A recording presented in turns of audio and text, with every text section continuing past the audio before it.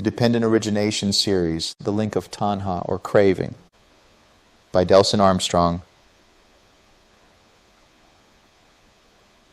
Bhikkhus, there are these Four Noble Truths. What for? The Noble Truth of suffering, the Noble Truth of the origin of suffering, craving, the Noble Truth of the cessation of suffering, the Noble Truth of the way leading to the cessation of suffering, Sakkasamyutta, Sen, 56, 13, 3. Aggregates. This is book number 5 of this series, Tanha, or in English, Craving. And what is the origin of suffering?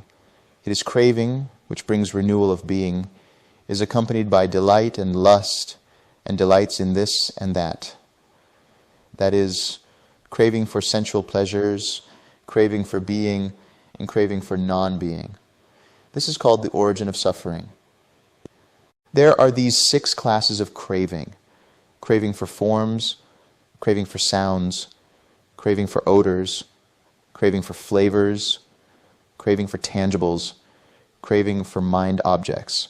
Quote from our MN9 Samaditi Sutta. Tanha is usually translated as craving. However, the literal meaning of tanha is thirst. Quite the word chosen by the Buddha as it denotes an insatiable desire. We must understand that desire is not necessarily the same as craving. It is to be obsessed with something, to thirst for it, that this can be called craving. It is interesting to note that in today's parlance, that is of the early 2020s, the word thirst also has a similar connotation, generally in a sexually desirous context. That burning desire, that unquenchable thirst, that insatiable hunger is the feeling of craving. It is where the mind lights up in a myriad of ways that result in further mental proliferation through clinging, becoming, and birth of personal action. Craving manifests as tension, whether that be psychological or physiological. This tension can be consciously felt, although due to a lack of mindfulness, the mind becomes unaware of such tension and rather goes downstream from this tension, resulting in mental, verbal, and physical deeds rooted in greed, hatred, and delusion. Craving is in the nexus between one flow of dependent origination, the potentials as they can be called, namely ignorance, formations, consciousness, mentality, materiality, 6 senses bases, contact and feeling, and the other, the active principles of clinging, habitual tendencies, birth of action, and suffering. Therefore, it is vital for one in this training to understand and recognize whenever craving arises, so that one can release it, relax it, replace it with a wholesome mental object, facilitated through the smile, and return to homeostasis of non-craving.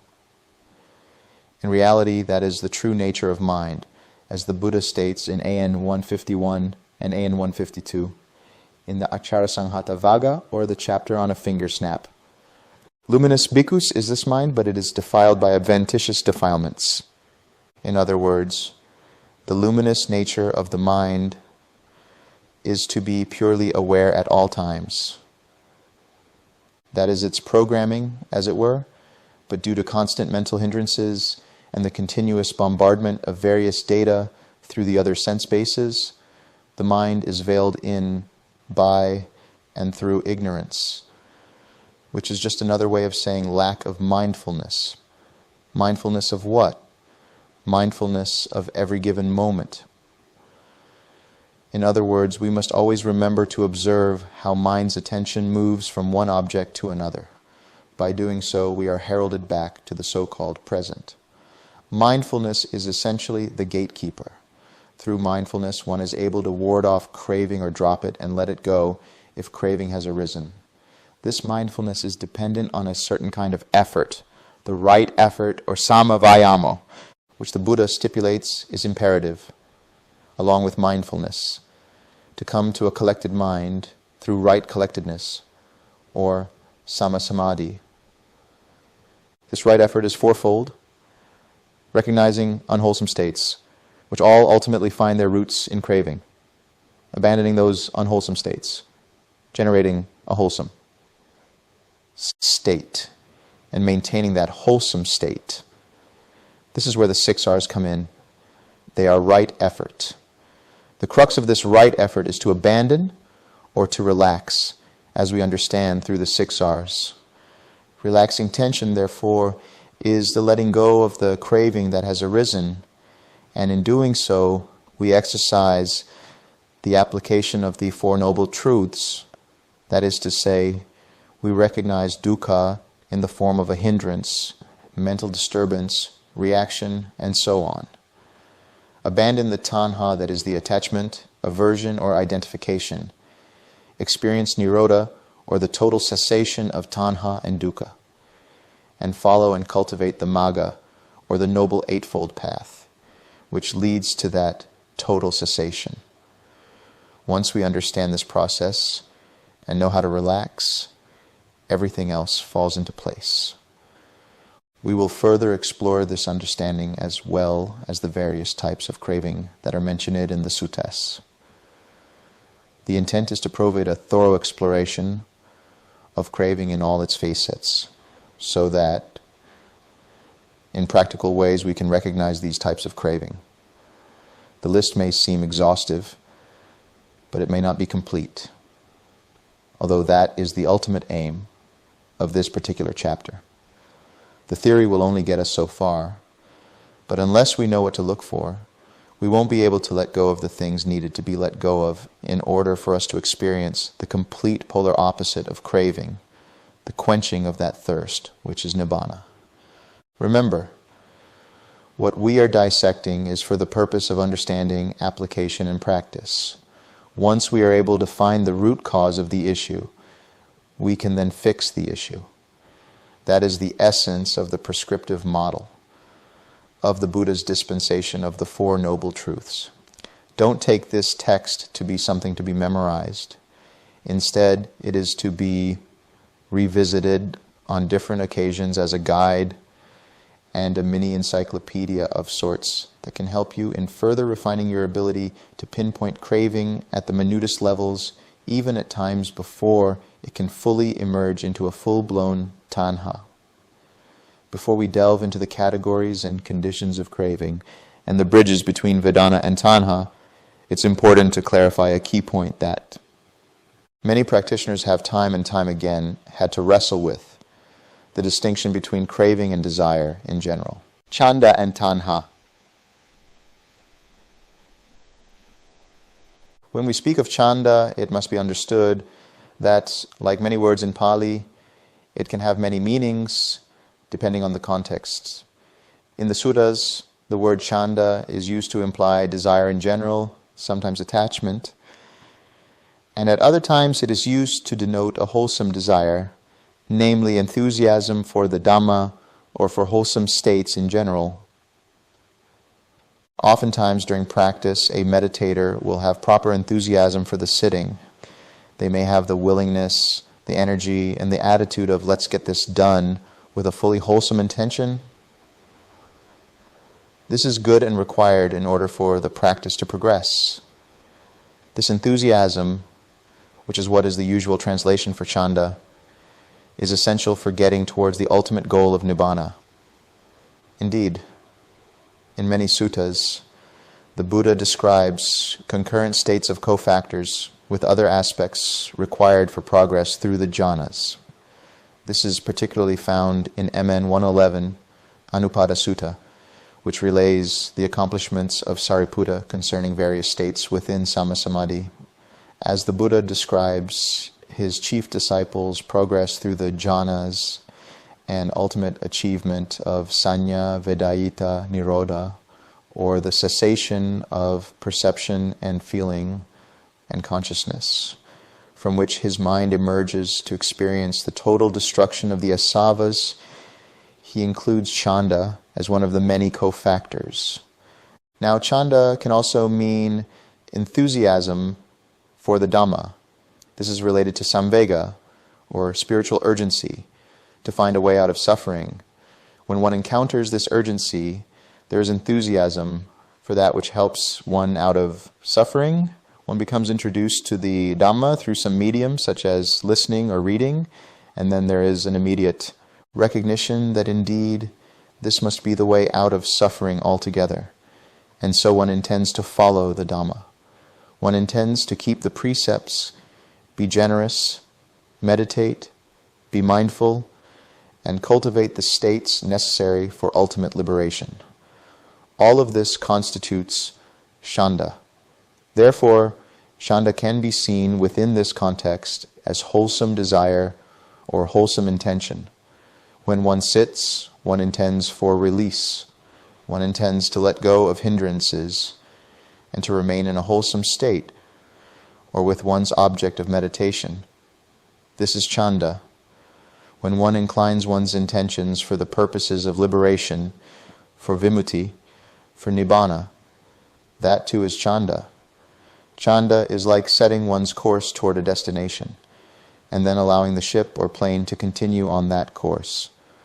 We know the destination, Nibbana, and so we set our minds towards it by using the Eightfold Path, utilizing right effort, right mindfulness, and right collectedness, in particular while sitting, and more specifically, letting go of unwholesome states at the granular level of the meditation whenever they arise.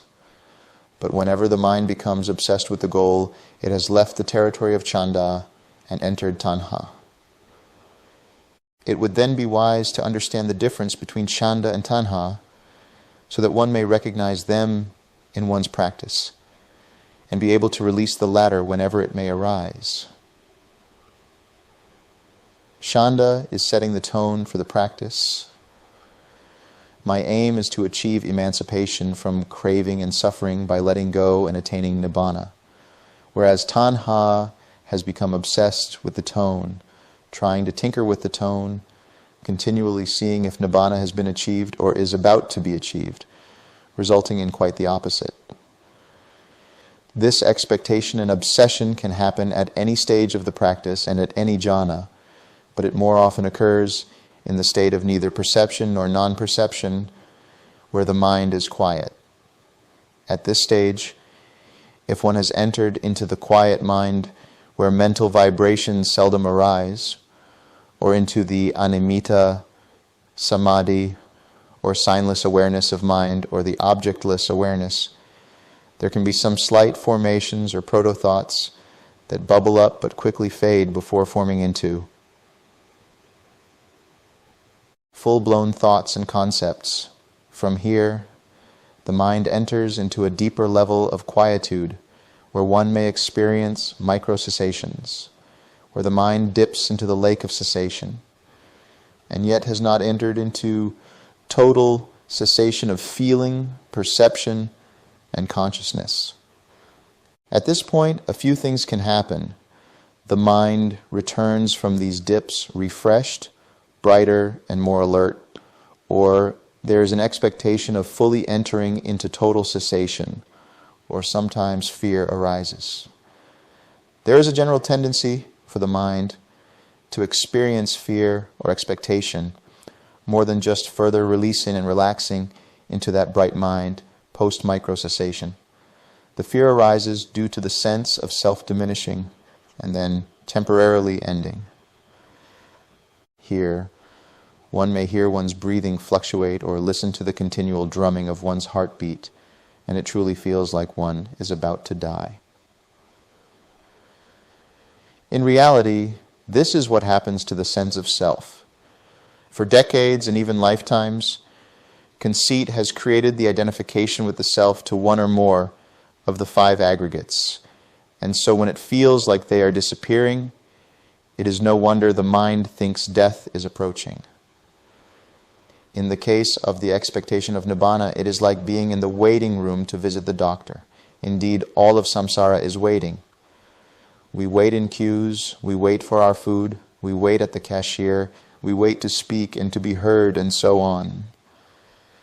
The notion of waiting, the general sense of waiting, is interlaced with anticipation.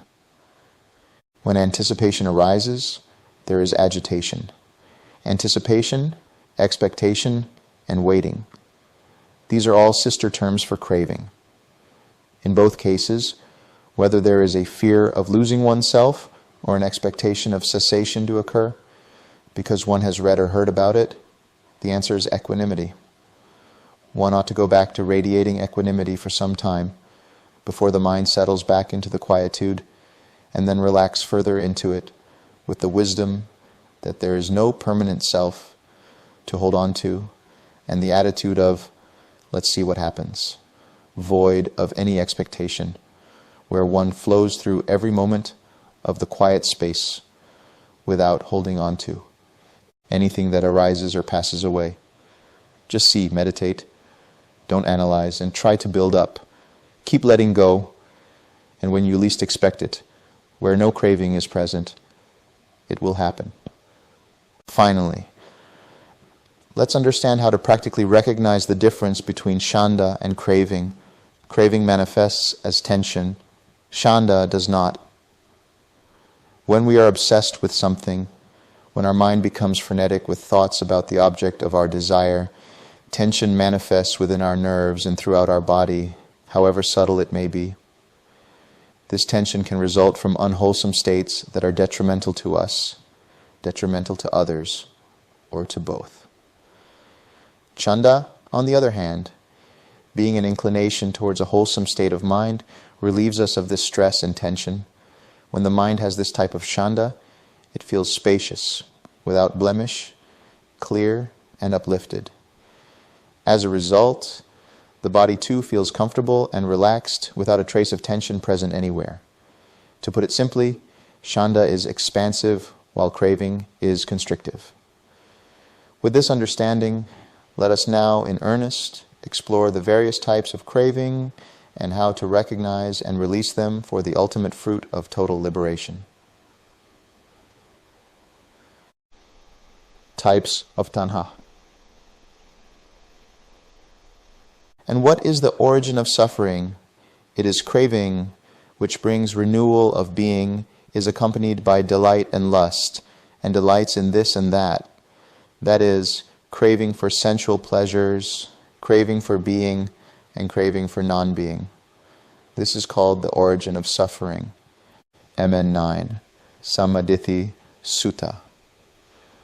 In most suttas, the general categories for craving are Kama-tanha, Bhava-tanha, and Vibhava-tanha, or craving for sensual pleasures, craving for existence, and craving for non-existence. We will look at each of these categories and more in more detail. For now, let us explore a brief overview of each type of craving. Craving for sensual pleasures generally arises from the 5 physical chords of sensual stimulation, namely the eyes, ears, nose, tongue, and body. And sometimes it may include the 6th, which is the mind itself. In this craving there is an attachment, a grasping, a longing for the object of one or more of the sense spaces. There could be aversion as well, or identification with such an object. Craving for being or craving for existence arises from the identification with a particular state of mind or existence. Here, the mind seeks to maintain the status quo or wishes for a state of being that is better than one's current state. Craving for non-existence, therefore, is the desire to be out of the current situation. We will now explore each of these types of craving and how to utilize the right effort to recognize and let them go. Kama-tanha. There are these 6 classes of craving. Craving for forms, craving for sounds, craving for odors, craving for flavors, craving for tangibles, craving for mind objects. MN 9, Sammaditthi Sutta. Kama-tanha is the craving for sensual experiences. We have to explore this in a careful manner, as oftentimes when people think about craving for sensual experiences, their mind. withdraws from all sensual pleasures, which is suppression and repressive in nature. Let us understand what Kama means. Depending on the context, Kama can have a whole host of meanings and holds within it many ideas. It can refer to a sense of longing. Kama can mean lust. It refers to the 5 chords of sensuality: eyes, ears, nose, tongue, and body, or sometimes including the 6th, the mind. Kama is personified as a deity in ancient Indian stories as Kamadeva. This deity is much like the Greek deity Eros, or even associated with today's modern rendition of Cupid. He rides a parrot and carries with him a bow and various types of arrows. These arrows are symbolic of the types of Kama, or the consequences thereof, that could arise when one indulges and becomes intoxicated by, ultimately resulting in disappointment. The flowers are lotus, ashoka, mango, jasmine, and blue lotus. The lotus represents infatuation, where one is obsessed with the object of one's desire, in this case, a potential lover. The ashoka represents becoming enamored. The mango represents the depression one experiences in the absence of one's object of desire. The jasmine represents the longing for the object, and the blue lotus represents the mental and emotional paralysis that arises when one becomes totally enchanted and mesmerized by the object.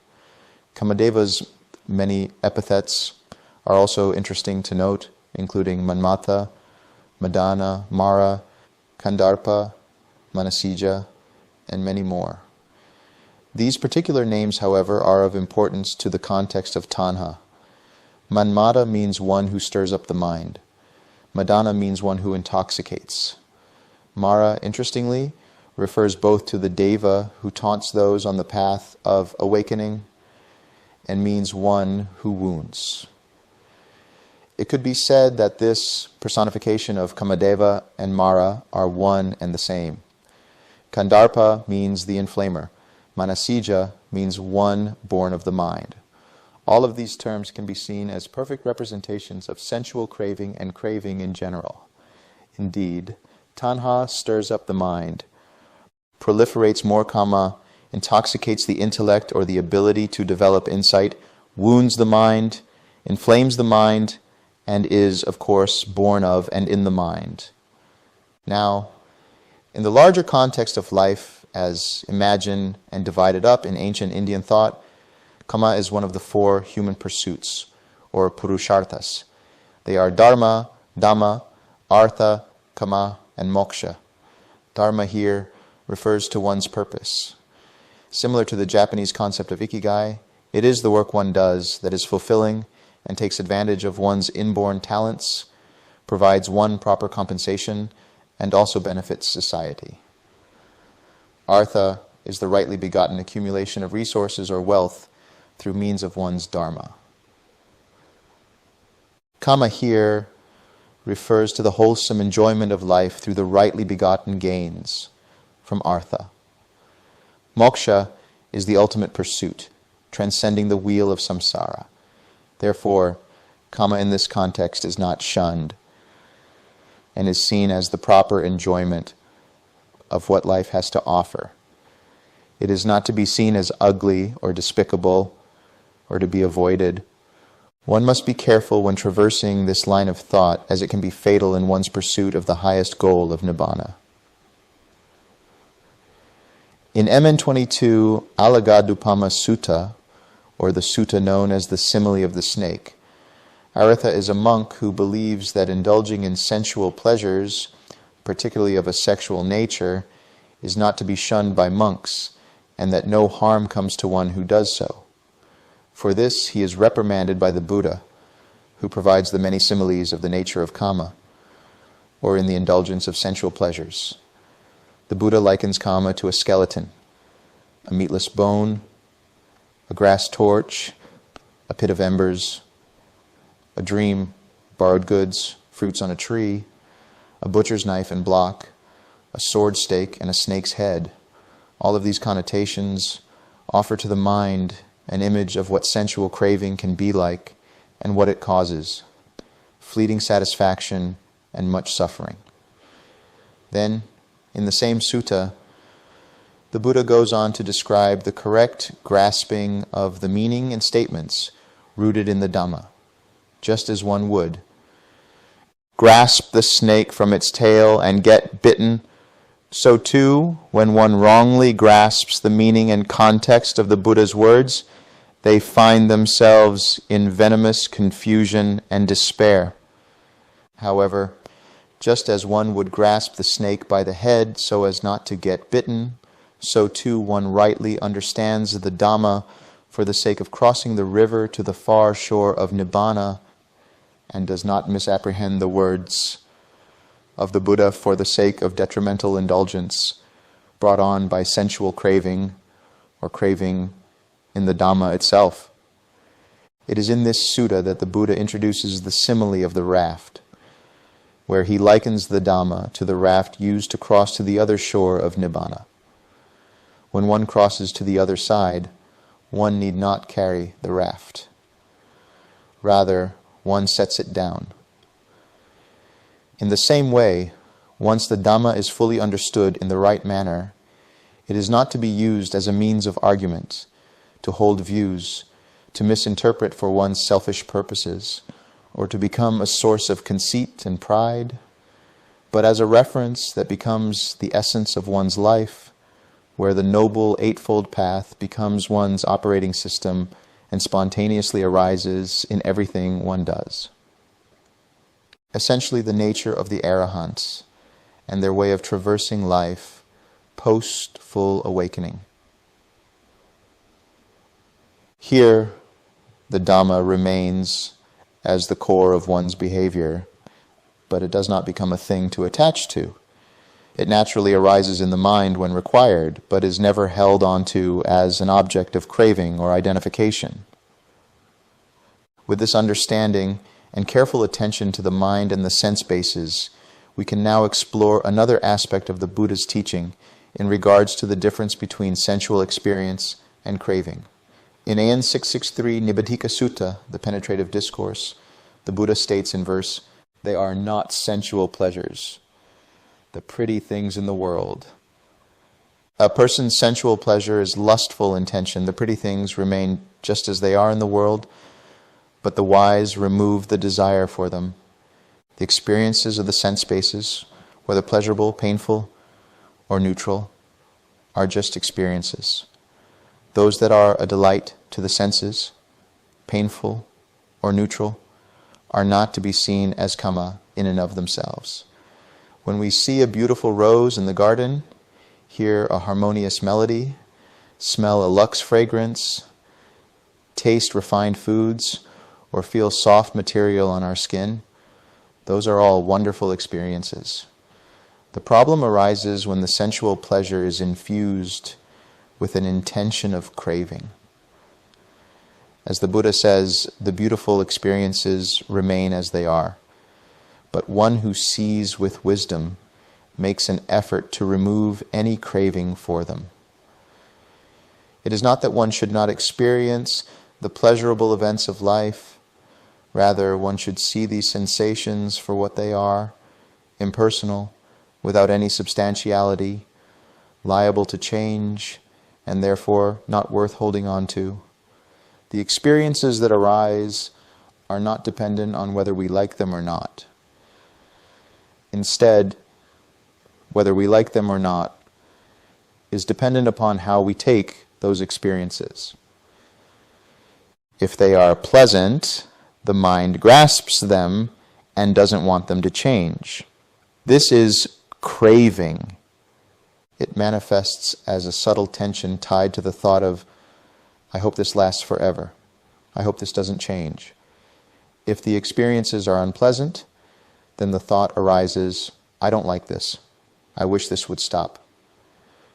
Such a thought is accompanied by tension, which only adds to the discomfort. If the experiences are neutral, then one may identify with them, leading to further entrenchment into conceit and identity view, where one thinks, I am this, this is me, this is mine, this is myself. The key is to understand all experiences as fleeting, impermanent, liable to change, and therefore not worth grasping.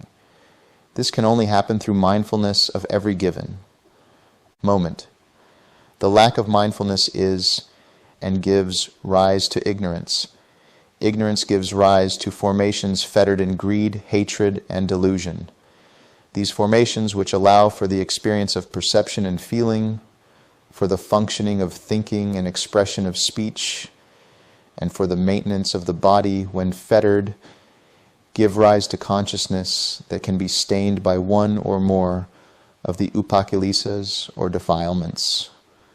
Such a stained consciousness gives rise to mentality and materiality, which are then geared towards craving.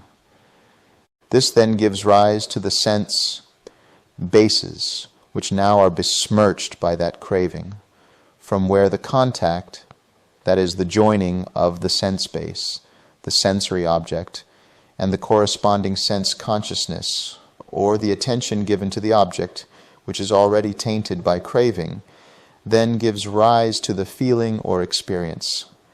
Depending on the quality of the feeling, pleasant, unpleasant, or neutral, one or more underlying tendencies may arise due to the lack of mindfulness of the experience.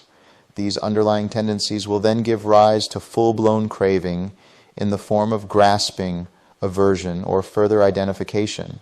And so the rest of the links will continue if mindfulness is not regained. It is through mindfulness, the observation of every given moment and watching mind's attention,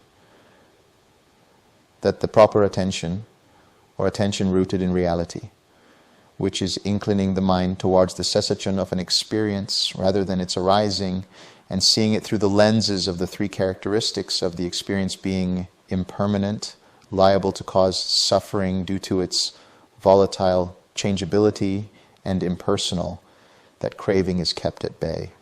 This mindfulness does not deter one's enjoyment of sensual experiences. Rather, it actually enhances it, since the mind is fully established in the Dhamma in that moment and has great clarity. Since it can see the experience as fleeting, it doesn't hold on to it and enjoys it while it lasts, leading to total contentment in that moment of the experience. With this in mind, let us now further explore how to completely abandon kama tanha, abandoning sensual craving through right effort. One of the most direct ways of preventing the flow of sensual craving from arising is through the realization of emptiness. Emptiness has three contexts within the suttas: the emptiness of what is not present, the emptiness of self, and the supreme emptiness of Nibbana. The emptiness of what is not present refers to the empty space of something that was once present in the mind or in external reality. The Buddha explains this in MN 121, Kula Sunyata Sutta, or the shorter discourse on emptiness, in which he provides pithy examples. When the monks are in the longhouse of Megara, he states the house is empty of horses, elephants, and so on. In other words, the house is empty of what is not inside the house. Likewise, if we jump a few statements down, the base of infinite space is empty of the perception of the fourth jhana.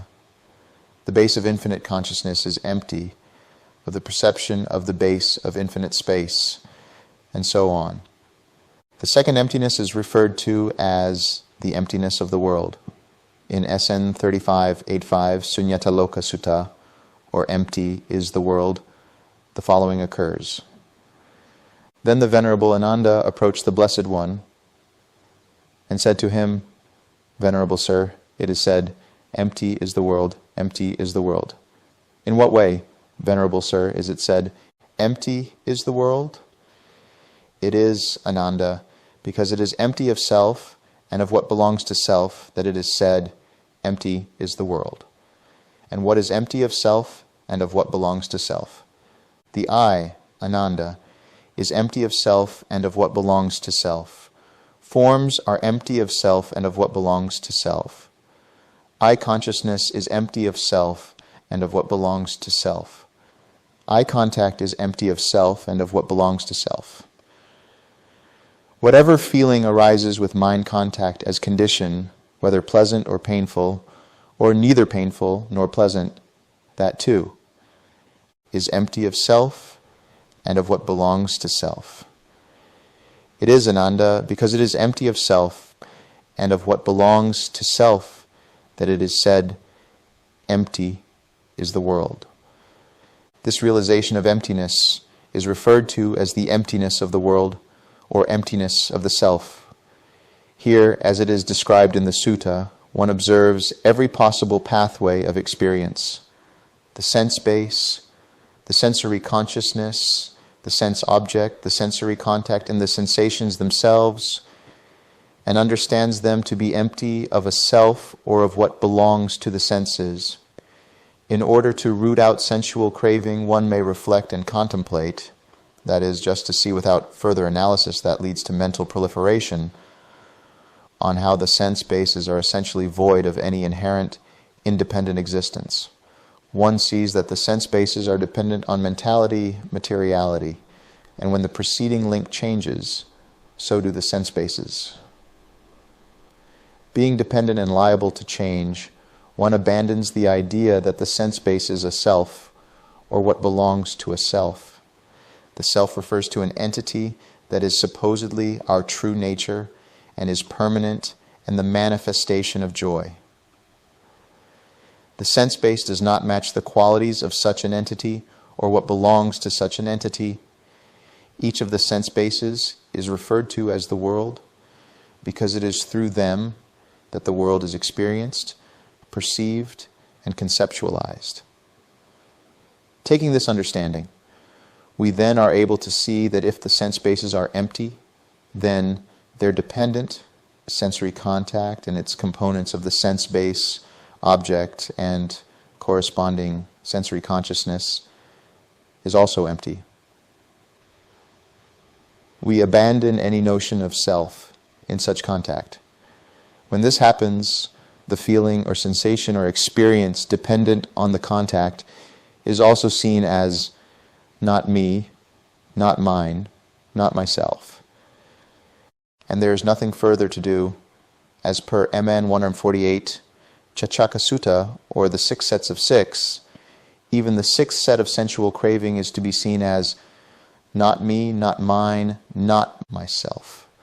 We don't even take the craving personally and instead see the craving as just another process, one to absolutely be abandoned and rooted out, but nonetheless empty of a self.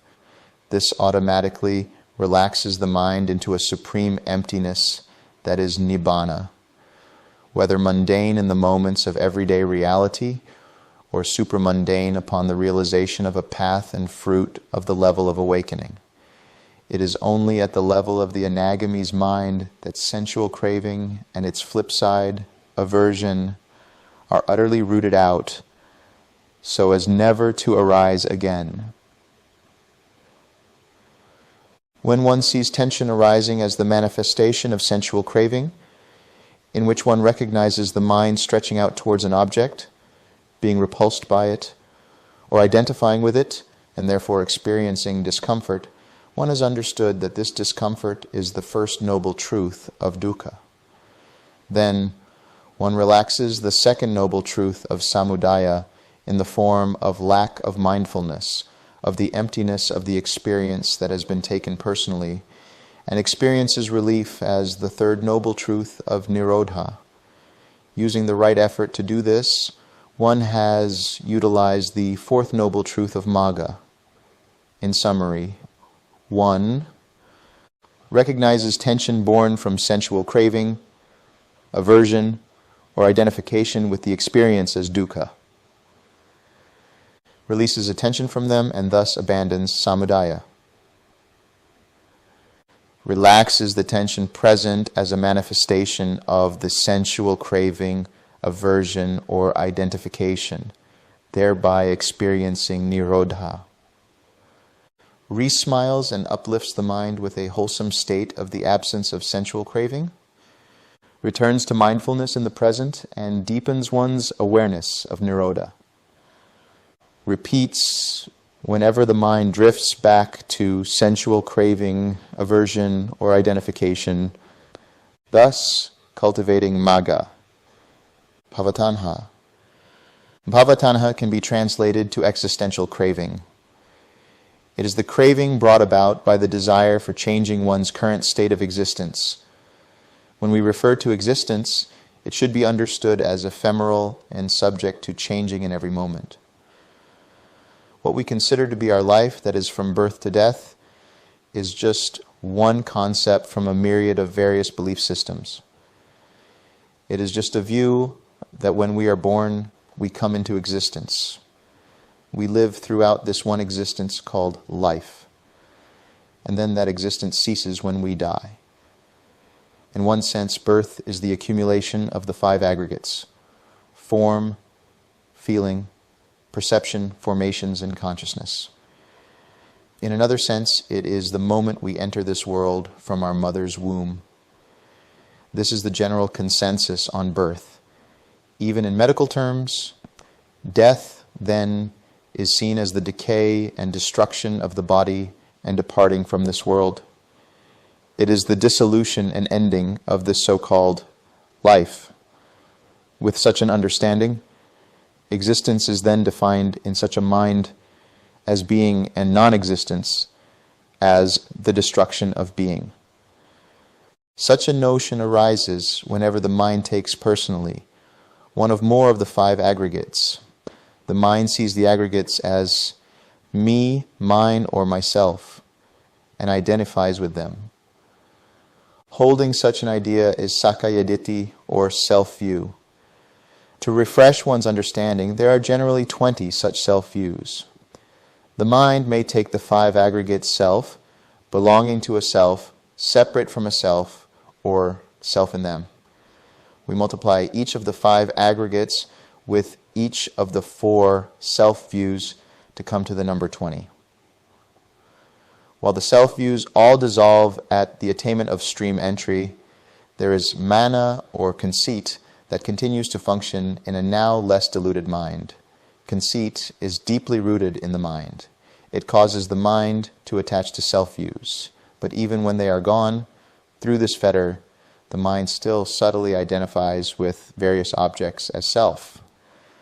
The difference between self-view and conceit is that the former is more intellectual and the latter is like an encoded piece of data in the mind that distorts the way one sees the world, which is through the lens of me, mine, myself.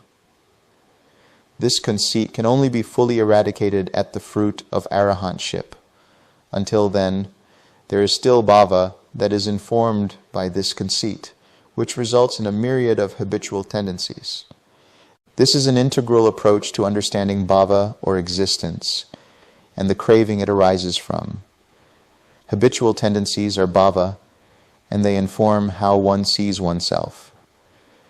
This is why when one completes the path, there is the knowledge that there is no new existence, or the proliferation of further habitual tendencies that will ever arise.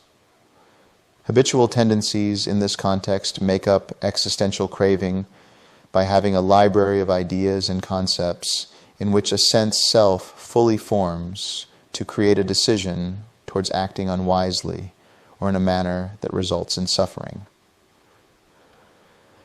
Coming back to the understanding of existence as that which is present between birth and death, if we carefully dissect this notion, we see it to be true at one level, but at the quantum level, we see another reality. Habitual tendencies that make up this quantum existence continually change due to causes and conditions. This being the case, existence too continues to arise and pass away dependent upon the conditions present. Existence then is not just at the macro level of one life or many lives or multiple planes in which many lives are present. but also at the micro level where our habitual tendencies make up our mental existence. There is a granularity to existence that is made up of iotas of craving, conceit, and ignorance. Recall from the larger section on bhava that being or existence is also the way our minds are in every given moment. In one moment, the mind may be conducive towards practice and keep precepts, thereby making it more deva-like.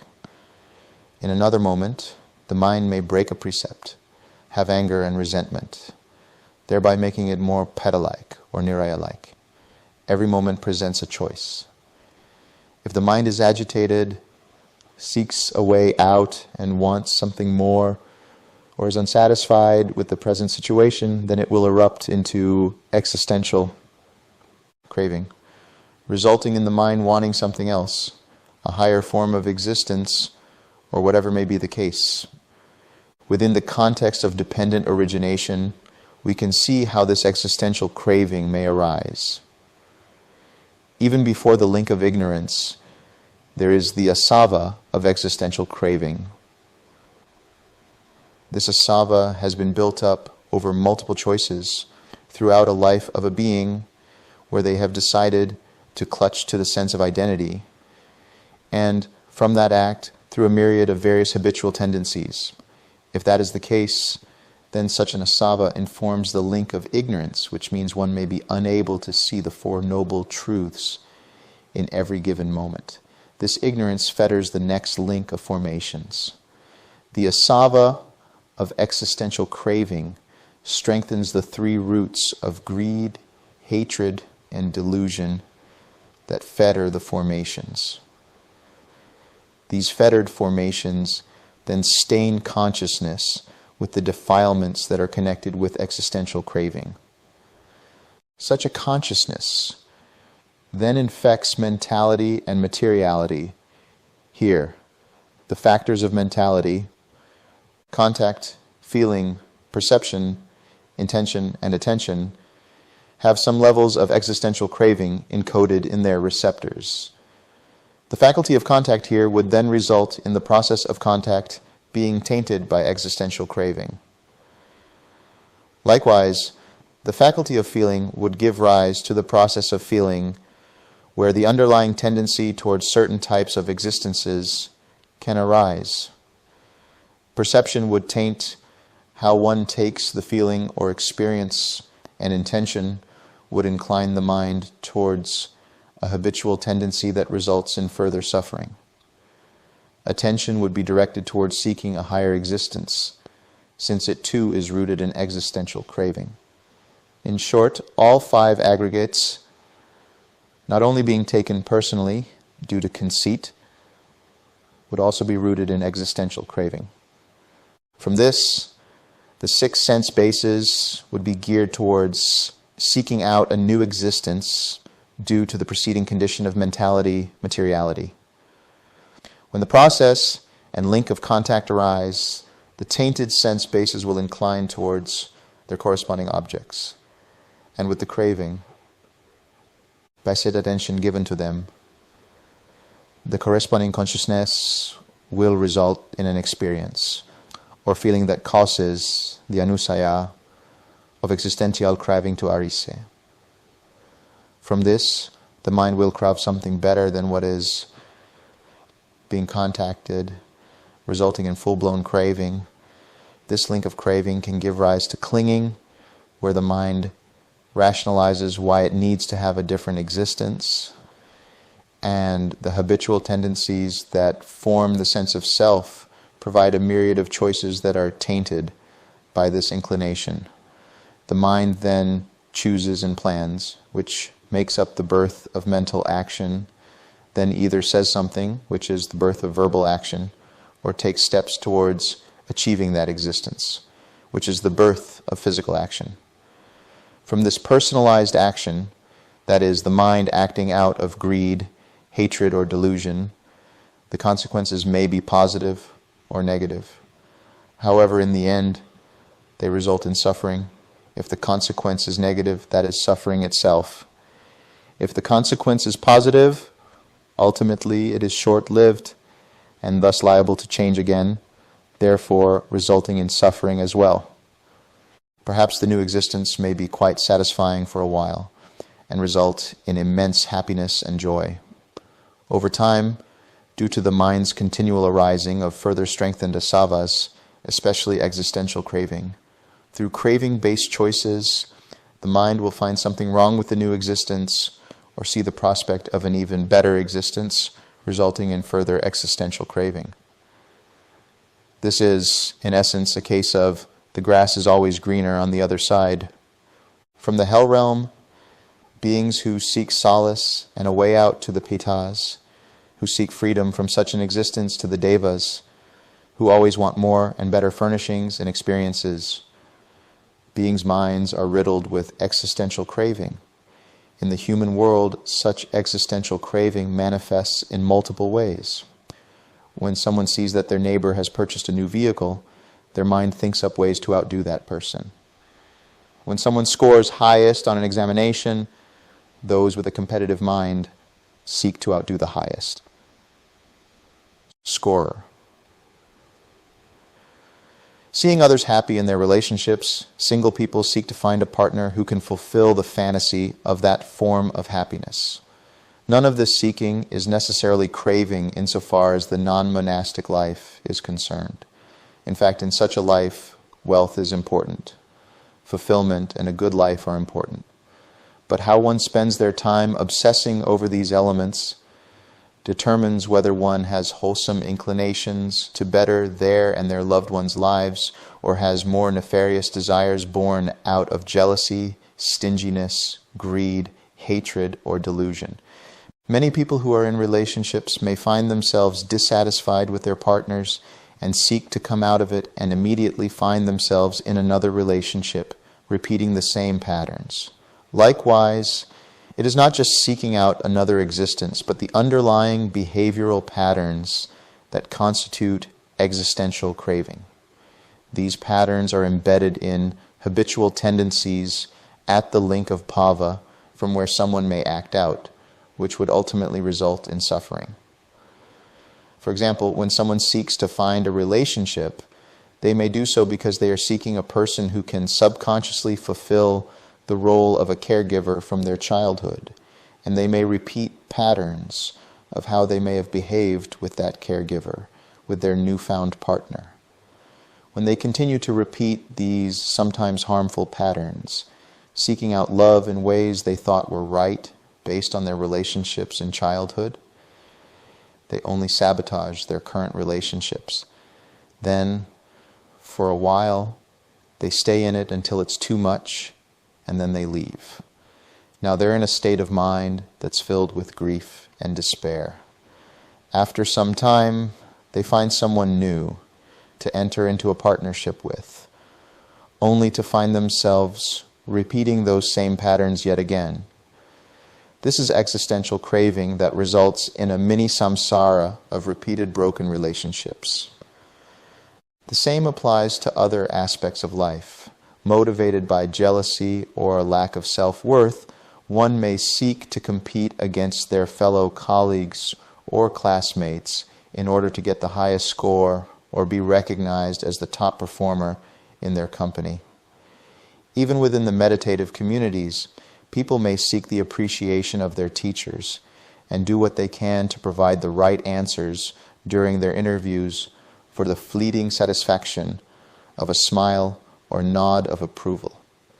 Deeper than this, when we seek out to experience certain states of mental realms, such as the first to fourth jhanas, motivated by outdoing their peers on a retreat or being recognized by their guides as the fastest, highest, or best meditator, this is yet another form of existential craving. Whenever such competitiveness arises, we must look into the core patterns of where they stem. Whether it is being recognized or being in a relationship, they all take root in conceit. We may want to be seen as equals, and therefore vie for that so-called better state of mind or existence. Or we may seek to show ourselves as humble in our approach, and therefore behave through habitual tendencies to make ourselves seem in such a manner Or we may seek to show how superior we are by training hard to become the best of our colleagues, classmates, fellow meditators, neighbors, and so on. These patterns rooted in conceit and collected into habitual tendencies drive forward our state from one existence to another, whether within one life or another. Becoming a good practitioner or a good religious person in order to attain heaven is yet another form of existential craving.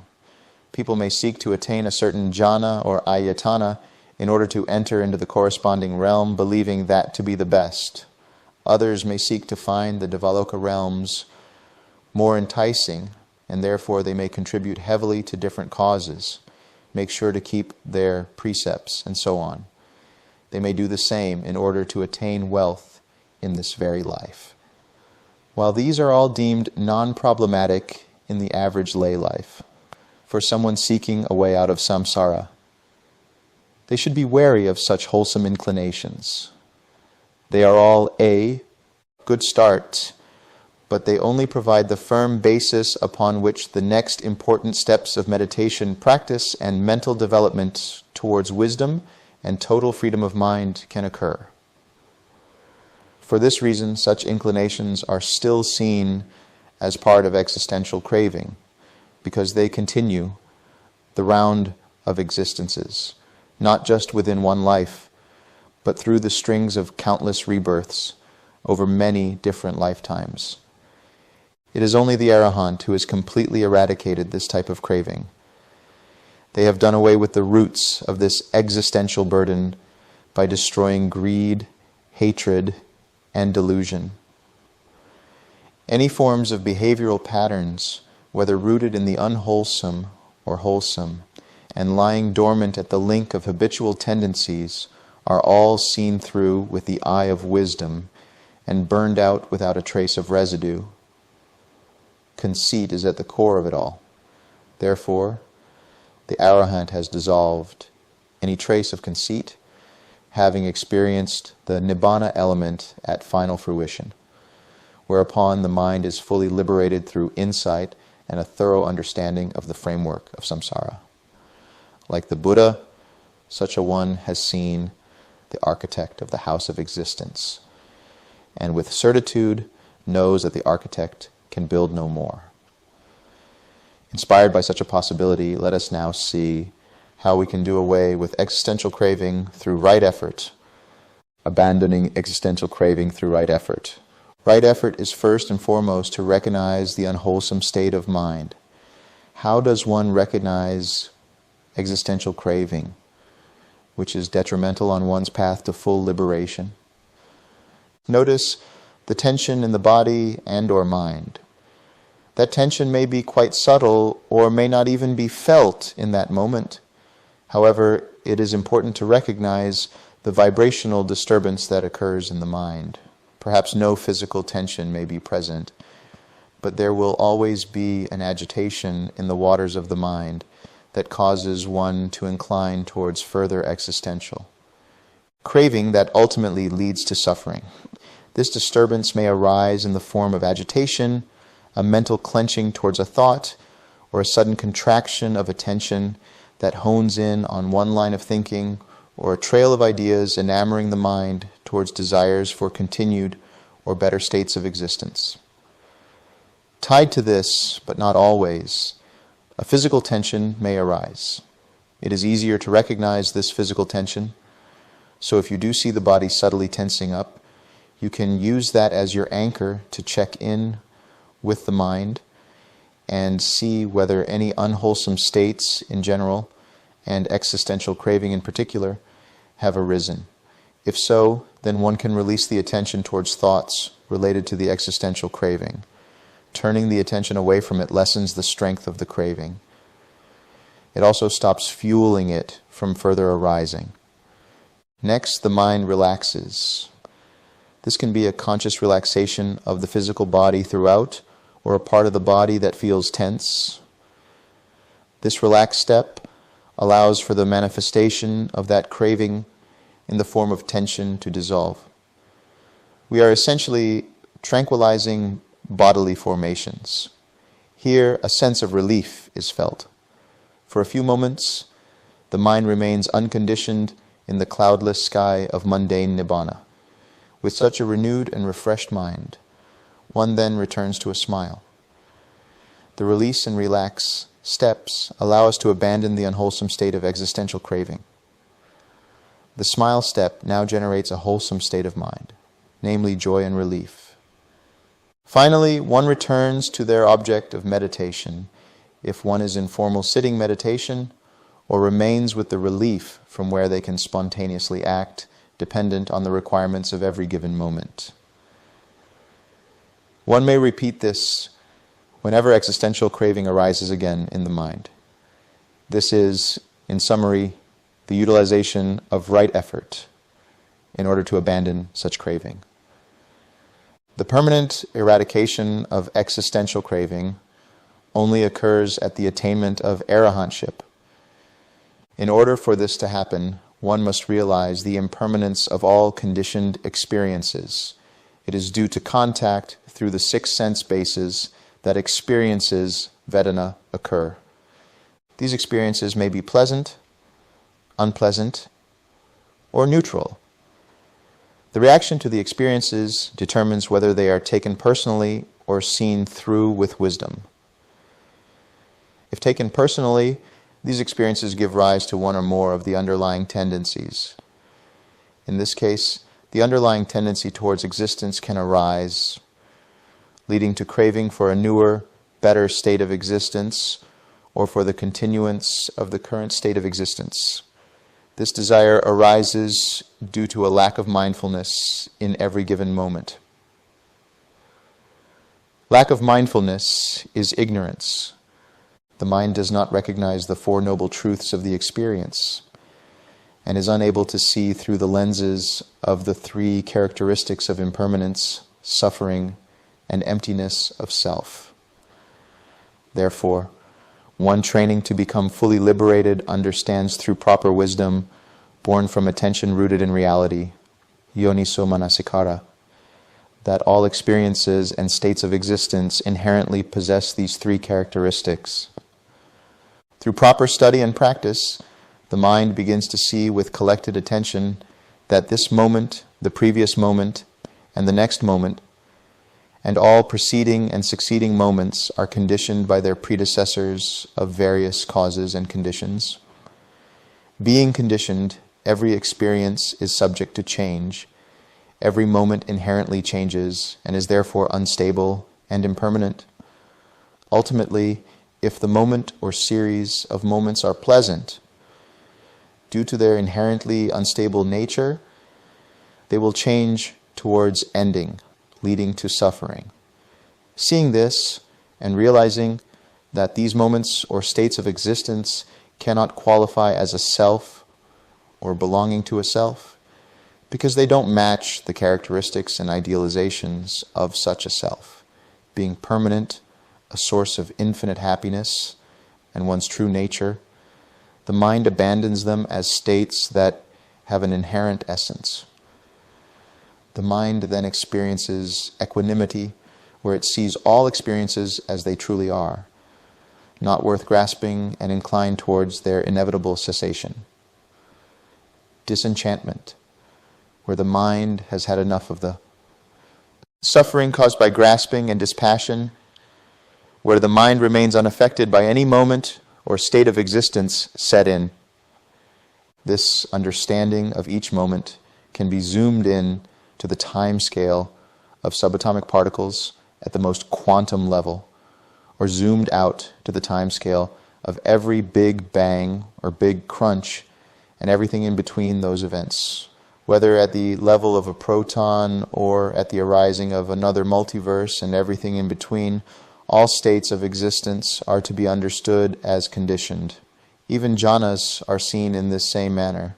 The desire for continued states, or better states, is then dropped. Abandoning this desire, the mind becomes free and experiences liberation in that very moment. The key is to continue to do this. See with proper wisdom, experience the relief and equanimity, and their natural fruits of disenchantment and dispassion. Remain in those fruits, and finally watch how the mind experiences liberation from the existential craving.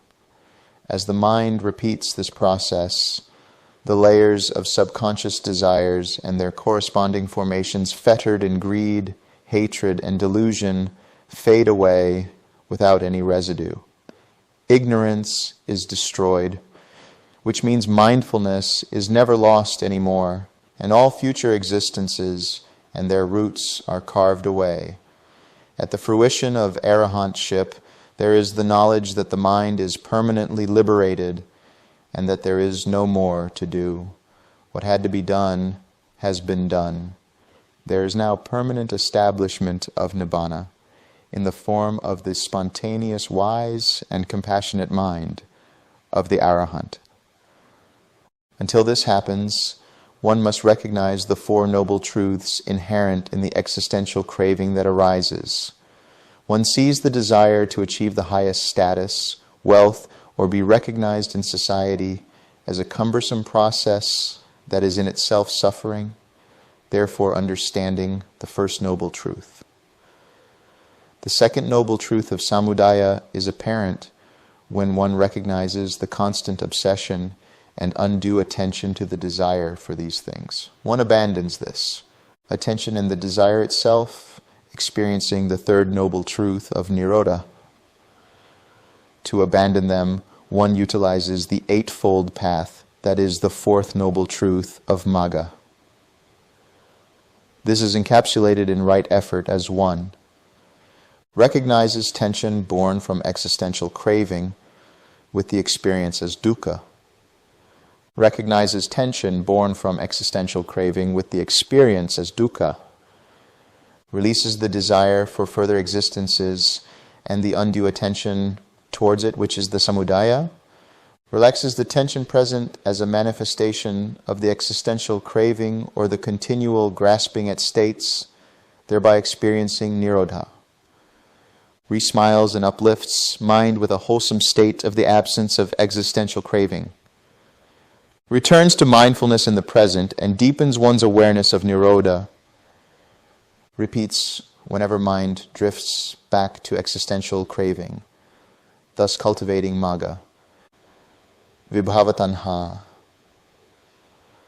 Whereas bhavatanha is the craving for existence, vibhavatanha is the craving for non-existence. This form of craving can pop up in a myriad of ways and stems mainly from a wrong grasp of the practice in some cases, or from a desire to end existence due to strong identity view and conceit, rooted identification with the aggregates. Vibhava here has multiple meanings. In some contexts, depending on the Indic region or language, it can mean to flourish, glory, and the accumulation of wealth and power. In the context of the Dhamma, however, it means non-V and existence, bhava. It is the annihilation of life. It is the disappearance of something. For example, in SN 2255, Udana Sutta, the Buddha explains how one may destroy the first 5 fetters with the extermination of form, feeling, perception, volitional formations, and consciousness, that bhikkhu, resolving thus, it might not be, and it might not be for me, it will not be, and it will not be for me, can cut off the lower fetters. Extermination is the translation for vibhava that Bhikkhu Bodhi has used. In the greater context of this sutta, what the Buddha is guiding the student through is seeing that the 5 aggregates are conditioned, impermanent, ultimately leading to suffering, empty of self, and so subject to extermination or non-existence. The 5 aggregates will disappear, and indeed in every moment continue to arise and pass away depending on causes and conditions. Seeing this, one understands that there is no form, experience, conceptualization, intention, or awareness that is worth holding on to or considered to be permanent. Thus, vibhava, in this context, refers to the ultimate annihilation of the aggregates at the end of a lifetime. Therefore, Vibhava tanha is the craving for their annihilation one way or another, or the craving for non-existence. When one has wrong views or a misguided interpretation of the Dhamma, craving for non-existence can arise. If someone identifies with the 5 aggregates and takes them personally, such craving can arise due to an attachment to materialist views. If there is no understanding of the Dhamma that aligns with right view, then the mind may automatically subscribe to the idea that this world of matter and the enjoyment of the senses is all there is to life. Such a view offers nothing deeply satisfying. One is left to keep seeking out more pleasure in increasing increments until they either dull their senses or it may become too much. Oftentimes this could lead to a disgust with life, and one may crave non-existence. Suicidal ideations due to an excess of pleasure can arise. The mind has become so warped by the idea of continually seeking pleasure that it begins to ask, is this all there is to life? This can happen through prevalent drug use that causes a new high with ever-increasing doses that ultimately fail to bring the same satisfaction as before. Drug use may be one aspect in the life of someone who is successful in the material world. Such a person may have all the money they could ever require, have access to every pleasure and comfort in life. However, having dulled the receptors in their brain, along with unsatisfying relationships with their so-called loved ones, where they believe no one really loves them, can cause a person to contemplate their life. If they have ears pointed in the direction of the Dhamma, there is some hope that they may be able to slowly incline towards seeking wisdom instead of miring their lives in further confusion. Sadly, if this is not possible, their one sense of escape is to escape life itself. Hence, one seeks to end this life and craves non-existence. With the continual identification with the senses and the material aspects of life, one equates the body's lifespan as all there is, and that the finality of life occurs with the dissolution of the body. Suicidal ideation becomes the dominant stain in the mind. Such a materialistic view also perverts the idea of Nibbana. If one takes existence to be all that the current life has to offer and that there is nothing beyond it, then to enter Nibbana is the solution to the suffering in life by ending it. This view is absolutely misguided. One must carefully consider what Nibbana actually is before even allowing such a view to enter the mind. There may be arguments about Nibbana referring to non-existence when there is the misinterpretation of Bhava-Nirodha. In A.N. 10.7, Sariputta Sutta, Ananda asks Sariputta about a state of mind where one doesn't perceive the usual objects of the world, this or the other, or any meditative states like the jhanas. Sariputta responds with the following: one perception arose and another perception ceased in me. The cessation of existence is Nibbana. The cessation of existence is Nibbana. Just as when a fire of twigs is burning, one flame arises and another flame ceases. So one perception arose and another perception ceased in me. The cessation of existence is Nibbana. The cessation of existence is Nibbana. On that occasion, friend, I was percipient. The cessation of existence is Nibbana. The cessation of existence is Nibbana, as stated by Sariputta. This does not mean that non-existence is Nibbana. There is a key difference. Non-existence is annihilation into oblivion, while Nibbana is not an annihilation, but the release from suffering. The cessation of existence refers to the mind inclining towards cessation in every given moment. While non-practitioners and non-arahants may tend towards the arising of an experience, which is a state of existence in that moment, arahants' minds always tend towards the cessation of an experience. Doing so, such a mind is always in Nibbana. The analogy of the fire of twigs and the arising and ceasing of flames refers to the reflective awareness dependent upon Nibbana. This is the anidasanam vijnanam, or non-reflective consciousness, that perceives the mind had touched the Nibbana element. While it is non-manifestative, non-reflective, and non-dependent upon any prior conditions, such a consciousness is still reflective in that it arises from contact with Nibbana as the unconditioned, signless, undirected, and empty element. This is the true understanding of the cessation of existence. Therefore, no craving for non-existence is present in such a mind.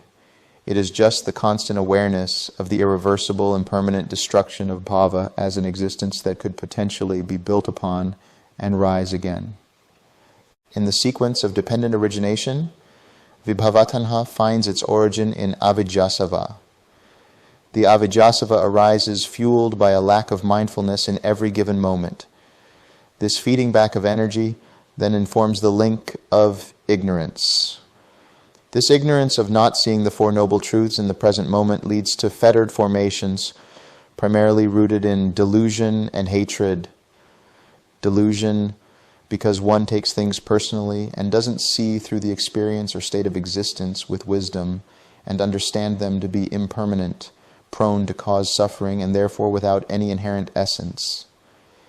Hatred in that it is the seed of aversion, the mind that says, I don't like this.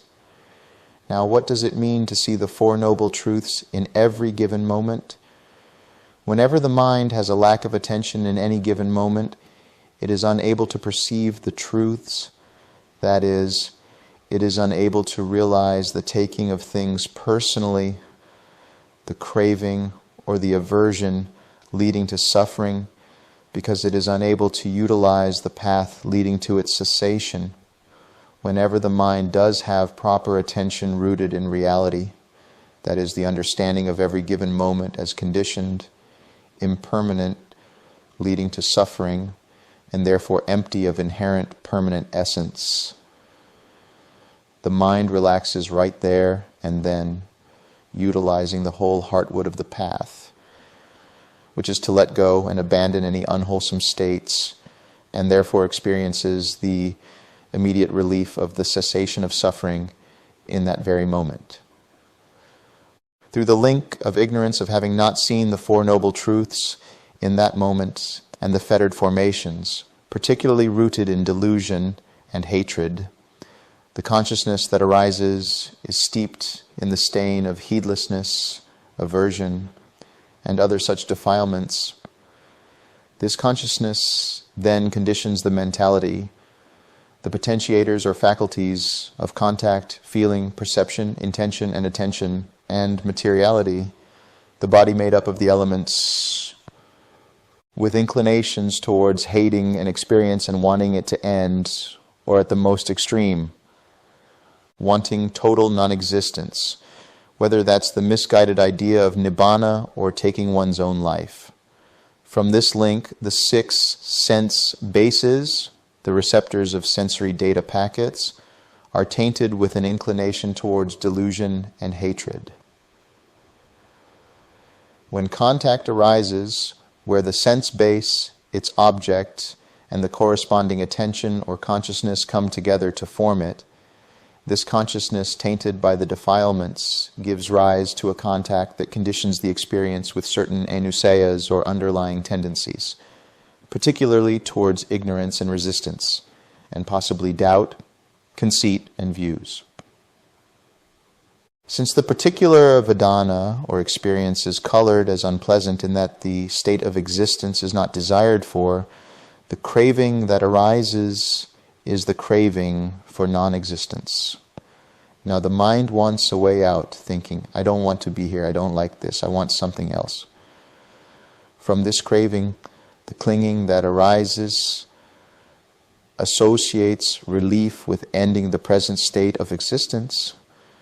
The habitual tendencies that arise concretize into a sense of self that presents a library of choices towards ending that state of existence for the desired relief. The birth of action then results in a mental action of intentional thoughts to end one's current state of existence.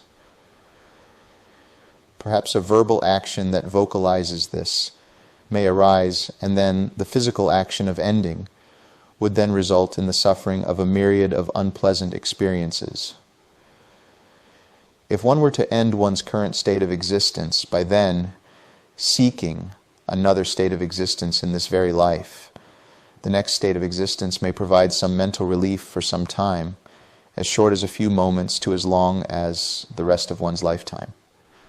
The latter is suspect because such a mind with such intentions will always be seeking out better states of existence.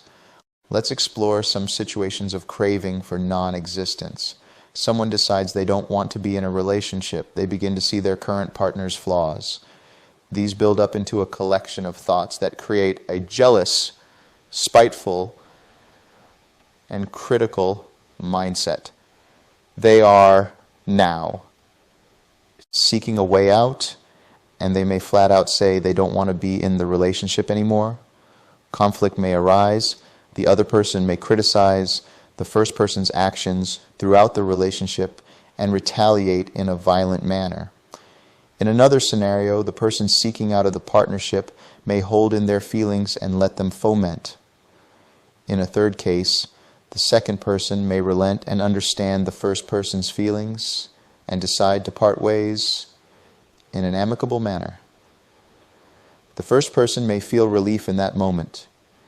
In the coming days and weeks, however, they may feel regret and realize they want the second person again in their lives as a romantic partner.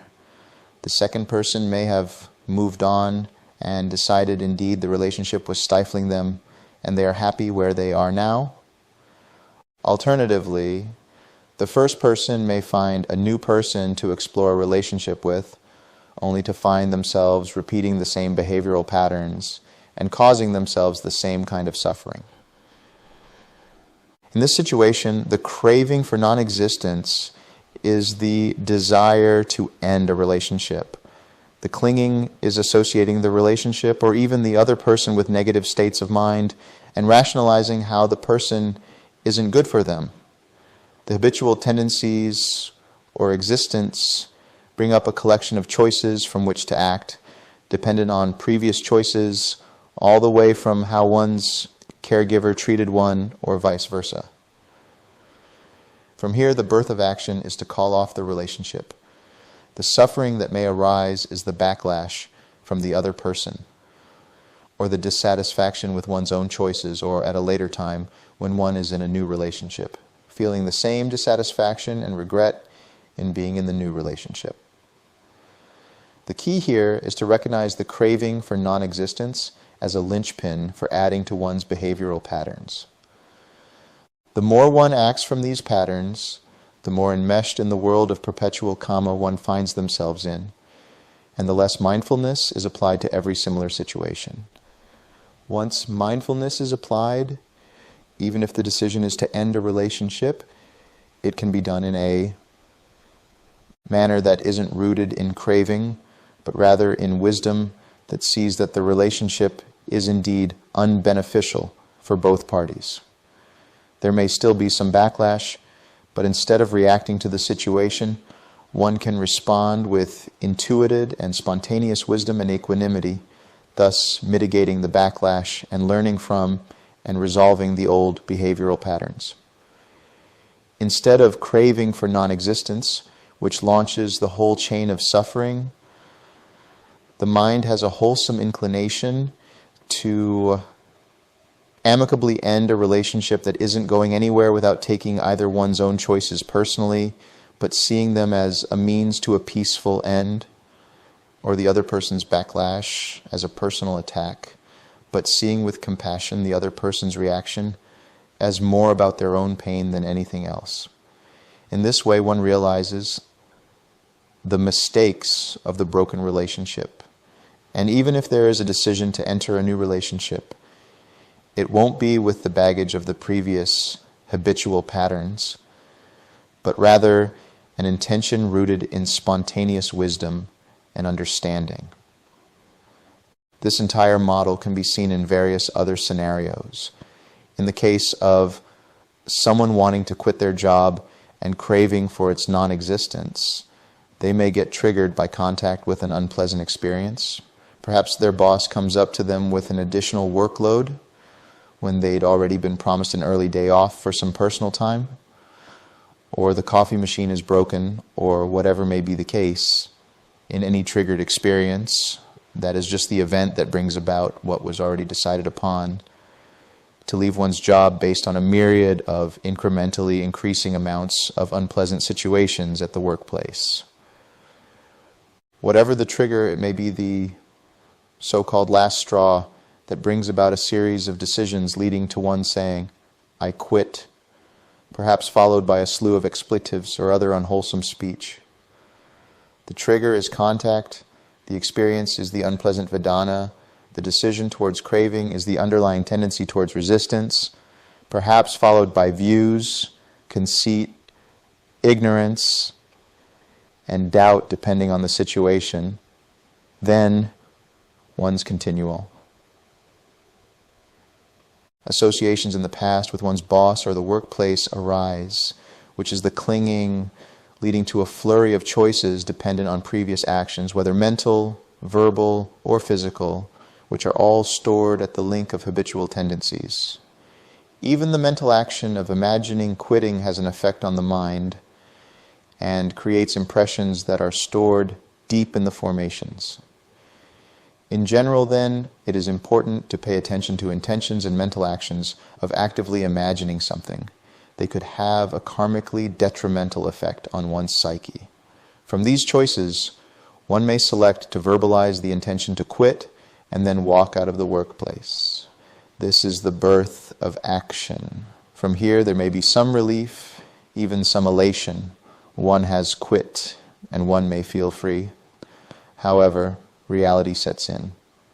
There are bills to pay, responsibilities to fulfill. Perhaps one has to go into debt. And then when one gets a new job, it may be higher paying and better hours. However, the same behavioral patterns set in, and one finds them again displeased with one's colleagues, employer, and the seemingly monotonous nature of the workplace. This is suffering, both the reality of not being able to pay bills, or eating up one's savings, or having to feel once again dissatisfied with the new situation. The lesson here is not the situations, experiences, or people that need to change, but the perception of them. Craving for non-existence is just the flip side of existential craving through a different lens in one way. By seeing with wisdom and responding rather than being reactive, one sees the best path forward even if an experience or situation is not as one desires. There can be a level of acceptability and a shift in one's outlook that helps change the so-called unpleasant into what it truly is: impermanent, not worth holding on to, and impersonal. Otherwise, if there truly needs to be a change, with the right understanding, one patiently sees a way out that is the path of least harm and resistance to oneself and to others, causing the least amount of suffering. Finally, when one is fully realized, then everything is. Seen with wisdom and energized with true understanding and compassion. In fact, synchronicities abound, such that one doesn't even have to make a personalized decision. Whatever is best suitable for the situation and people involved is intuited by the awakened mind and followed through in a way that is beneficial for all. Some final thoughts on what can arguably be considered the most grievous craving for non-existence: suicide. We have discussed this fairly briefly in previous sections, but it is important to just review that and provide greater context into the nature of suicide. Firstly, we must understand that suicidal ideation could arise as a side effect of certain kinds of medications, and that it is important to discuss this with our doctors. Aside from that, in general terms, when a person decides to end their life, they are essentially looking for relief. It may be due to pressures from one's peers, colleagues, parents, loved ones, or just the dire situations of life itself that lead a being towards contemplating ending this existence. This arises due to the mind's processing of the world and self. Whenever one may see self as the aggregates or self in them, or self apart from them, or the aggregates in self, there will arise deeper layers of conceit and attachment to that so-called self. This would translate into a myriad of ways, but a person generally would see their experiences as overwhelming whenever such views arise. The idea of suicide, then, would be enticing if one were to totally identify with this existence. One may see the terrible experiences, or people, or just the sensory overload of various events in one's life as me, mine, or myself. Doing so, the idea emerges, if one were to just end this existence, there would be an end to all of that.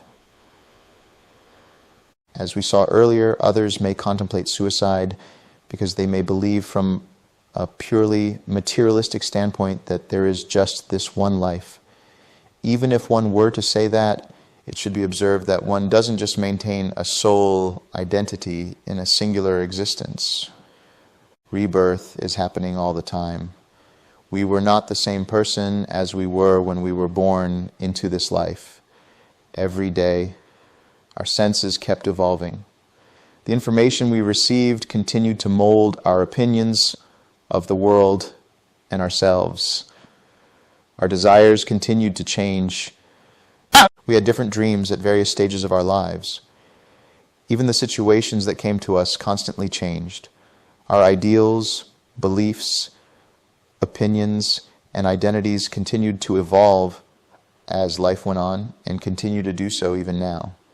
Seeing it in this way, we can say we continue to arise and pass away in every moment. Even if this is not seen, we can say we do so through chunks of our life. Such an understanding would allow a person with suicidal contemplation to see the current unbearable situation as impermanent and subject to change. Of course, it may be difficult for them to see this right away, which is why one who can easily navigate this person's mind may be required to guide them out of the rut of their mental suffering and lead them to, at the very least, a mindset that doesn't continue down the path of committing suicide, even if they continue to lament their situation. Unfortunately, another route people may take is non-suicidal self-harm. The reasons for this may be the same as those that lead to suicidal contemplation: relationship issues, feeling unheard, feeling worthless, financial troubles, grief, various kinds of abuse, sensory and emotional overwhelm, and so on. Others may self-harm because they feel numb and want to feel something. They've suppressed all the emotional pain that they feel totally anesthetized inside, and they cause themselves pain to actually feel connected back to the world at the physical level. Sometimes the rush of it becomes addictive, and a person may do this ritualistically or haphazardly as a way of chasing the feeling of supposed relief or release they feel from it.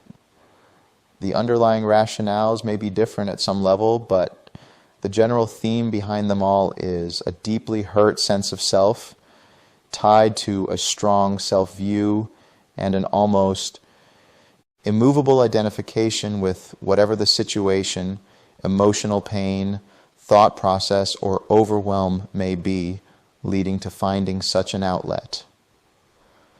Abandoning craving for non-existence through right effort.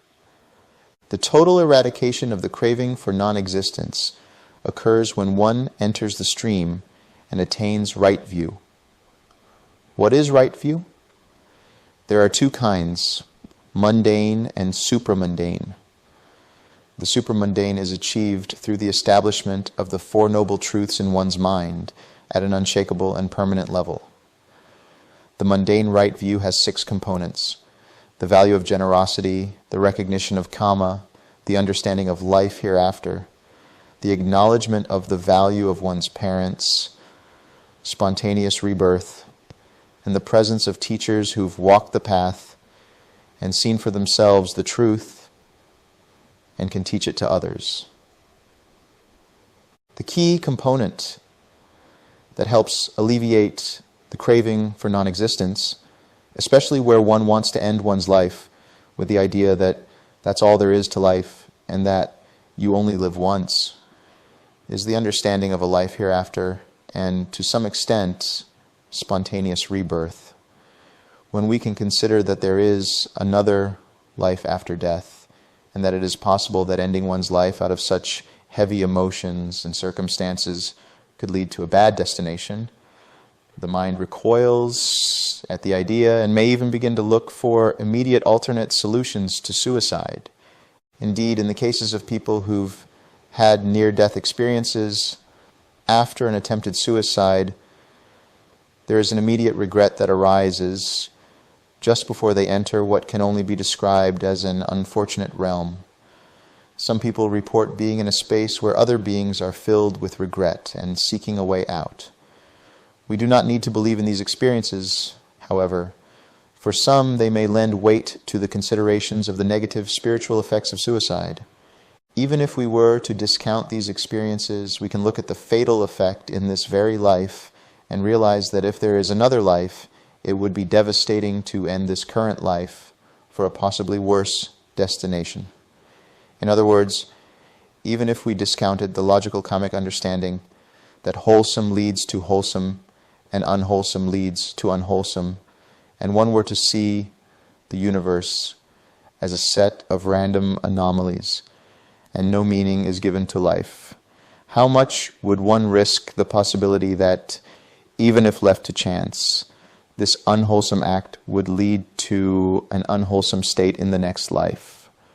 For those with suicidal tendencies or with intentions of self-harm, it will always be strongly advised that one seek professional help and care if required, depending on the situation at hand.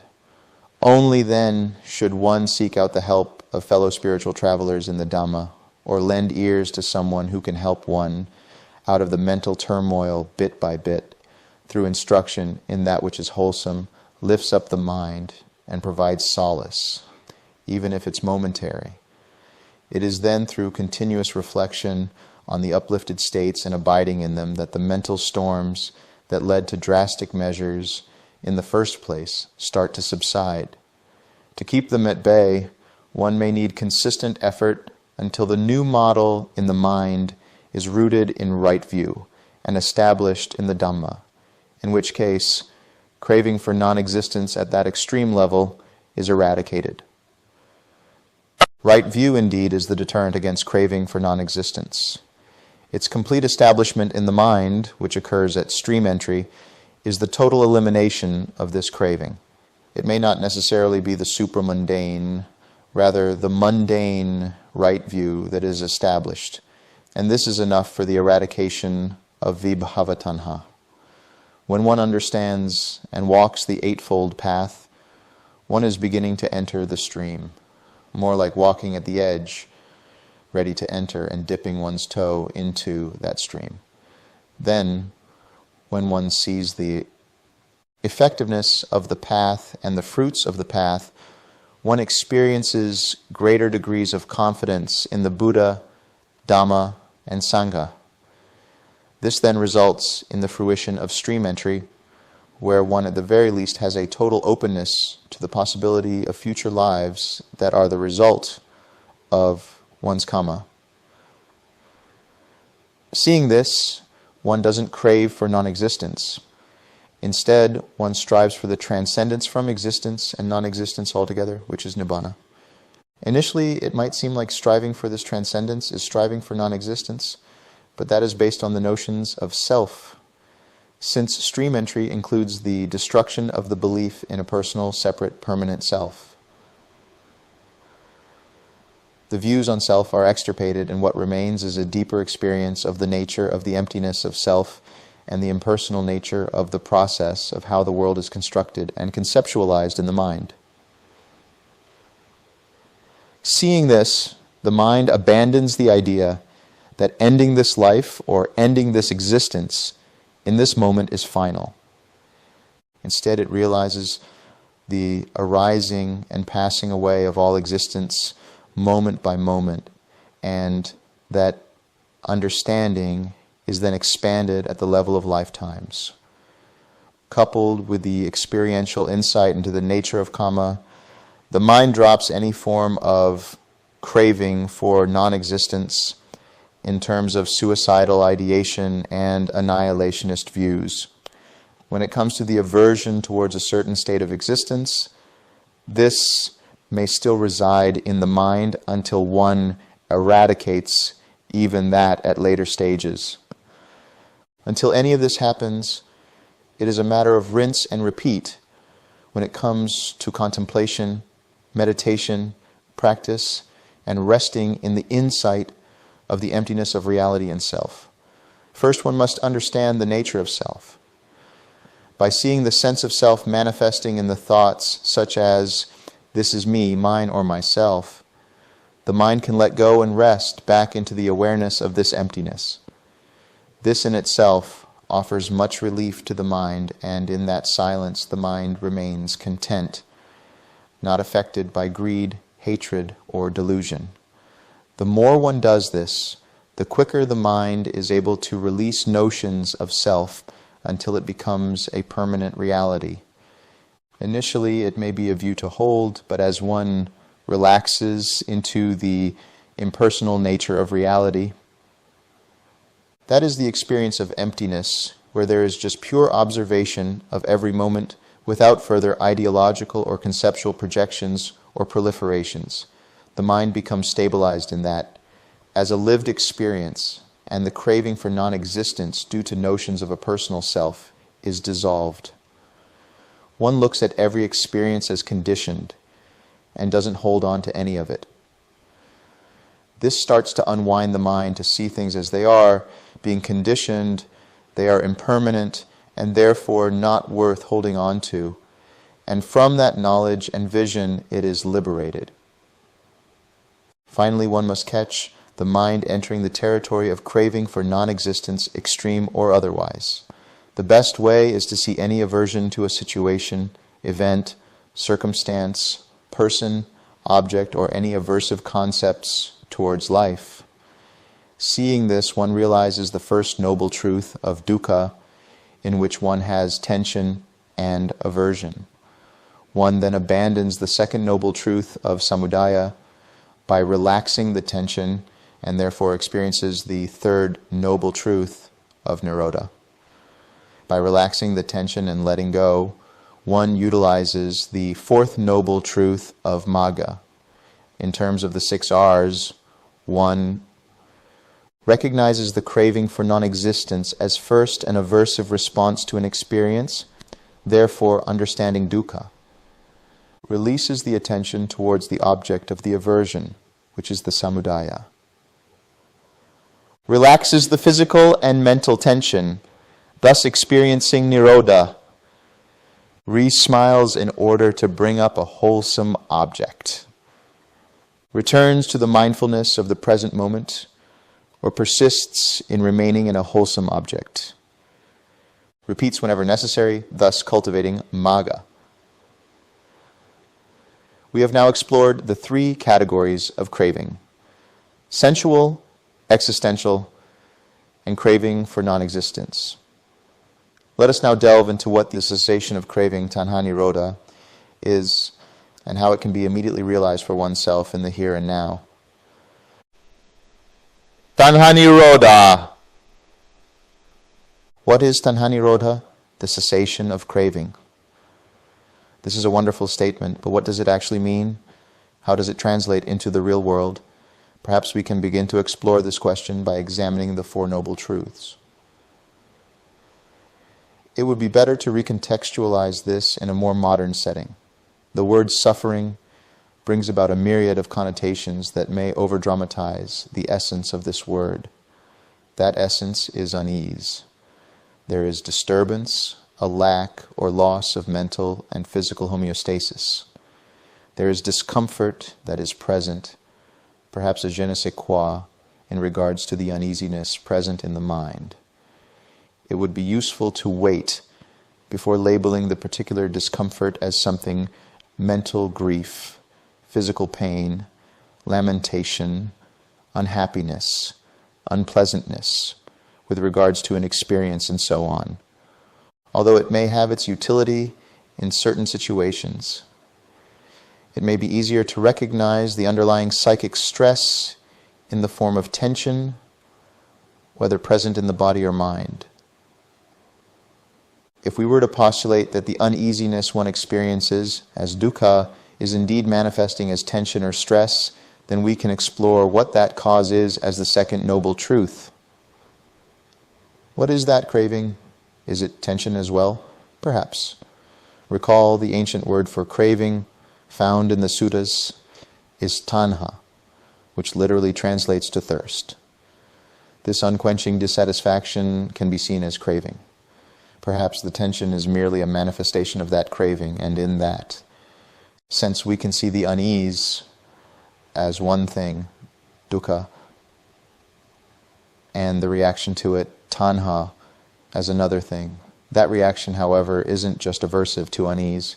It is also important to note that the reaction can be grasping towards something as a way of obtaining or keeping something that seems pleasant to the senses and the mind.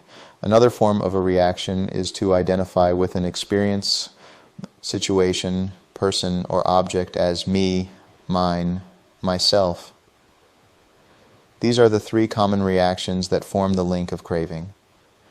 There may be a few other models for craving that are worth exploring, those that could better contextualize humans' responses to situations based on past kama, or in some sense trauma. Before we look at these different models, let us understand what the cessation of craving is in the context of nirodha. Nirodha literally means to put a stop to something or the cessation of something. Depending on the Indic language used, it could also refer to suppression, obstruction, or restraint. We know suppression of anything only gives it more fuel to arise yet again, with the same force of the suppression utilized. To obstruct or to restrain assumes that there is something to be cleared away or to resist in some way, while cessation would be to bring to a state of non-activity, or in the context of tanha, non-reactivity. Any form of reaction to the reactivity itself only furthers the waves of reactivity by way of an equal and opposing force of that reaction. It's reactive ways all around and doesn't serve to understand the unease, stress, or tension, or to relieve them. What then is the way to reduce and ultimately end the string of reactions? To respond. Reactivity is immediate, without thought, and comes from deep core wounds present in the recesses of the citta or heart-mind. It is rooted in past kama in the form of previous experiences that became the foundation for future reactions. It is a learned response based on exposure to the same or similar stimuli, whether stressful, pleasant, or neutral. The mind, then, reacts as a shorthand way of dealing with the experience rather than spending what it may deem unnecessary fuel of energy to reflect on and respond in a new way. It is a protection mechanism for what it deems necessary for survival. This unconscious mentality is craving. The reduction of it using a response rooted in understanding, wisdom, compassion, and other effective strategies to counterbalance the unease is the nirodha, the non-reactivity to the stimuli. The way to do this is traditionally the Noble Eightfold Path. The heart and thread that connects the factors of the path is right effort. If we were to encapsulate that even further, we can come to one idea: to relax. To relax is to drop something. The path is rooted in right view, which is essential for a positive outlook on the world, self, and life in general. and one learns to relax and let go through right mindfulness. The careful observation rooted in the aware presence of every given moment. The right view allows us to then examine what is happening in every situation with fresh wisdom. When we do this mindfully, we are in the present moment, allowing us to then let go of the stored up karma of past experiences that may inform the next choice to be reactive. In this way, we open up the mind to spontaneity and act according to the situation by allowing for a pause, even for a few seconds before taking action. And this is the response that is required to break asunder the chain of karma rooted in past hurts, trauma, and various survival mechanisms. This leads to a more homeostatic mind and body and a clarified approach to returning to what is the mind's true essence, pristine and uncorrupt cognizance, empty of concepts rooted in past conditioning. It can be argued that the relief one experiences after having dropped the tension and reactivity stirring up in the mind returns one back to the original state of the mind, which is Nibbana. Nibbana is not only the supramundane experience outside of all conditionality, but it is also the characteristic, quality, and nature of mind itself. It is an unestablished awareness, not rooted in the self nor in any conditioned phenomenon. This is the ultimate connotation of the cessation of all craving, and hence the cessation of all suffering. Nibbana is the flip side of what we often take to be our true nature, an idea of some kind of original sin that presupposes us as flawed beings who must now pay our dues. At one level this is true, and yet in an absolute sense it can be seen as only half true, in that the other part of that is the pure essence that is the true reality of existence. In other words, the mind being luminous, of a quality to be aware without any residue or defilements. It would stand to one's own experience of it that the true nature of existence is Nibbana. It is the defilements that do not define the mind, but rather cover up the sheen of the natural mind, which is Nibbana. Samsara then is seen as the defiled mind, and Nibbana as the undefiled mind. The relief we experience of having abandoned the tension is just a radiance of Nibbana. If we allow the mind to further sink into that relief as a form of meditative practice, we will see that other rays are naturally present. Wisdom, compassion, joy, peace, harmony, and other wholesome qualities that are innate in a non-conceptualized awareness, uncluttered and undefined by previous causes and conditions. This is the absolute sense of the meaning behind Tanhan-roda. That is why one is then able to intuitively interact with the world without being affected by it. This is the Arahant, one who has understood reality's true nature and responds from that unconditioned state in every moment through a personalized response rooted not in past karma or traumas, but rooted in what is required for that particular moment and to best serve the people and situations involved with it. Tanhan-roda is the space of the Arahant's mind, relief in every moment without an ounce of reactivity, and a responsiveness that is synchronous with the potential liberation of others. The path and its various requisites encompass the methodology that aids in one's own development of mind towards first seeing and acknowledging and then realizing and living out the innate and fundamental undefiled awareness rooted in Nibbana, which is in tandem with this first effortful and ultimately effortless responsiveness in every given present moment. The 4 F's of craving. Let us consider the view that beings, particularly humans, as this is primarily catered to a human audience, find their homeostasis in relief and remain in the natural original state of perfection, Nibbana. It is the reactions of craving that obscure this luminosity. Over the years, during their developmental stages, individuals deal with the trauma of not having their needs met. as infants, they may still have underlying tendencies present, as the Buddha mentions in MN 64, Mahamalunkyā Sutta. For a young tender infant lying prone does not even have the notion identity, so how could identity view arise in him? Yet the underlying tendency to identity view lies within him. A young tender infant lying prone does not even have the notion teachings. So how could doubt about the teachings arise in him? Yet the underlying tendency to doubt lies within him. A young tender infant lying prone does not even have the notion rules. So how could adherence to rules and observances arise in him? Yet the underlying tendency to adhere to rules and observances lies within him. A young tender infant lying prone does not even have the notion sensual pleasures. So how could sensual desire arise in him? Yet the underlying tendency to sensual lust lies within him. A young tender infant lying prone does not even have the notion beings. So how could ill will towards beings arise in him? Yet the underlying tendency to ill will lies within him. What the Buddha is referring to is that even though an infant may not have conceptualized reality in the same way as an adult might, it still has the underlying tendencies which are deeply rooted in the mind and arise due to certain experiences.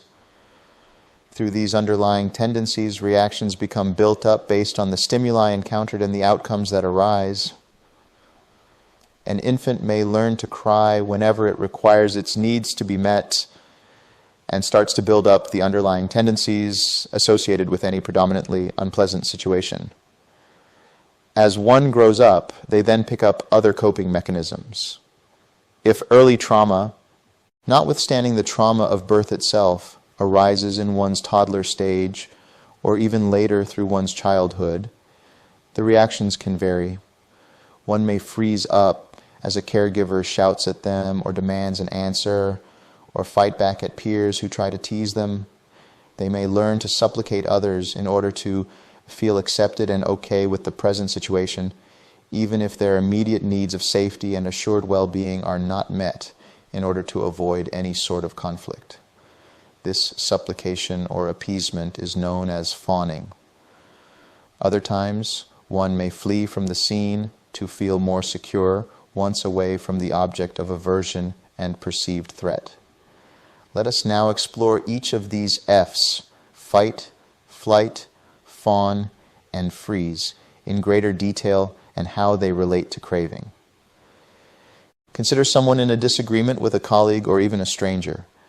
If during their early years they were met with situations or people, even one or more caregivers, that were aversive in quality, their reactions could be defensive. With a sense of separate self, the mind of such a person feels different from others in some ways. The other, or them, can seem like a threat to one's survival. For this reason, one stands their ground and reacts out of that defensiveness, either verbally or physically, attacking the threat. In this case, someone who disagrees with them, depending on the severity of the argument. As the other person may back down, there's a feeling of relief for just a moment for the person in fight mode. If the other person also reacts in the same manner, there may be a sense of familiarity as it relates to past karmic situations where the only way to react that one knew was to continue to fight. In either case, whether the threat backs down eventually or continues the fight, there's a sense of ease in that situation now that they feel like they have a sense of control. The flip side of the fight reaction is the pursuit of something or someone that one desires. If one is attracted to someone, they may pursue the person as best as they can because they feel unease with not having them in their lives. They may fight by trying to manipulate situations or their image to make themselves seem more attractive. Or they may try to belittle sexual competitors in some way in order to be seen as more likable. Whatever tactics are used, they all arise from this fight mode where the need is to control a person or situation. The fear of a lack of control and the desire to establish one's identity are rooted in all three roots of greed, hatred, and delusion. The unease that one feels may arise in the form of a dysregulated nervous system, a mental or physical tensing up. Therefore, that unease is only relieved when one feels like they are getting control of a perceived threat, person, situation, or object. After the relief is experienced, the mind then starts to condition this as a valid response to stress and difficult situations in order to come back to the homeostatic sense of relief. The cycle continues in this manner, where such reactions become immediate and arise unconsciously. How does one break that cycle? In order to decondition the reactive nature rooted in fight mode, one must make the effort to see with clarity and use the process of relaxing into the moment first and foremost, thereby beginning to allow for wisdom to flow through one's intentions. A pause is required. This is the most crucial factor in breaking the conditioned cycle of reactions stemming from fight mode. When in an argument, if one can recognize the urge to renew the argumentative position or to rebut in an unharmonious manner, there is some possibility of taking a pause. Even if the other party is continually seeking conflict in those moments by trying to instigate, it is better to stay silent and allow the mind to relax and let go as best as possible of any antagonistic feelings. They may still arise, but the pause will help one to gather together wisdom, allowing for the mind to come back into the present moment. From there, a spontaneous intention rooted in non-craving, non-aversion, or non-delusion will arise, and the cycle will be broken for that time being. It may take more cases where one finds themselves in such a situation before the cycle is broken, without the possibility of it arising again. The same would apply in the pursuit of someone or something. Notice the unease that arises in the form of any tension. Take a pause. Don't do anything. Let the mind gather its thoughts. Do I really need to pursue this person out of lust? Perhaps I should assess their behavior before intending to develop a relationship. Such thoughts will bring wisdom to one's decisions, so that if the person is compatible and a good match for oneself, the direction taken will be in a harmonious manner. Moreover, with such an intention, if the person is not a good match, or one sees traits that do not match with one's values, one can graciously let go of the idea of any future relationship. The same would go for the pursuit of any kind of object. If one desires to purchase something, first one may notice the urge in the form of tension, relax, and pause. See what comes up and then decide accordingly, as this gives one time to have presence and wisdom to act accordingly. Eventually, the mind and the body, including the nervous system, start to regulate towards a more peaceful and collected state. One becomes more mindful of any unease and tensions that arise from the urge to dominate, control, or to fight back, and is then rewarded with further levels of peace and collectedness every time the urge is relaxed, and new conditioning rooted in wholesome attitudes and intentions becomes the predominant structure in the mind. Flight is a response primarily rooted in resistance. The flight response is all about removing oneself from a difficult situation, interaction, person, or object that one subconsciously considers a threat. In one's development, perhaps one found safety in avoiding an abusive caregiver and folding in on oneself, sometimes quite literally, in a fetal position. This response offered some soothing relief to the emotional turbulence lodged in the mind.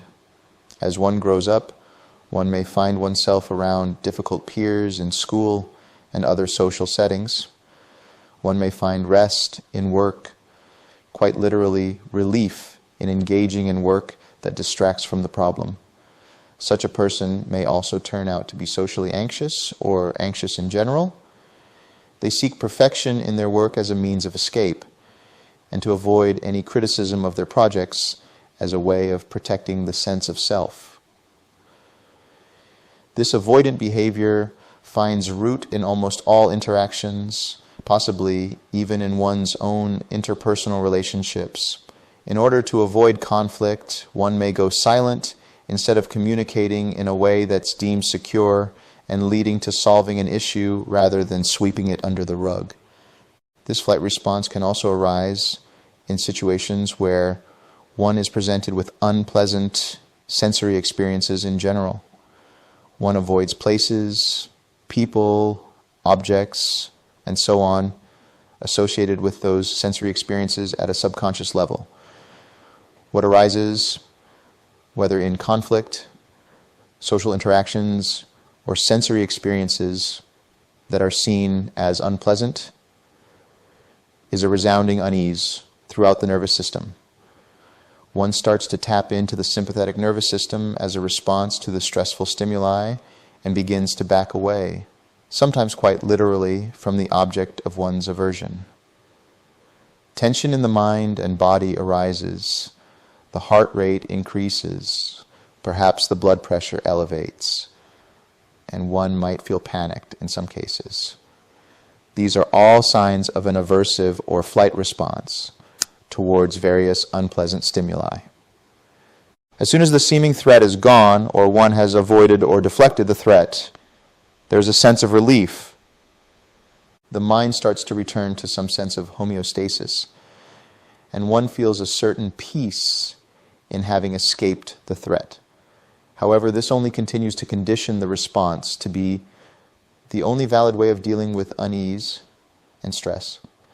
This primarily deepens the roots of aversion and strengthens the craving link as a response to unpleasant experiences. In turn, this leads to further clinging, which is the associations created and supported by rationales for why something is unpleasant and deemed a threat. From here, the bhava of creating a self that acts in accordance with its conditioning rooted in past karma and trauma acts out at the birth of action. For a while it may seem like relief is on the horizon, but then the same loop is fed back and one isn't able to escape the cycle. To break the cycle, one requires wisdom into the nature of things. As a practical tool, the pause is again vital to begin the arising of this wisdom.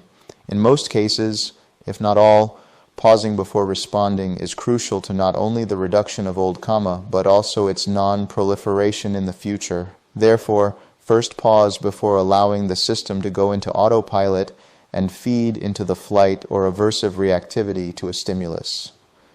With this pause, one may notice tension somewhere in the body. Even if one is in the middle of an argument, one may take a few seconds to just check in with the mind and body and relax. As soon as there's an overall relaxation, the mind feels more open.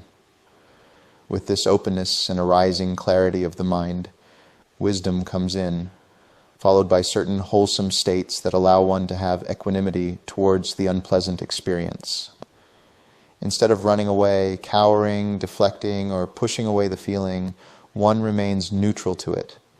There is no indifference, just careful observation and total non-judgment of even the aversion and unease that arises. But in the very recognition of the unease, one's mind softens. In this softening, there is the natural pause that is sustained from the moment one decided to pause, all the way to this sky-like mind, from where one can see through the aversion and object of aversion. One then responds if needed in situations like a disagreement and the like, or remains neutral to an object of aversion. Now, instead of running away, one deals with it using the tools and intuition that spontaneously arise to best handle the situation at hand. Eventually, this becomes the norm, and the mind is able to fully break free from the flight response and its causal cycle, letting wisdom naturally guide the way moving forward. The freeze response is towards an experience, person, object, or situation that is, for the most part, aversive in nature. Sometimes there may be a person that one may feel attracted to, yet one is unable to engage with them in a meaningful manner due to the freeze response. In general, the freeze response stems from anxiety, which locks up the muscles of the body and causes one to shut down mentally. This can translate to mental fogginess, procrastination, uncertainty about decisions, and perceiving general experiences as threats when they aren't really the case. This protection mechanism arises due to past experiences where a caregiver may have been verbally or emotionally abusive, and there was no one to guide one on how to best manage such a conflictive situation. Instead, the most primal mechanism of the brain stem, which deals with the basic functions for the survival of the mind-body complex, kicks into overdrive and causes the body to lock up and the mind to shut down. Then such a being is unable to best assess how to deal with the person. As a child develops certain habitual tendencies through the years, one such tendency that can arise is to literally freeze up.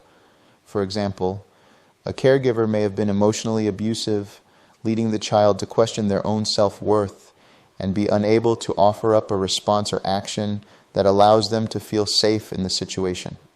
As a result, the mind is unable to clearly process what is happening and begins to disassociate with the present moment. It's almost as if there is a vacant gaze on the person's face, and they are sometimes unable to even emote their feelings on their face or in their body. This response, in the context of the flow of dependent origination, occurs as a result of continual births of action rooted primarily in aversion. Everything arises from this anxiety. A question of what if that challenges the sense of self and its survival in front of the perceived threat. Even approaching or facing one's crush or someone who one finds attractive is seen as a threat, because all forms of association and clinging cause the mind to say, what if I mess up? What if I don't know what to say? I'm not good enough to be with this person, whether in the long term or in this moment. All of these and similar thoughts and concepts cause the mind to shut down into a tendency to freeze up. However, this then becomes the dominant reaction, whether towards a crush, towards someone arguing with oneself, or even just towards an object or a place one has traumatic associations with. As soon as the mind contacts this, the experience is seen as hedonically aversive. The experience, Vedana, having been colored as unpleasant, immediately brings about an unconscious reaction to freeze until the perceived danger, whether the object is removed, one leaves a place, one's crush leaves, or the argument fizzles out, is gone. At that point, the mind kicks back online, feeling a sense of relief, and one may still have to process the mental fog, tightness, and tension, and general anxiety or malaise and procrastination that may follow suit. One can still feel zoned out and disassociated with the present moment.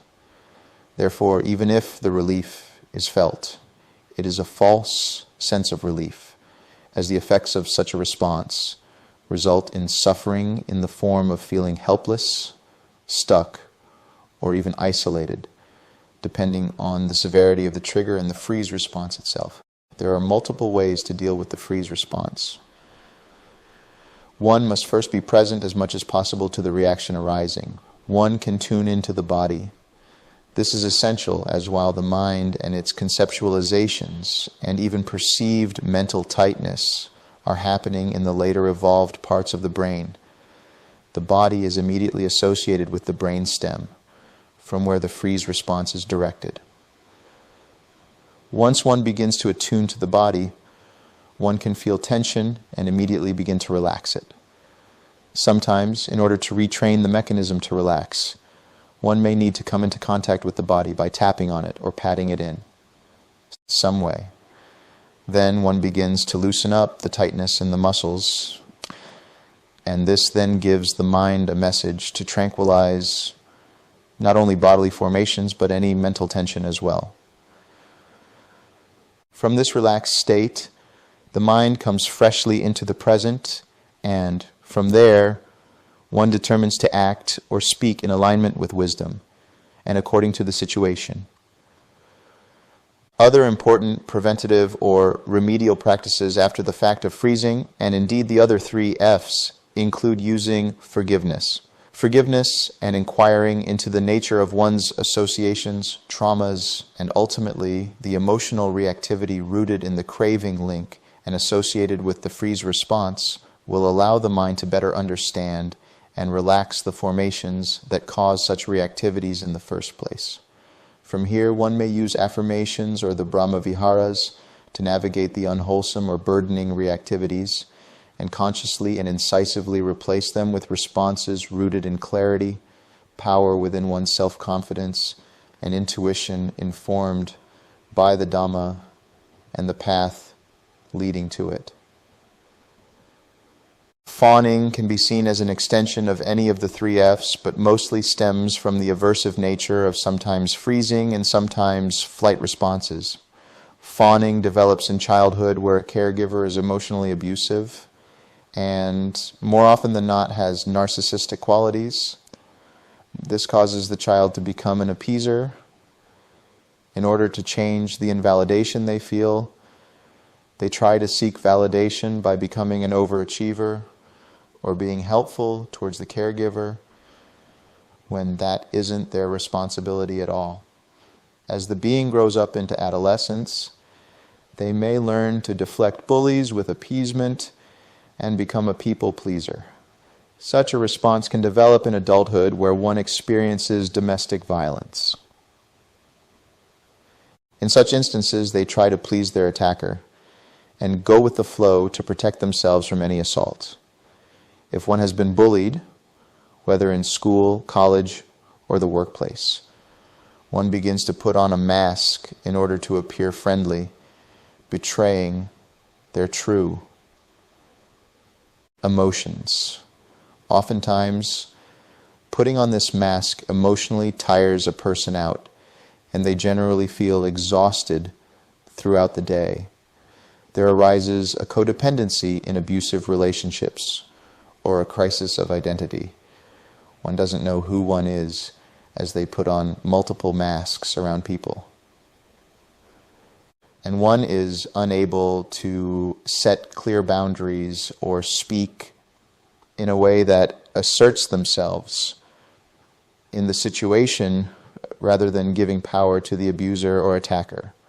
This is done to avoid conflict and brush unpleasant situations under the rug. Therefore, it can be seen that the fawn response is generally related to unpleasant situations with people more than with sensations or objects. Nevertheless, similar sensations do arise in the body as the person meets with someone who reminds them of an abusive caregiver or is abusive themselves. As the sympathetic nervous system kicks in, one tenses up, locks up the body, and the mind begins to go into protection mode by trying to deflect conflict at the slightest hint of it. Doing so, the mind is entrained into further habitual patterns where it feels relief only when the person who is abusive or even just slightly agitated doesn't continue the argument or disagreement. Once this relief is felt, the pattern is strengthened as one continues to recycle the same actions. First, the contact with someone who seems like a threat arises. There's an unpleasant sensation of tightness in tandem with the internal emotional response of fear and anxiety. From there, the mind cowers into the response of, I don't like this, so I'm going to change it. Associations in clinging cause the mind to regress back to one's childhood or general past traumatic response to what it considers is a current traumatic situation. The behavioral patterns rooted in the habitual tendencies flow out, and one acts from there, only to strengthen the cycle. From there, one feels exhausted, ashamed, guilty, worthless, and self-hatred after the ordeal, either immediately, at the end of the day, or at some point in the future. To break this cycle, one must learn what is a reaction rooted in appeasement, stemming from fear of conflict, and what is a response rooted in equanimity, stemming from the base of wisdom and understanding. Whenever one finds oneself in an argument or with a person that triggers the fawn response, the first step is to come back to the body and relax as much as possible. Notice whenever there is a thought to evade conflict or some potentially unpleasant words or exchanges. Release that thought and hone into the relaxation. Allow the other person to speak and remain silent for a couple of moments instead of immediately trying to fill in the gap of silence. If one can tune into equanimity, even better. If not, just remain in the silence and release any urge to appease. If a thought arises to engage in an assertive way, instead of giving in to the person's demands or arguments, then take that. Remember, it's not about winning the argument, it's about asserting your self-worth. One goes from a maladaptive reaction rooted in fear to a healthy response rooted in confidence and understanding what is required for any given situation. Forgiveness is a great preventative process to allow the mind to let go of the times during traumatic situations when one used fawning as a defense mechanism so that it doesn't go into those same habit patterns in future situations. Another important tool is to relax any thoughts of self-worthlessness and blaming oneself for one's mistakes in a way that puts one down instead of learning from them. As one does this, one can use gratitude for oneself and list out all the ways in which one is successful, happy, and engaging. This opens the world up as a place to play and be curious about people rather than defensive. In this way, the craving link is replaced with a spontaneous sense of joy and openness, rooted in non-aversion and a more equanimous and wise mindset. Finally, one of the most powerful counters to people-pleasing is to engage in a meditation where one sends loving kindness to oneself and makes that the only meditation one does for 1 to 3 months. Over this time, one will see there is a ground or strong foundation of love that one stands upon without seeking the approval of others or trying to appease them out of fear and anxiety. In any situation in craving-based reaction, there is one commonality. This is the tension that arises in the mind and body as an immediate recoiling towards an object of obsession or away from an object of aversion. The key is to recognize this tension. Once we release our thoughts associated with the object of craving or aversion, the mind and body can relax. This relaxation allows for a sky-like mind, where there is an expansive pause from where wisdom can arise to deal with the situation, object, person, or experience in the way it is required, and doesn't lead to further associations and rationales and clinging, a respawning and strengthening of habitual tendencies in being, or a birth of reaction that leads to further mental and sometimes even physical suffering. The response that is rooted in that pause and allows for wisdom to seep in makes for a level of deeper mindfulness that gatekeeps the reactivities rooted in the craving link and stemming from the underlying tendencies that underlie the qualitative Vedana. Whether it is pleasant, unpleasant, or neutral, that tension, remember, can arise even in a neutral feeling. where one further identifies with the experience as me, mine, myself. The key is not disassociation that leads to further aversion.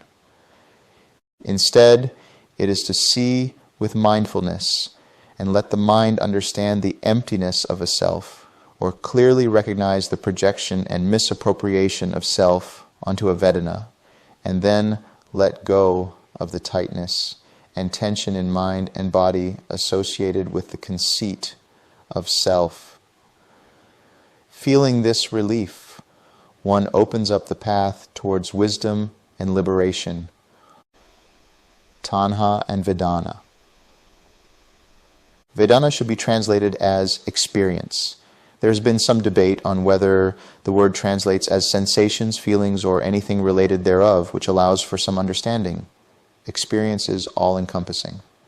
Any experience can be physical, emotional, internal, external, in the past, present, future, subtle, or gross, and so on. It can be pleasant, unpleasant, or neutral. To understand and cognize this experience is cognition or consciousness, vijnana. To recognize the experience or to label it based on one's memory of an experience just like it, whether it is the color red, the taste of strawberries, the fragrance of roses, the feel of a warm bath on a cold winter's night, the thoughts of yesteryear or of the hopes of tomorrow, is perception or sanya. Vedana is dependent on phassa for it to arise. Phassa, or contact, is the meeting of awareness dependent on the contact between a sense base and its object. This contact or initial touch, as is the literal translation of phassa, or trigger, gives rise to the experience colored in by the perception of what the experience is. Pleasant, unpleasant, or neutral. This experience can give rise to craving. However, we must understand that experience itself is just that. In the experience, there is only the experience. Nothing more, nothing less.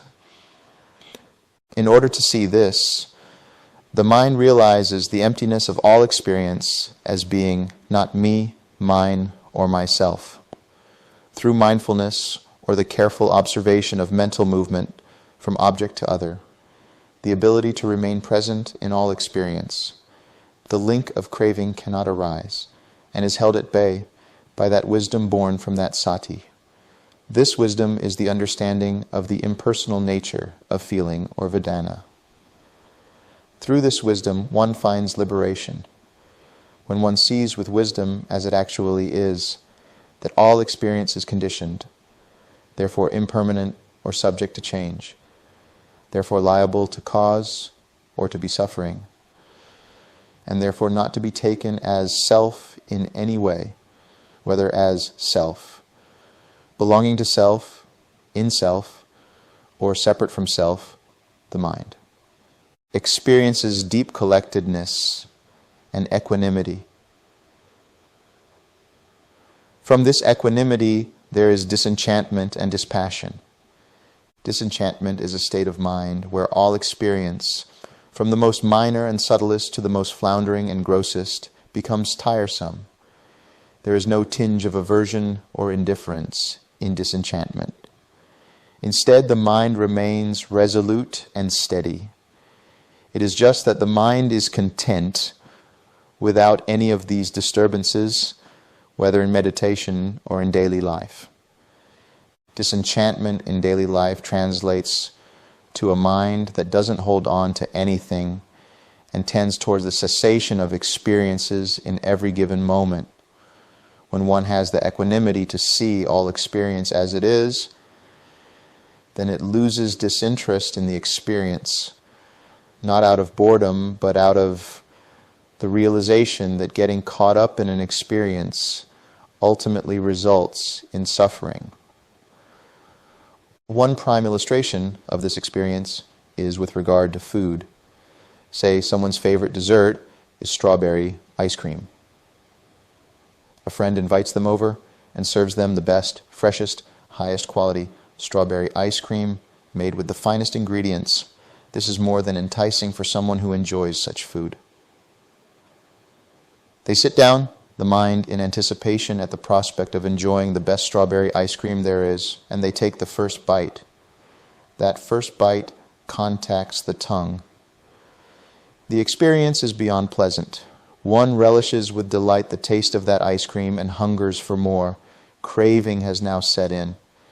The anticipation was the first craving, interdependent with one's habitual tendencies towards always choosing strawberry ice cream.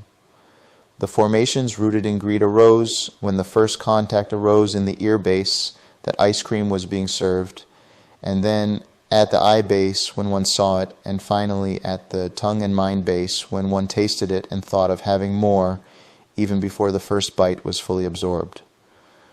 From these formations there arose the awareness, stained by the defilements stemming from greed, further conditioning how the experience would be taken personally. Enjoyment may arise in the process of finishing the first bowl. The friend offers a second, third, fourth, and even fifth bowl. With each bowl, however, there is less inclination to enjoy it as much as the first bowl. If the sugar rush hasn't already set in by the fifth bowl, there is definitely a feeling of fullness and even disgust. Now one is deterred from further bouts of ice cream. One has had their fill. One is beyond content. Such a feeling is akin to disenchantment. Likewise, with regard to every experience, one has had their fill of it right from the moment it arises, and nothing in the mind holds on to the experience. There is only the experience, no further grasping or even desiring more of the experience. If it comes, okay. If it goes, also okay. This is the attitude of disenchantment at the experiential level. Dispassion is like disenchantment 2.0. It goes a step further in the mind's ability to now remain deeply collected in the midst of the flotsam and jetsam of the world around and within, such that it doesn't move and is absolutely steady and still.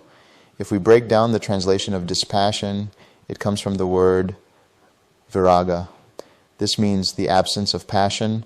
Raga also means color.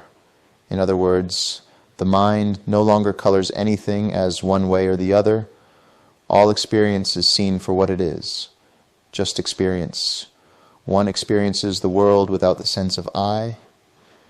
This is the secret to the end of all suffering.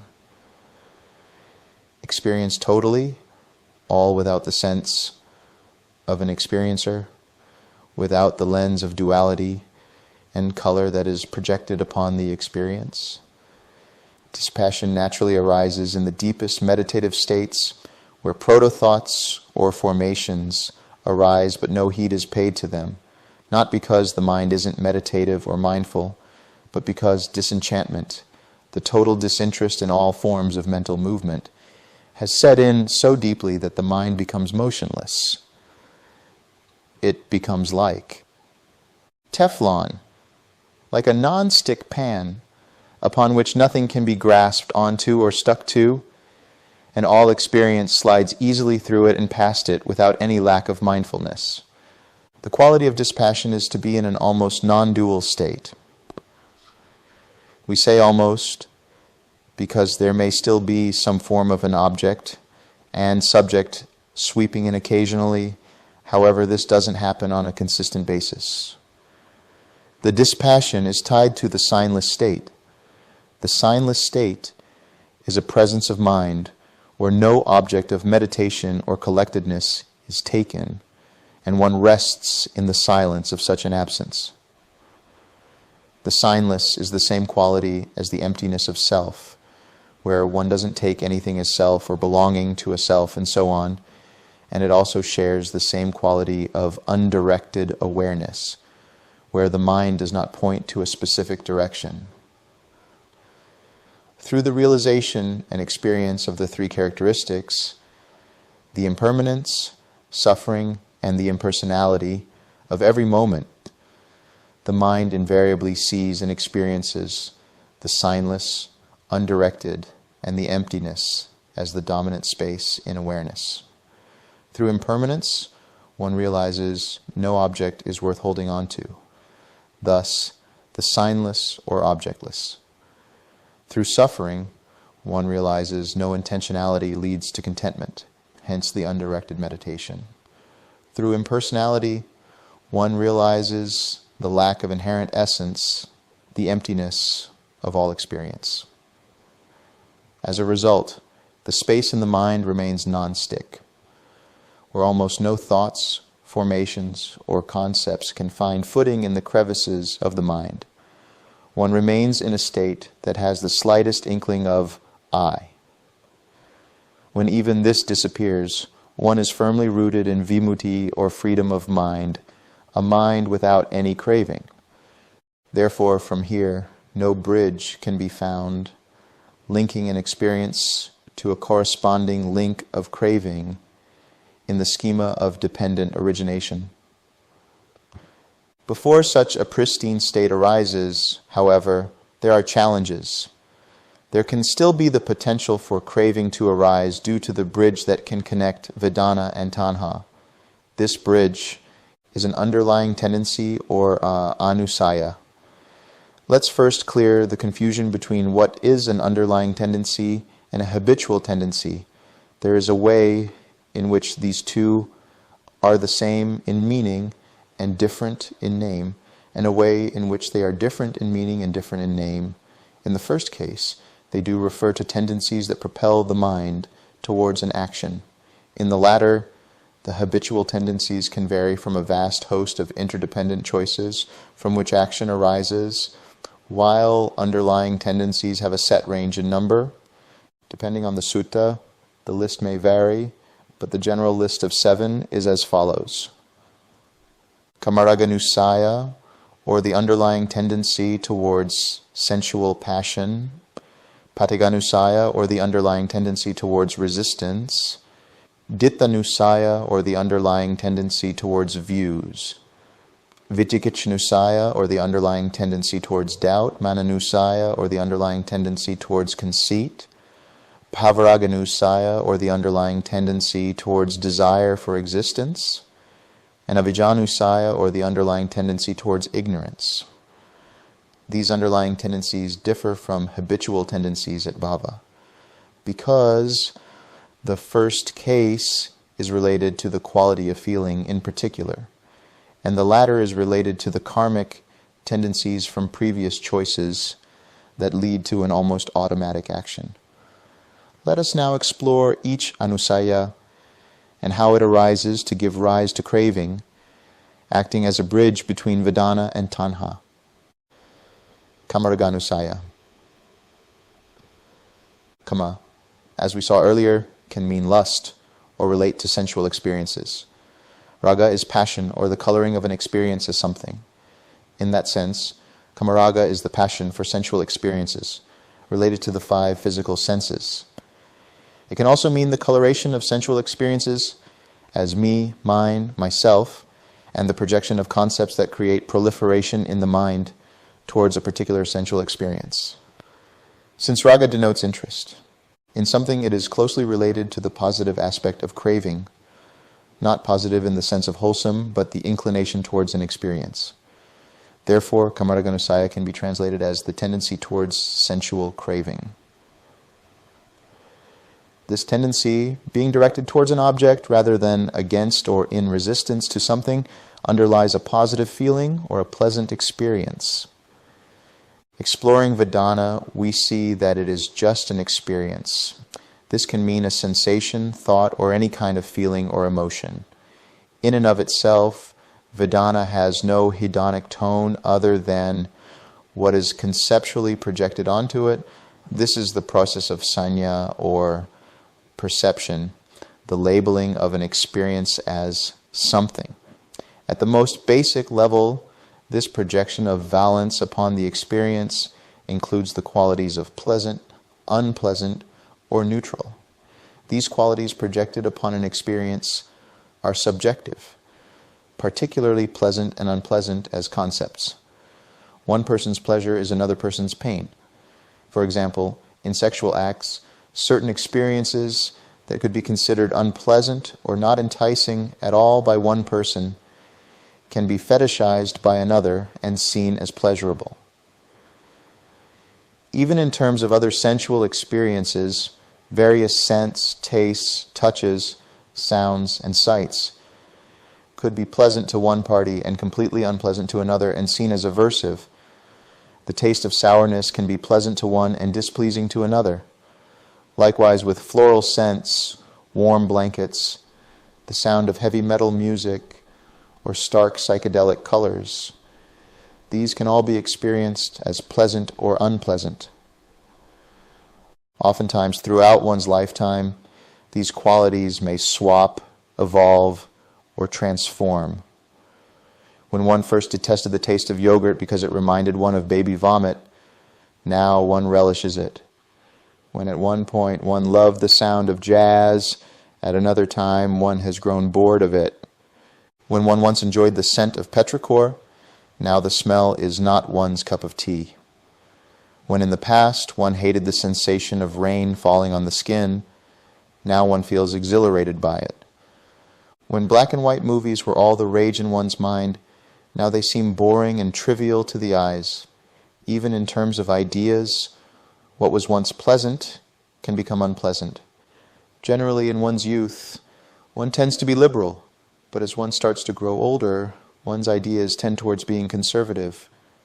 Therefore, there is no objectively pleasant or unpleasant sensation or experience. The tendency towards sensual craving underlies a pleasant experience. How does this translate in one's mind? Whenever the mind says, "I like it," simply stating it is not the craving or the underlying tendency towards sensual craving. It is the grasping sense of wanting to possess, own, keep, or prevent it from slipping or changing that is the craving. It is the initial tension that arises as a pleasant experience arises that is the tendency which underlies it. This translates to a mind that begins to feel obsessed with the object of craving. The initial spark of "I want more of it" or "I hope this doesn't stop" is the underlying tendency towards sensual craving. What then is the difference between the thought, "This is pleasant and I like it," and "I want more of this"? In the first case, a pleasant sensation is perceived as such, and when one thinks, "I like it," it doesn't necessarily mean one is identifying with it, but using such words as a manner of expression. In the latter case, when one says, "I want more of this," while it may just be that one wants more of another helping of food, for example, which is not craving, but just the need to fill up the body, the underlying tendency towards sensual craving arises where one feels like if the object of craving is removed, it would be unpleasant, and the tightness and tension that arise in the mind and body, giving rise to full-blown craving, is what sets it apart from just the mere idea of wanting more. There is a desire to possess and hold on to the pleasant experience rather than just mere appreciation or wanting to have one's reasonable fill of food or whatever may be the object. In the model of dependent origination, underlying tendencies bridge the gap between feeling and craving. When a sense base makes contact with its object, a corresponding consciousness arises tied to that contact, brought on by the formations that are triggered by that contact. If the formations are conditioned by ignorance, then they will be rooted in greed, hatred, or delusion, or any combination of the three, depending on what work is left to do to eradicate any leftover seeds. In the case of the underlying tendency toward sensual craving, the roots of greed and delusion will condition the formations. These formations will then condition the consciousness that arose as a result of the sense base and its object making contact. For this to happen, the following co-arise: mentality, materiality, and the 6 sense bases, which are both required for the process of contact and feeling to arise. Since the consciousness that arises from this trigger and which conditions the rest of the links after it is conditioned by greed and delusion found in the formations, it is defiled or stained by certain upakilisas that stem or can stem from these 2 roots. Therefore, the feeling that arises, if it is a pleasant experience, can give rise to full-blown craving for the object of one's obsessive desire manifested as mental and bodily tension. That which underlies the pleasant experience is the tendency towards sensual craving. If we were to see dependent origination as the flow of a river downstream, it would start with the taints as the glacier that originates the river. The whirlpools found in the river are each of the links, and the undercurrents that produce these, or fuel these whirlpools, are namely the roots for formations, the defilements for consciousness, and the underlying tendencies for feeling. Therefore, the underlying tendencies color the feeling and vice versa to give rise to a reaction to the experience as not only me, mine, myself, but also something that has to remain me, mine, myself, especially in the case of Kamaraganasaya. Let us look at a mundane example to see how this river flows through every moment of our everyday experience. Consider someone we feel attracted to. When our eyes make contact with this person, there is a corresponding consciousness that arises, triggered by the formations rooted in greed and delusion. The experience is pleasant. We are seeing someone we like. We may think in our minds, this is my person, or this person will be mine. And the tension that follows with that thought is found in the underlying tendency towards sensual craving. We want to become this person's lover, and we want to make them ours. This translates to craving. And now we associate the person with goodness and excitement, such that we rationalize why this person is good for us, even if we don't know them enough. This is clinging. There is, it should be pointed out, a strong emotional undercurrent, to be found both in craving and clinging, rather than just mere thoughts of the person. From here, we choose to speak to them with the idea of impressing them, or we become nervous around them. These are our habitual tendencies. We then act accordingly, and depending on our emotions, the other person's reactions, or the long-term viability of a potential relationship, we experience suffering at some point. Immediate rejection and dejection, a tumultuous relationship, or the eventual end of the relationship through a breakup, separation, or death. In this chain, the underlying tendency was the initial urge and pull of tension in the body that leads to some form of craving, whether in the dualistic choices of craving or aversion, or the fourfold reactions of the 4 Fs, fight, flight, freeze, or fawn. Let us now explore how to recognize and ultimately extirpate this particular underlying tendency towards sensual craving, abandoning the underlying tendency towards sensual craving through right effort. When one understands the emptiness of all sensual pleasures, in that moment there is no underlying tendency towards sensual craving. There comes a time when one totally eliminates any underlying tendency towards sensual craving, where no obsessive thoughts of ownership or the desire to keep the pleasure going arise. Instead, one experiences reality as it actually is, conditioned, impermanent, subject to suffering, and therefore impersonal. This seeing through wisdom is the key to eradicating this tendency. Sensual pleasures are not the problem, as we've discussed earlier. It is the intention rooted in craving that leads the mind to grasp them as me, mine, myself, and therefore causes the tendency to arise in the form of that initial tension of holding on, grasping, clutching, obsessing over the object of one's sensual craving. The recognition of this, but the non-judgment of it, is an essential first step towards letting go of this tendency. In other words, while one notices the initial tension and thoughts of, I want more of this, I don't want this to stop. This is mine, I don't want it to ever end. And so on, one may then say, I shouldn't be feeling this way. This judgment causes further tension in the mind. Instead, One ought to just see it for what it is, an impersonal thought that arose as a result of contact with a sensually pleasurable experience. The immediate recognition of this is enough to stop the underlying tendency in its tracks. One welcomes it as one would a friend or someone in need. The attitude is one of loving kindness towards the sensual craving. It is present, and that's okay, no big deal. When one is ready, one releases any attachment, views, or ideas about how it should be and how one may have failed initially to recognize this tendency.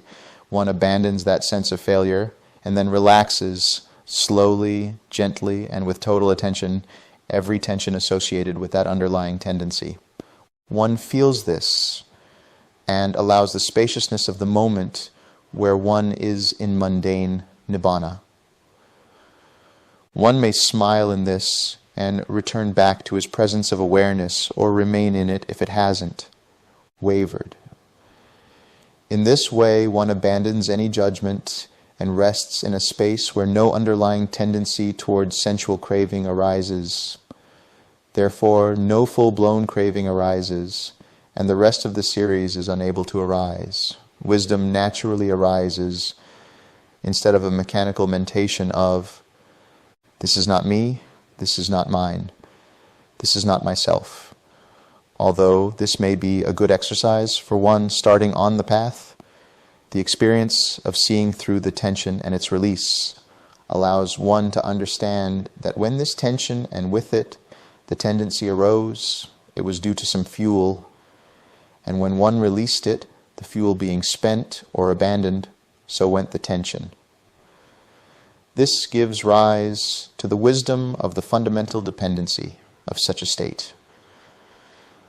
When it passes away, one also realizes the impermanent nature of the experience and therefore abandons any notions of personalization projected onto the experience. This is true wisdom, which results in complete release in the form of resting in Nibbana. In the context of the Noble Truths, the tension and its associated underlying tendency towards sensual craving is the first noble truth of dukkha. The attention and taking the sensual pleasure as belonging to self or as some form of self is the second noble truth of samudaya. When one releases this undue attention without any judgment and relaxes the tension, one experiences the third noble truth of niroda. Having done this process, one has utilized the fourth noble truth of magga. To recap using the 6 R's, 1. Recognizes the underlying tendency towards sensual craving as the initial tension of grasping towards the object of craving, which is the dukkha in that moment, and one understands this as such. Releases any judgments about this experience and abandons any undue attention that fuels this grasping, which is the abandoning of samudaya, relaxes the tension associated with the underlying tendency towards sensual craving and experiences relief, which is niroda. Re-smiles if needed to remain, or just remains in that spacious quality of mundane Nibbana. Returns to a wholesome object, or continues to remain in the quality of Nibbana. Repeats whenever the process repeats, thus cultivating magga patigha-nusaya. Patigha means collision or resistance. Depending on the context, it can mean a reaction to sensory contact, resistance to an object, or ill will or aversion towards someone or something.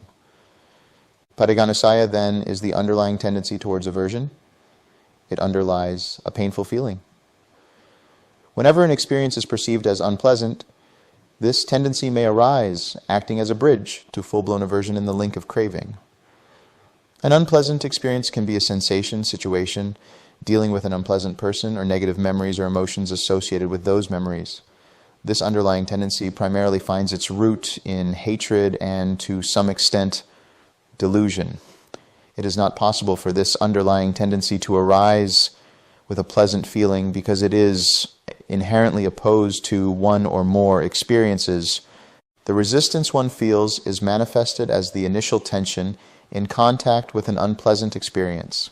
First, there is the external object of one or more sense bases, which makes contact with the corresponding sense base. The contact between the object and the sense base triggers the arising of a corresponding consciousness, which is brought about by formations rooted in hatred, conditioned by ignorance. This consciousness, stained by one or more of the defilements rooted in hatred, gives rise to a hate-conditioned mentality and materiality. This continues to condition the six sense bases, and thus the contact that arises, giving rise to an unpleasant sensation or experience. This unpleasant experience is deemed unpleasant due to its association with past experiences. Hence, the perception projected onto it sees it as unpleasant. When one experiences it as unpleasant, an initial and immediate reaction to that unpleasantness can arise. This is the underlying tendency towards aversion. This initial reaction can manifest as a thought, such as, I don't like this, or I hate this, or any other variant. When someone takes the unpleasant experience personally, they may say, doesn't this person realize how much they're hurting me? How stupid can they be? As soon as it's taken personally, the underlying tendency towards aversion has arisen. What may accompany this is tension in the mind and body. One may physically tighten up, feel blood pressure rising, heart rate increasing, and muscles tensing. There may arise a furrow in the brow, a grimace on the face, and a general disposition of hatred towards a person, object, or situation. At this point, full-blown aversion has arisen.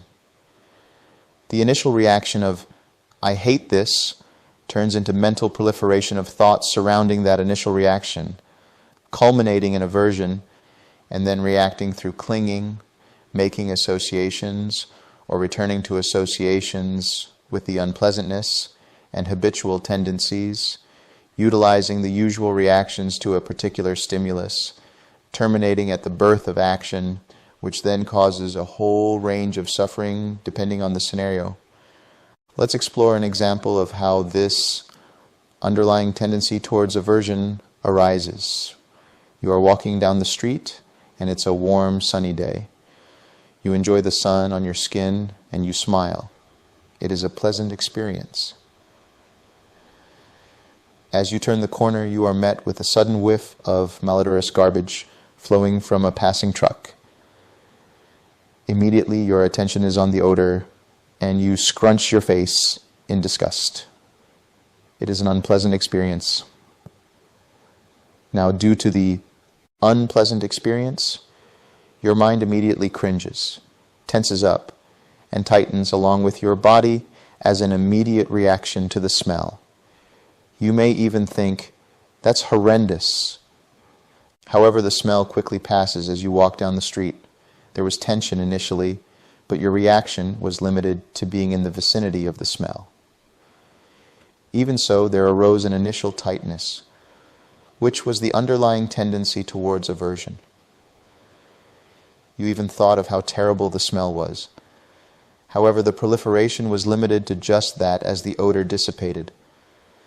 Had the smell lingered, the mind might have felt even more hatred towards it, resulting in full-blown aversion, in which the tendency to avert turned into deeper anger or irritation towards the smell. Now you may associate the smell with some memory or start to rationalize why you hate it so much. You may then choose to do something about it, like yell or complain, these being the habitual tendencies and the taking of such a verbal action, being the birth of action. Now the anger burns through the mind, ruining your mood. This is suffering.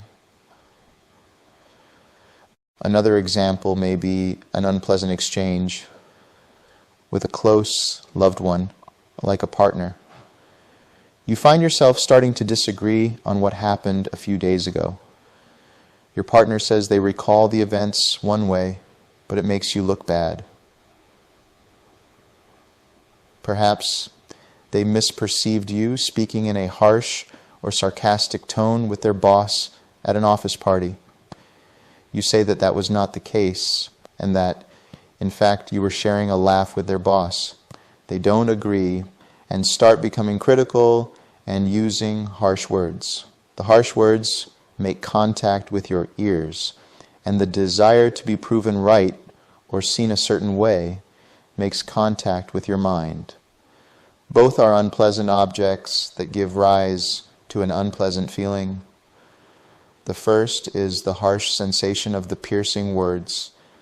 The other is the burning urge to rectify the criticism and be seen and accepted as what you think is the truthful way of how things went that particular day and how you behaved. In your mind, the underlying tendency towards aversion manifests as tension. And tightness, where the mind thinks via conceit, how dare my partner say this to me? Don't they trust me? This initial reaction bends towards full-blown aversion, where the mind is now fully blinded by ill will towards the partner. The clinging that arises if you don't recognize the ill will at the link of craving or the initial reaction of hatred in the underlying tendency towards aversion will manifest as associations. Perhaps when you were a child, your parents misunderstood you when you spoke or accused you of something you know for a fact that you did not do, and due to that misunderstanding, you associated it as a lack of connection. In this moment, that's how you feel with your partner's accusations. Then, if this is not recognized, habitual tendencies set in, which provide your mind with a plate of choices that are almost automatically selected due to the fact that you've made those choices so many times that your mind inclines to them without any forethought. If, at this point, the mind doesn't recognize the habitual tendency to lash out and defend the sense of self, then the birth of action is to do the very same, and therefore this leads to further conflict, misunderstanding, and a whole swarm of suffering in that vein. What's crucial at any point during these moments, as the links co-arise, is to recognize, ideally, even before the link of craving sets in, the initial clutch of the nervous system and the mind and body, the underlying tendency towards aversion, and then release their hold on the mind and experience freedom from them. This is what we will explore next. Abandoning the underlying tendency towards aversion through right effort. The Buddha states in MN 64 Mahamalunkyaputta Sutta that the notion of beings doesn't exist in an infant, yet the underlying tendency towards aversion or ill will towards beings is present in the infant's mind. An underlying tendency, in general, can be considered something carried over from a previous existence, whether that's the existence of the infant, within the womb, or a previous lifetime prior to the present life. If we consider that the previous existence was in the womb, then it would make sense that the notion of beings may be inherited from the mother. Perhaps the infant can sense the idea of other beings due to the mother's emotional state. We can get even broader with this idea by saying it's not just beings but also objects in general. When a certain food is digested, the infant may relish it. Other times, not so much or even detest it, making it feel uncomfortable. Such objects, whether taste, touch, sound, or even ideas as the infant starts to develop them in the neonatal brain, are seen as unpleasant. Reactions to unpleasant objects emerge. These reactions may be primitive and not too subtle, perhaps kicking in the womb or moving to and fro to show one's discontent, and so on. This then strengthens the formations rooted in hatred, which gives rise to further underlying tendencies towards aversion. This underlying tendency becomes available to the mind whenever unpleasant experiences arise, in the womb or outside. If we consider the formations from previous lives prior to the present birth, and before the consciousness descended into the womb to form the evolution of this infant, then we can see that the underlying tendency towards aversion developed over a period of time, such that the formations that arose at the point in one's last moment drove forward this tendency and were transported into the next life via the rebirth-linking consciousness. We come back now to the notion of beings, or, in a broader context, objects external to us. It is only because we see them as separate from a sense of self that the idea of ill will arises. Aversion is always targeted towards something we may see as a threat to the self or as displeasing to the self.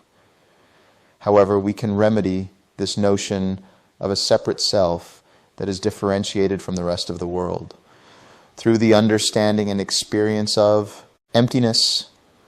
The mind abandons notions of separate beings, or the idea that there is a separate, permanent self that we are, or holds the idea that we are, or that things affect us as the self, whether they are pleasant or unpleasant. Through yoniso manasikara, proper attention, or the attention rooted in reality, one can see through the empty nature of the notion of a separate self. By understanding that what is experienced as unpleasant is conditioned, we then see it as impermanent.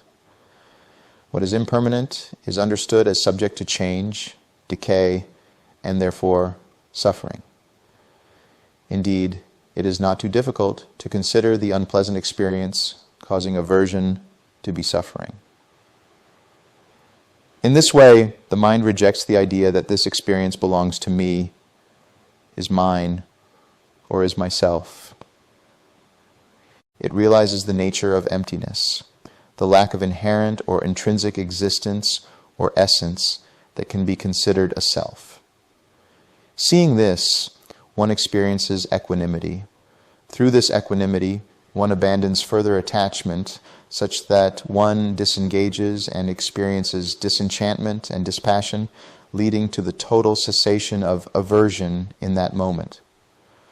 The more one realizes emptiness, the nature of all conditioned phenomena, the easier it is to abandon any aversion, even if it's in the seedling form of an underlying tendency towards aversion. Eventually one's mind rests in this emptiness, and everything is seen through dispassion and total equanimity. Ultimately, when one realizes this as a lived phenomenon in everyday living, one transcends aversion altogether, traditionally becoming what is known as an anagam, as per the sattas. Metta, or loving kindness, is the antidote to aversion. One's mind is so suffused with this genuine wish for one's own happiness and the happiness of all that it cannot help but be in a state of near-perpetual happiness. The eradication of ill will is just around the corner for one who is in loving kindness for as long as one remembers, until it becomes a dominant feature of one's mindset. Through this, what was once deemed unpleasant, even dreadful and frightening or traumatizing, is now seen through the rosy lenses of acceptance born from this metta, and one now allows the once aversive object with a smile. In this way, one remains steadfast, confident, and without fear or lack of self-worth. Instead of becoming a doormat or passive, one may still be assertive, but no longer with the aversive edginess brought on by the tension of the underlying tendency towards aversion. This underlying tendency, through right efforts, can then be seen as the first noble truth of dukkha, recognized as tension. One's undue attention and the lingering thoughts of aversion make up the second noble truth of samudaya, which one abandons. Through this relinquishment, the mind experiences relief and remains in the third noble truth of Nibbana. Having done this, one has followed the fourth noble truth of Magga, using the 6 R's to understand and transcend the underlying tendency towards aversion. The mind recognizes the underlying tendency towards aversion as the initial tension, tied to aversive thoughts, thereby understanding dukkha. Releases these thoughts and the direction of attention towards the aversion, thereby abandoning samudaya. Relaxes the tension and experiences and realizes for oneself niroda. Re-smiles in the joy of freedom from the tension and remains in that experience. Returns to loving kindness as the antidote for the aversion. Repeats whenever mind inclines towards further aversion, thus strengthening the cultivation of Magga. Dittanusaya. Ditti refers to views.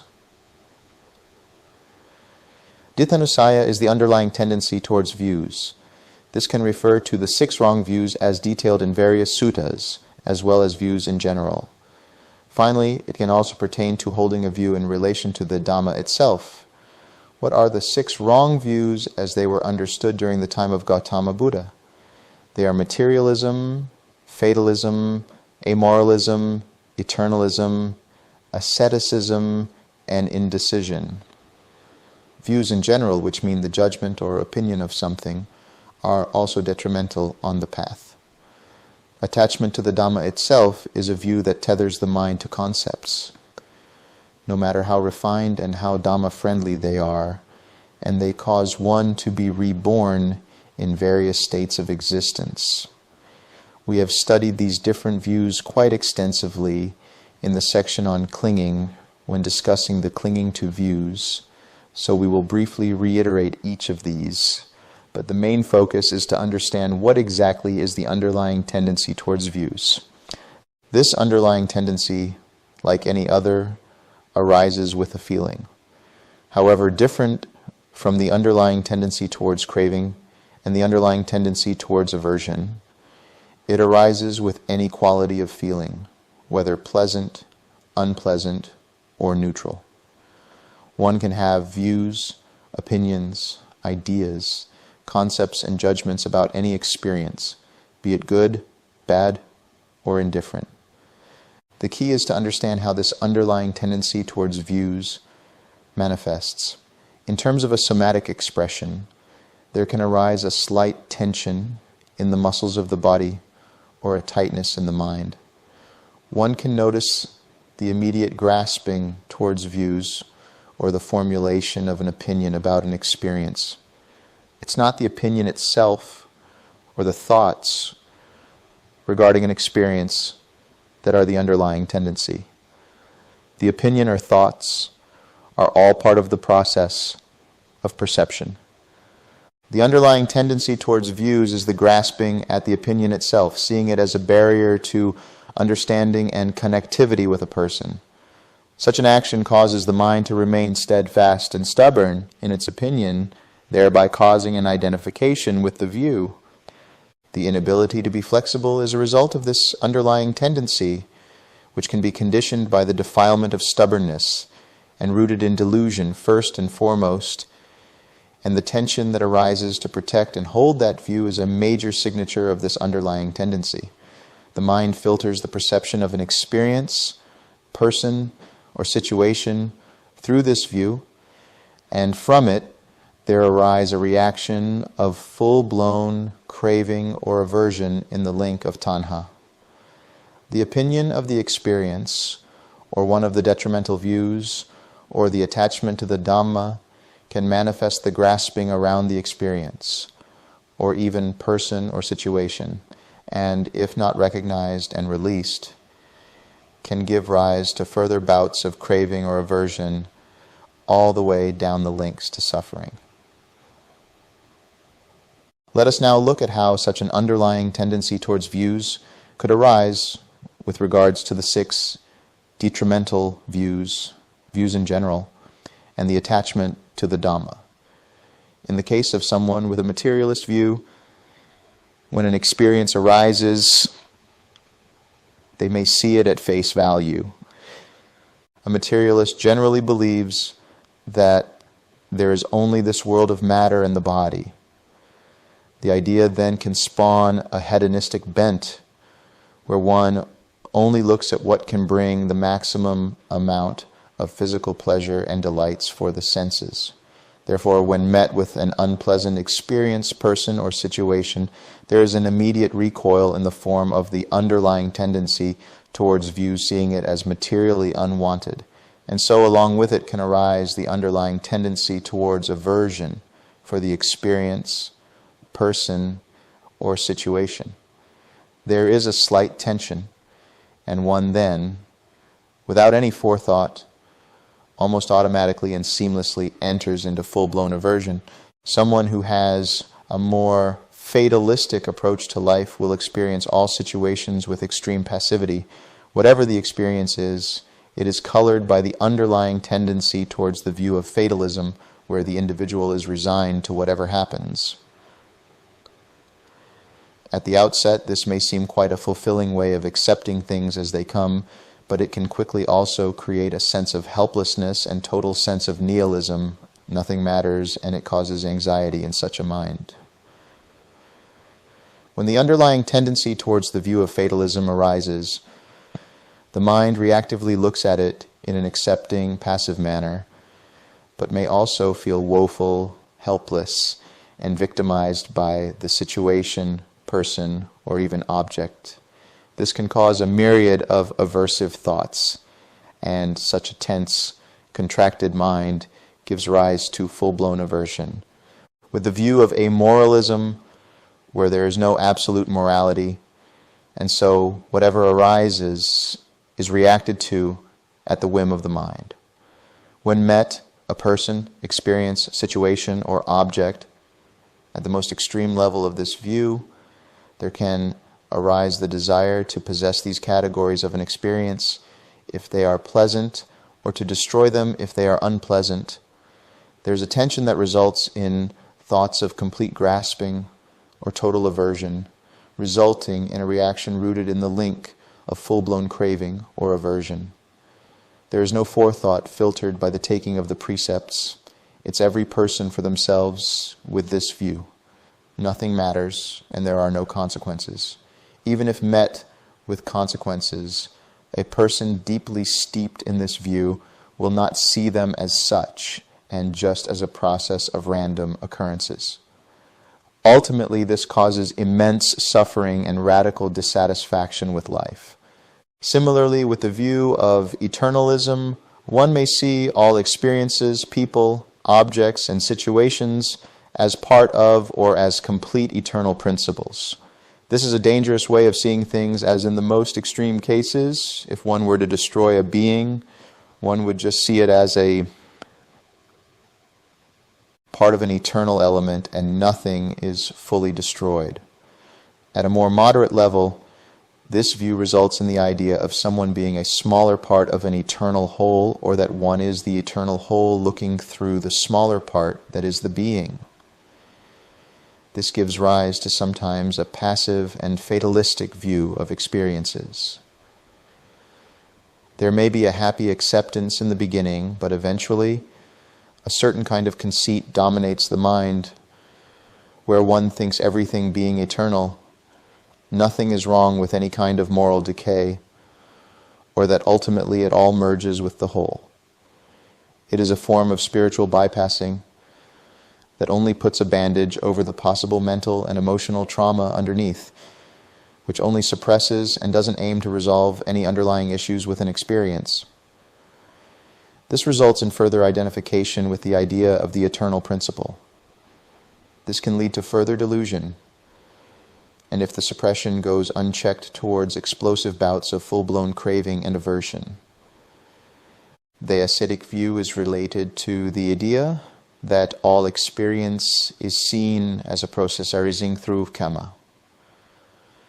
While there is validity in this idea, this can be taken to an extreme level where every single experience Encounter with a person, object, and situation is seen as something that needs to be gone through, and one must experience the suffering for it. Even further extreme than this is the idea that one must do certain rituals or ascetic practices like long fasts, perhaps self-flagellation, or living naked outdoors without food or water, to bring pain to the mind and body as a way of atoning for one's past actions. Whenever such a view is strengthened by such actions, the mind filters everything through that view.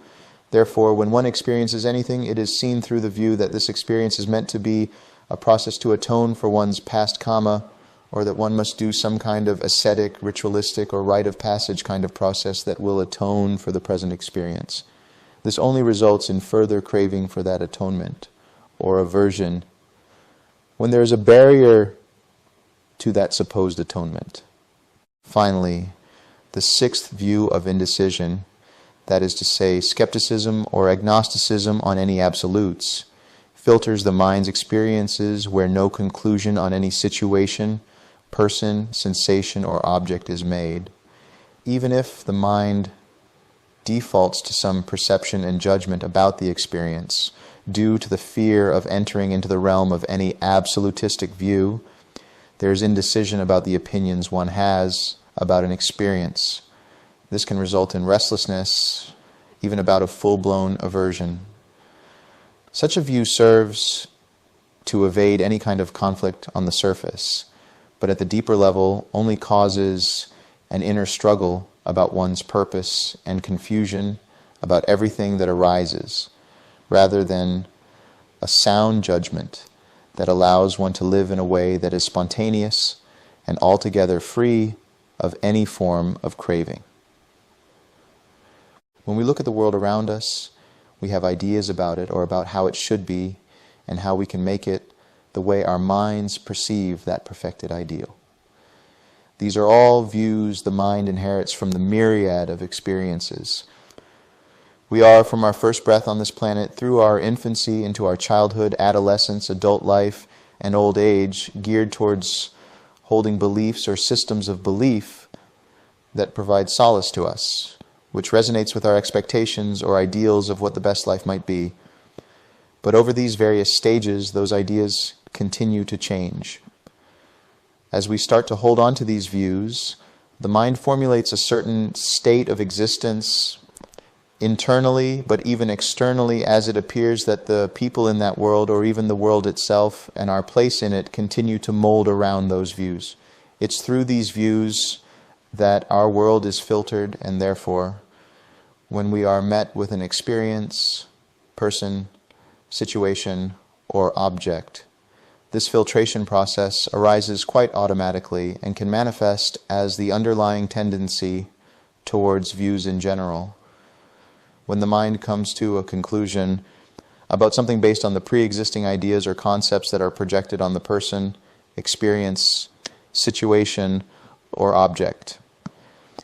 If a person doesn't subscribe to our beliefs, the underlying tendency towards views may then see the person as an aversive enemy, or at the very least, a neutral party. That is the nature of the mind that inclines towards such a view, or the underlying tendency towards that view. When we hold on to views, we also limit the possibilities that can arise, since our views in some ways quite literally make up our world.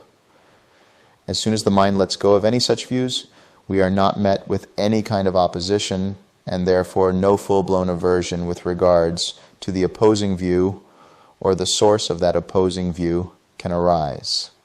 Likewise, when met with any kind of experience, person, situation, or object that corresponds or is in agreement with a view the mind holds, no craving arises in relation to it or the agreeing view.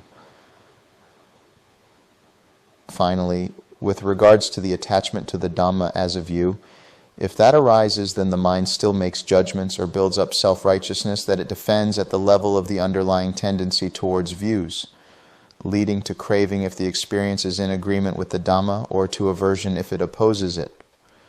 All such processes happen at the level of the underlying tendency towards views. ultimately all views are to be abandoned. When they are abandoned, the mind experiences peace, harmony, and is open to all possibilities of every moment, so that it can act spontaneously in accordance with whatever is required for every situation, which means the fullest extent of mindfulness is utilized, and therefore no craving or aversion or identification can arise, as that mindfulness is informed through proper attention rooted in the Dhamma. We will now explore how one abandons the wrong views, attachment to views in general, and attachment to the Dhamma, so that the underlying tendency towards views is extirpated. Abandoning the underlying tendency towards views through right effort. Views are a natural occurrence of the mind. They arise as a result of contact between sense bases and their objects, and the mind interprets what it experiences from that contact. Seeing this, we don't need to look at every view as a bad thing. Instead, we acknowledge that view and observe how it filters our perceptions of reality. If we notice any kind of tension arising, or more specifically, tied to that tension, we notice that our mind holds tightly to that view and defends it to the point of having aversion towards the person opposing that view. Then we see this, relax, let go, and come to a mindset that is rooted in what some would call the causal standpoint. What does this mean? In traditional Indic ideologies, there are generally three levels of reality: the material, the subtle, and the causal. The material is related to everything that essentially arises in the waking state of our consciousness. The subtle is related to our ideas, concepts, dreams, and imagination. Sometimes this is tied to the astral realms or higher realms of the jhanas. It is also related to the subconscious, while the material is more related to the conscious. The causal is the potentiality of all there is, a realm of infinite possibilities. It is related to the unconscious, where all our triggers and the formations arise. Beyond these three is the mind without craving, a Nibbanic mind, where no views take hold at all. And whatever does come from here is spontaneously arisen, dependent on what is appropriate and required for a particular situation, event, person, or object. Views come up from the causal, insofar as triggers can bring them up when made contact with, but are then made visible in the mind as filters at the subtle level, and finally become the lenses at the material level, where they come to fullness and manifest through one's intentions, verbal and bodily actions. This framework allows you to see where the views manifest most.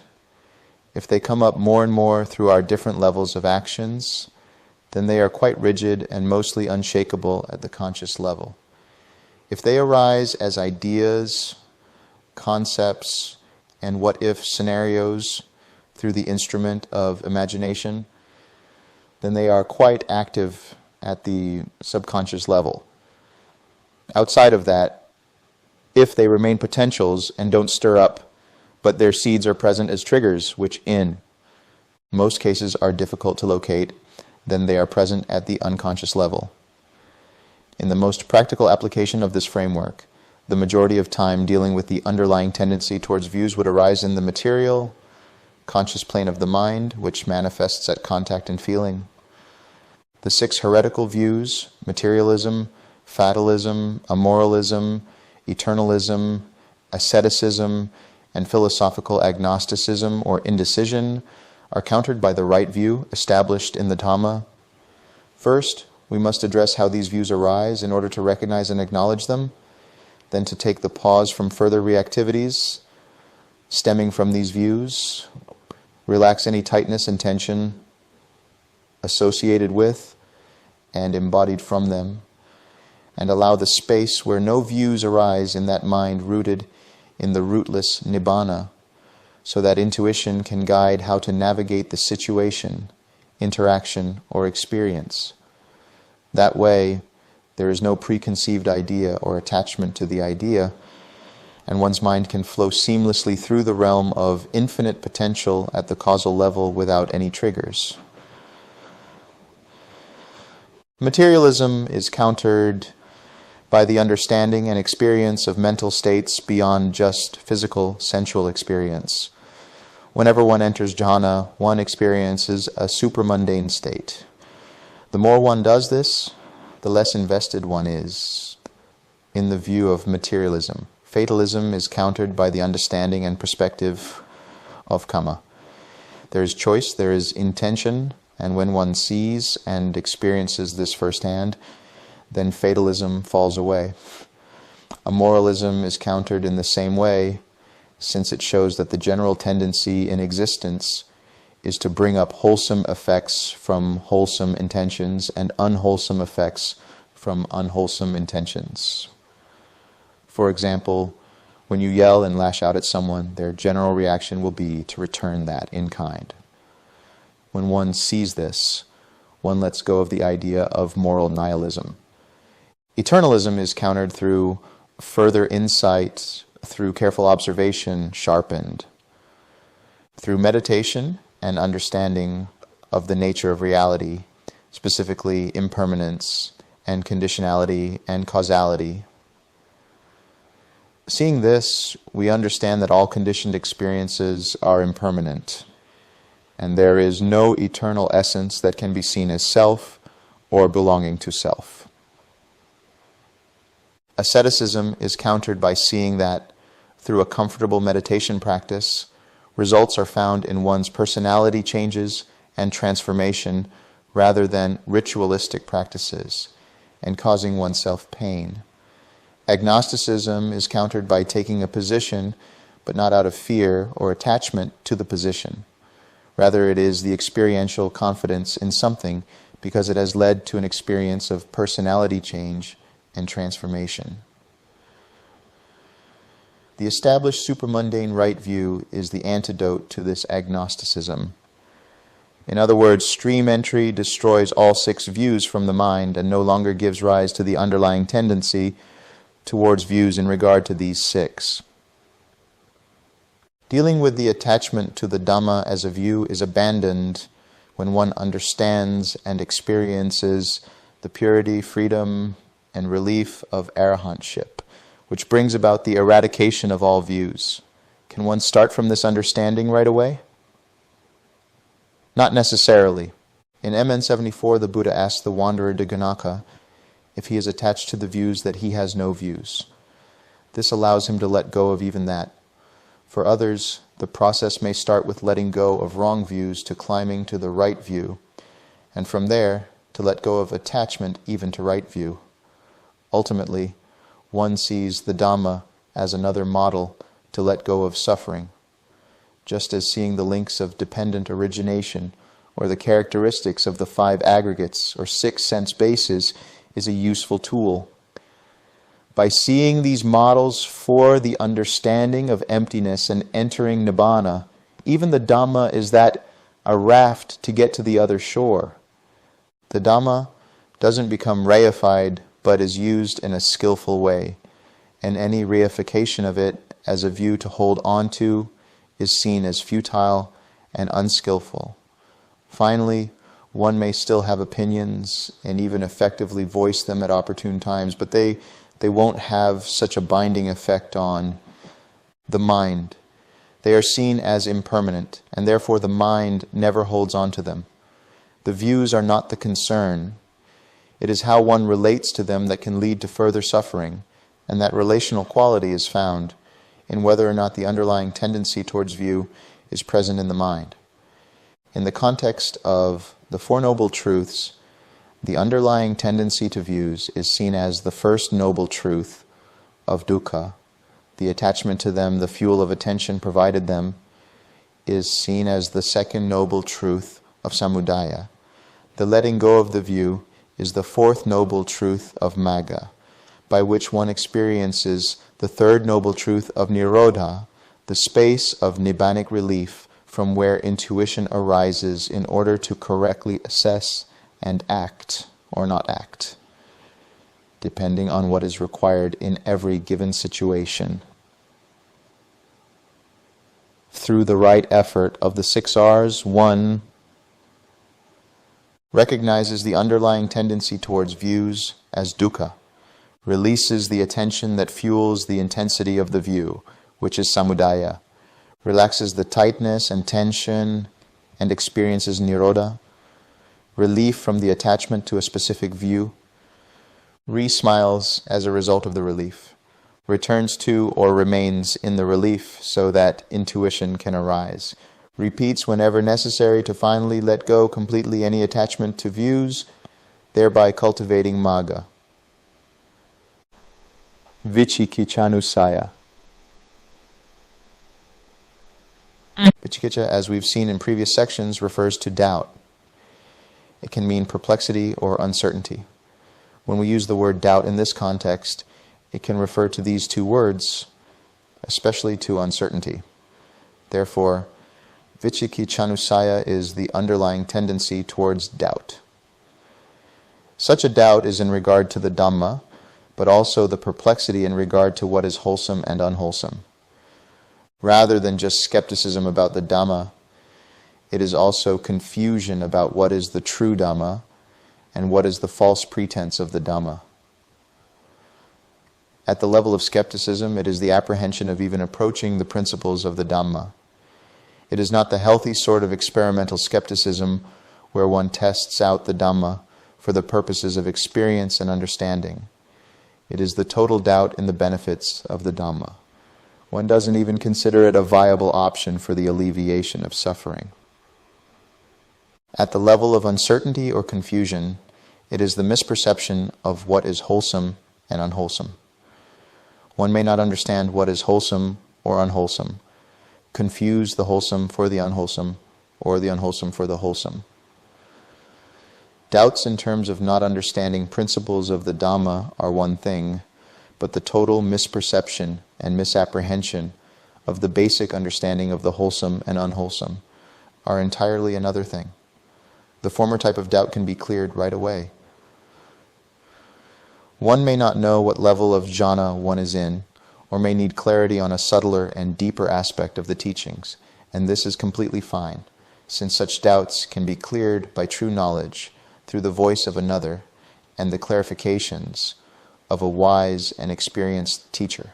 However, the confusion about the state one is in regards to it being unwholesome or wholesome is the vicikicca that we are referring to in regards to the underlying tendency towards doubt. Here, one is unable to understand the quality of an experience or one's perception of or reaction to it.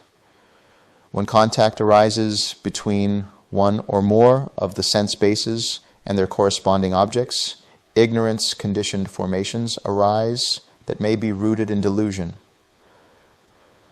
From this, the consciousness that arises may be defiled by those upakalisas that are rooted in the kalisas underlying the preceding formations.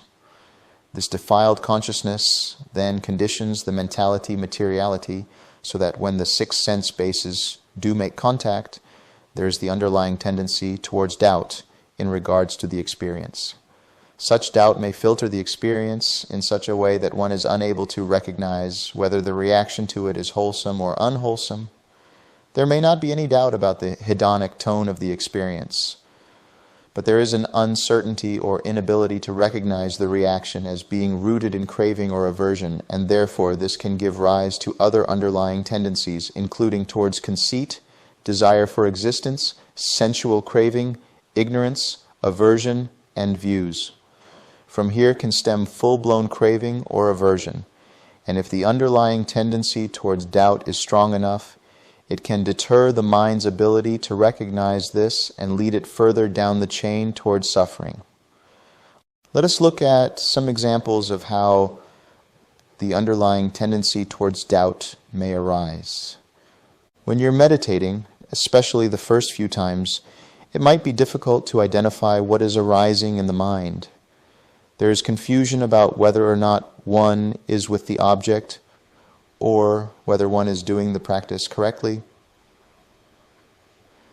there may be uncertainty about whether something is a wholesome thought or not, or a hindrance or not.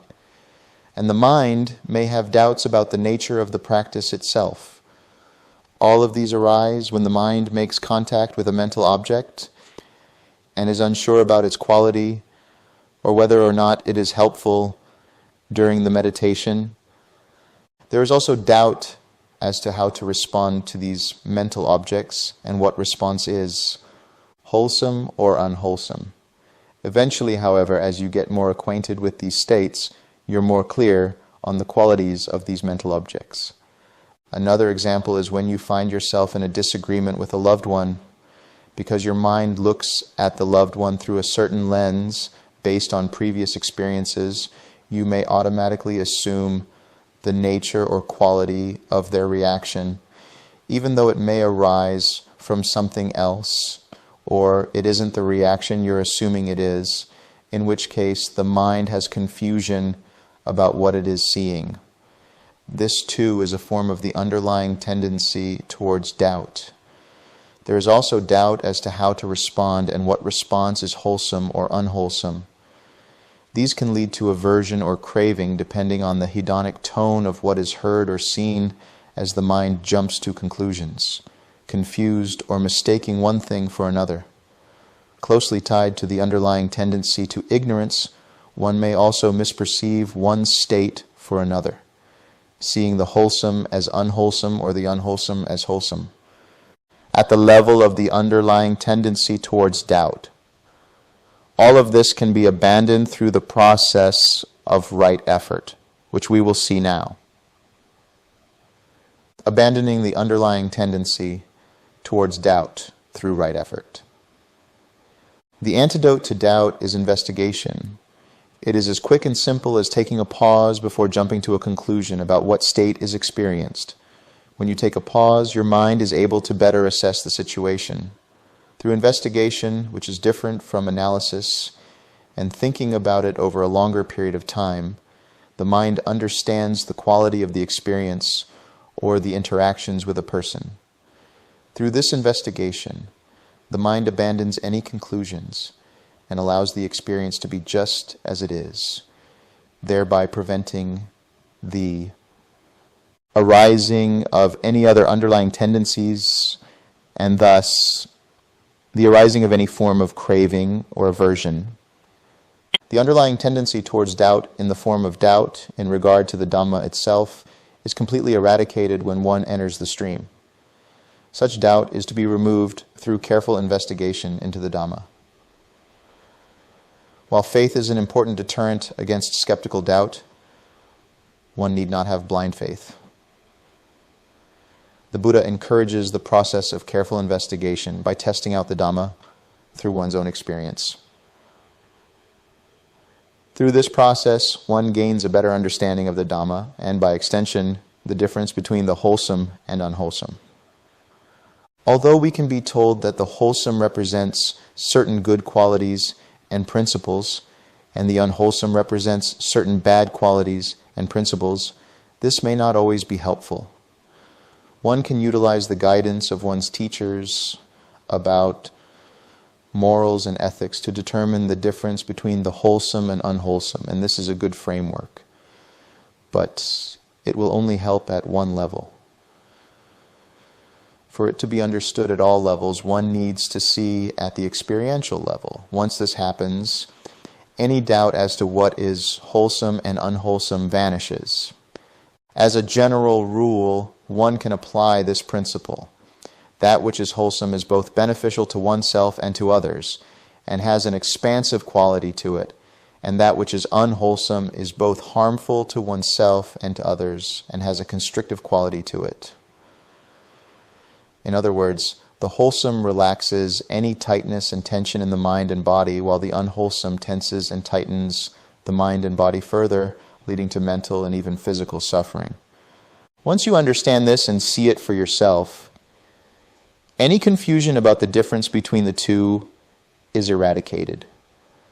Once right view is established and one enters the stream, all doubt about the Buddha, Dhamma, and Sangha is further eradicated. As MN9 states, Right view is also the understanding of the difference between the wholesome and unwholesome. The underlying tendency towards doubt is the first noble truth of dukkha. The attention to that doubt fuels it further and is the second noble truth of samudaya. One utilizes the fourth noble truth of magga to abandon the undue attention to that doubt and experience the third noble truth of niroda. Using the 6 R's, 1. Recognizes the underlying tendency towards doubt, which is the dukkha. Releases the undue attention to it, which is the samudaya. Relaxes any tightness and tension, thus experiencing niroda. Resmiles if needed, or remains in the nibbanic space, free of any craving. Returns to a wholesome object, such as a Brahma Vihara, or remains in a mind without craving. Repeats whenever the underlying tendency may arise again, thus cultivating magga. Mananusaya. Because I will teach you about craving, the ensnarer, streaming, widespread, and sticky, by which this world has been smothered and enveloped, and by which it has become a tangled skein, a knotted ball of thread, a mass of reeds and rushes, so that it does not pass beyond the plane of misery, the bad destination, the lower world, samsara. Listen and attend closely. I will speak. Yes, Bhante, those bhikkhus replied. The Blessed One said this. And what, bhikkhus, is craving? The ensnarer, streaming, widespread, and sticky, by which this world has been smothered and enveloped, and by which it has become a tangled skein, a knotted ball of thread, a mass of reeds and rushes, so that it does not pass beyond the plane of misery, the bad destination, the lower world, samsara. There are, bhikkhus, these 18 currents of craving related to the internal and 18 currents of craving related to the external. And what are the 18 currents of craving related to the internal? When there is the notion, I am, there are the notions, I am thus, I am just so, I am otherwise, I am lasting, I am evanescent, I may be thus, I may be just so, I may be otherwise, may I be thus, may I be just so, may I be otherwise, I shall be thus, I shall be just so, I shall be otherwise. These are the 18 currents of craving related to the internal. And what are the 18 currents of craving related to the external?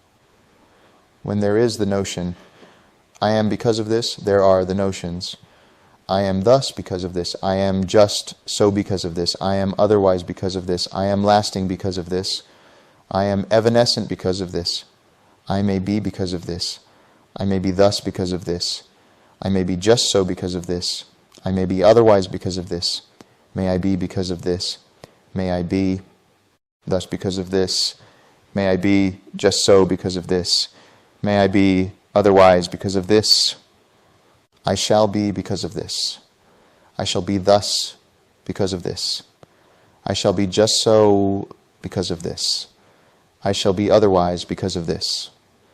These are the 18 currents of craving related to the external. Thus there are 18 currents of craving related to the internal, and 18 currents of craving related to the external. These are called the 36 currents of craving. There are 36 such currents of craving pertaining to the past, 36 pertaining to the future, and 36 pertaining to the present. So there are 108 currents of craving. This, bhikkhus, is that craving, the ensnarer, streaming, widespread, and sticky, by which this world has been smothered and enveloped, and by which it has become a tangled skein, a knotted ball of thread, a mass of reeds and rushes, so that it does not pass beyond the plane of misery, the bad destination, the lower world, samsara. And 4.99 Tanha-Sutta, Mananusaya is the underlying tendency towards conceit. Mana means to measure, and is usually translated as conceit. Through conceit, we measure our sense of self against others. considering ourselves better than, worse than, or equal to others. The Tanha-Sutta details the various ways craving arises due to conceit, totaling 108 ways in which such craving is rooted in conceit. Whenever there is a sense of a separate self, conceit measures it up against something else. This dualistic approach, or subject-object dichotomy, is the function of conceit. It is important to differentiate between conceit and personality view. Personality view is eradicated as an intellectual belief in a personal self at the point of stream entry. Conceit, however, remains ingrained in the idea of a separate self, conditioned over one's lifetime and even from previous lifetimes. Mana is the immediate reaction stemming from this sense of a separate self. Therefore, the underlying tendency towards conceit triggers reactions based on experiences. When the sense bases make contact with their corresponding objects, energy is fed back up the chain of dependent origination to the level of formations. If conditioned by ignorance, these formations can root themselves in greed, hatred, or delusion. Conceit primarily finds its roots in delusion, which views all experiences as me, mine, myself, from an intrinsic sense of self. These formations then condition the arising of consciousness, mainly defiled by the upakilesa, mental defilement of mana. This consciousness conditions the faculties of mentality materiality, so that contact, feeling, perception, intention, and attention are geared towards experiencing every event, person, interaction, or object as belonging to self, or as self in a dualistic approach of subject and object. The six sense bases become tainted by the flow of the kilesas, defilements, and upakilesas, so that when contact arises, the conceit-riddled consciousness conditions the feeling that arises. Whether pleasant, unpleasant, or neutral, this feeling is taken personally through the underlying tendency towards conceit.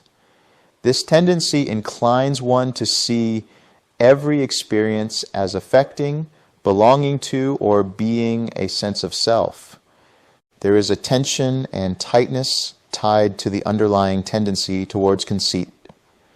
Every time the sense bases make contact with an object, and feeling arises conditioned by that contact, there can be a sense of self tied to that experience.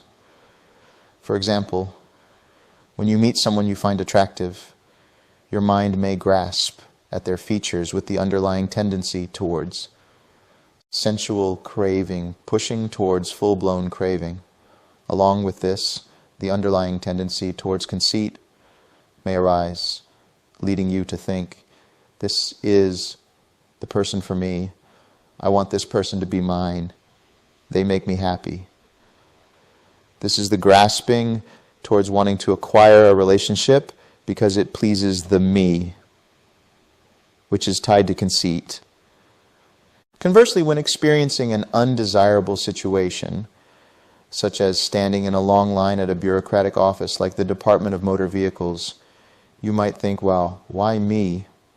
How do I get out of this situation? I hate it here. Not only is there the underlying tendency towards aversion, leading to full-blown aversion, but also the underlying tendency towards conceit, where the experience affects the me, and you feel a tensing up tied to both these underlying tendencies. Even in a neutral experience, such as listening intently to a Dhamma talk with total equanimity, there can be a sense of conceit around the talk and equanimity. There is essentially the subject, me, listening to the sound and experiencing the equanimity. As long as there is a sense of a me, separate from others as a self, there is conceit. The underlying tendency towards conceit produces and is produced by this sense of self, rooted in conceit and conditioned by it at consciousness. This bond to the fetter of conceit continues to give rise to countless rebirths. To dismantle this conceit at all levels, especially the underlying tendency towards conceit, the following processes and insights will be crucial. Abandoning the underlying tendency towards doubt through right effort. The eradication of the idea and experience of a separate sense of self leads to the destruction of conceit and, consequently, the underlying tendency towards conceit. Understanding that there is no separate self and recognizing that what arises as an experience of self is merely a projection of the mind conditioned by ignorance is essential. Ignorance, simply put, is the forgetting, ignoring, or not knowing the hidden veil obscuring the true nature of all experiences. What we call ourselves as self is a collection of various karmic imprints that coalesce into an experience in the relative world as the self. In other words, all experience, including what is currently seen as identity, is a karmic expression of past karmic causes where no absolute beginning point can be found. To find a beginning would be to find the start of one universe. Let's explore that for a moment. When you enter the cessation of perception, feeling, and consciousness, what happens? First, the mind experiences a gradual shift downwards into deeper states of quietude and stillness. Eventually, as the mental formations start to subside, the mind experiences micro-cessations, coming in and out of consciousness, but with a bright and alert mind. Then, just when you least expect, everything turns off. It may be for a moment, for a minute, or even for days if you can intentionally enter this state. This is the potentiated state of all experience. There is no sensory traffic coming in, even through to the mind. When the mind reboots, there is contact with the element of awakening, the Nibbana Dhatu. Let's set that aside and ask the question, what is it that triggers the mind to reboot and leave this state? If there was prior intention, then that's what triggered it. If it was entered into because causes and conditions fell away in an opportune way for the mind to enter, then what triggers its leaving? You could say that the potentiated Kama is what triggered the mind to arise once again. One of the major significant outcomes of this experience is the understanding that there is no underlying permanent self in any of this. Now let's look at this from the macro level. The universe contracts. This is the period in which the elements of its existence start to disintegrate and decay into a single point. This is like when the mental formations start to cease. Then there is a period when nothing happens. This is like cessation. All of the potentiated Kama of every single being and experience and all the various interactions, networks, and streams are brought into one single point. At some point, we cannot say in time as time is potentiated in all of it as well, the Kama triggers an opening leading to a new expansion period. The crux of this is, in that period of nothing happening in that single point, there is not only potentiated Kama, but also, at the micro level, what can be likened to a non-dual state. Therefore, when the universe expands again, just as the mind leaves cessation, there is now a duality. At the micro level, there is the sense of an experiencer and the experience when contact with Nibbana arises. And at the macro level, there is one particle that arises, separate from the whole. From that trigger and that sense of duality, there is now I, me, mine, myself, in relation to the experience at the micro level, and the consciousness that emerges from that particle, fueled by craving, has a conceit of its own that sees it separate from other particles. This is conceit at its most core level. This is all to understand that conceit is just a reaction rooted in the idea of separateness. Please note, this is not necessarily stating that there is some God consciousness that emerges as the substratum of all creation and from which all arises. Instead, this God consciousness is potentiated Kama. In any case, what we are trying to understand is that this conceit is something to be abandoned by letting go of the idea of the separate self.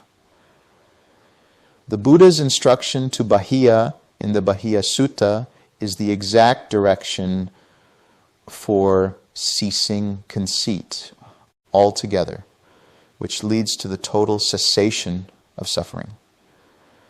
The practical instruction is to experience everything as it is, but let go of the I in relation to that experience.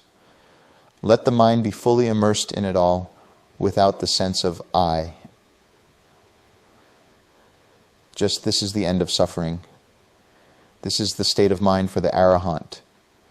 As MN1 states, and paraphrasing here, the mind of the Arahant, or a Buddha, doesn't relate to the elements, experiences, or any object in relation to itself or the I.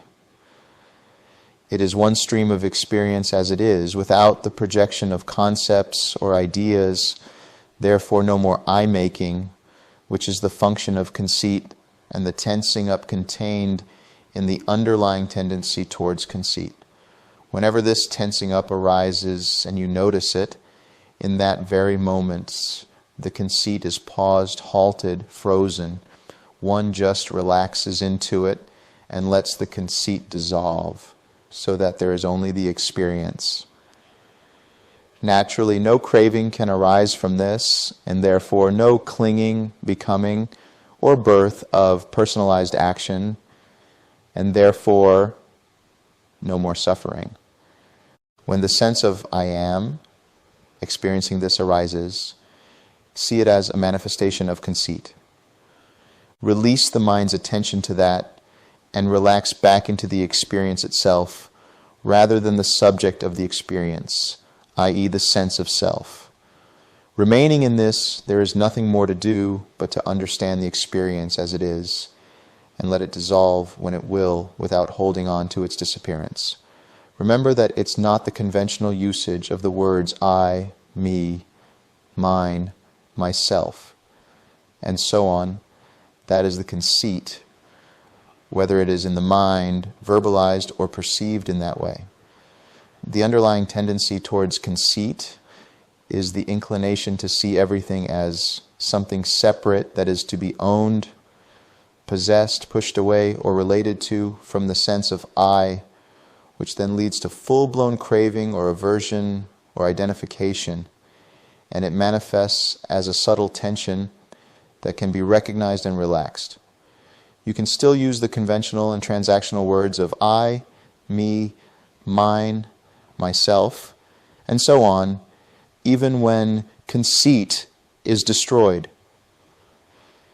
It is just that now the inclination to possess, and so on, from a sense of separate self never emerges. In the context of the Four Noble Truths, the underlying tendency towards conceit is the first noble truth of dukkha. The second noble truth of samudaya is the attention to an object from the subjective sense of a personal, separate self. The third noble truth of nirodha is the release from it and relaxing back into a state of just the experience, as experience without the karmic expression of the I. The fourth noble truth of Magga is the utilization of the Eightfold Path to come to this experience, namely, right effort, which is the heart of the path. In the context of right effort, using the 6 R's, 1 recognizes the underlying tendency towards conceit whenever the mind relates to an experience from the sense of separate self and therefore understands dukkha. Releases the attention to this sense of self and therefore abandons samudaya. Relaxes the tightness and tension associated from this sense of separation and experiences relief, and the sky mind, that is nirodha, re-smiles if required to uplift the mind, or remains in the spaciousness of the mundane Nibbana. Returns to a wholesome object or remains in the sky mind, repeats whenever necessary, therefore cultivating Magga Bhavaraganussaya. Bhavaraganussaya is the underlying tendency towards the craving for existence. Recall that raga means desire or passion for something, and bhava refers to existence or habitual tendencies. In this context, it is the inclination of the mind towards a specific existence or outcome. This particular anusaya contains the seeds of both bhavatanha, craving for existence, and vibhavatanha, craving for non-existence. Let us quickly re-examine what the craving for existence entails. On one hand, it is the craving for another state of existence, either at the macro level, a different realm or life, or at the micro level, a different experience or state of mind. Fundamentally, this is what happens because all experiences in samsara are projections of the mind.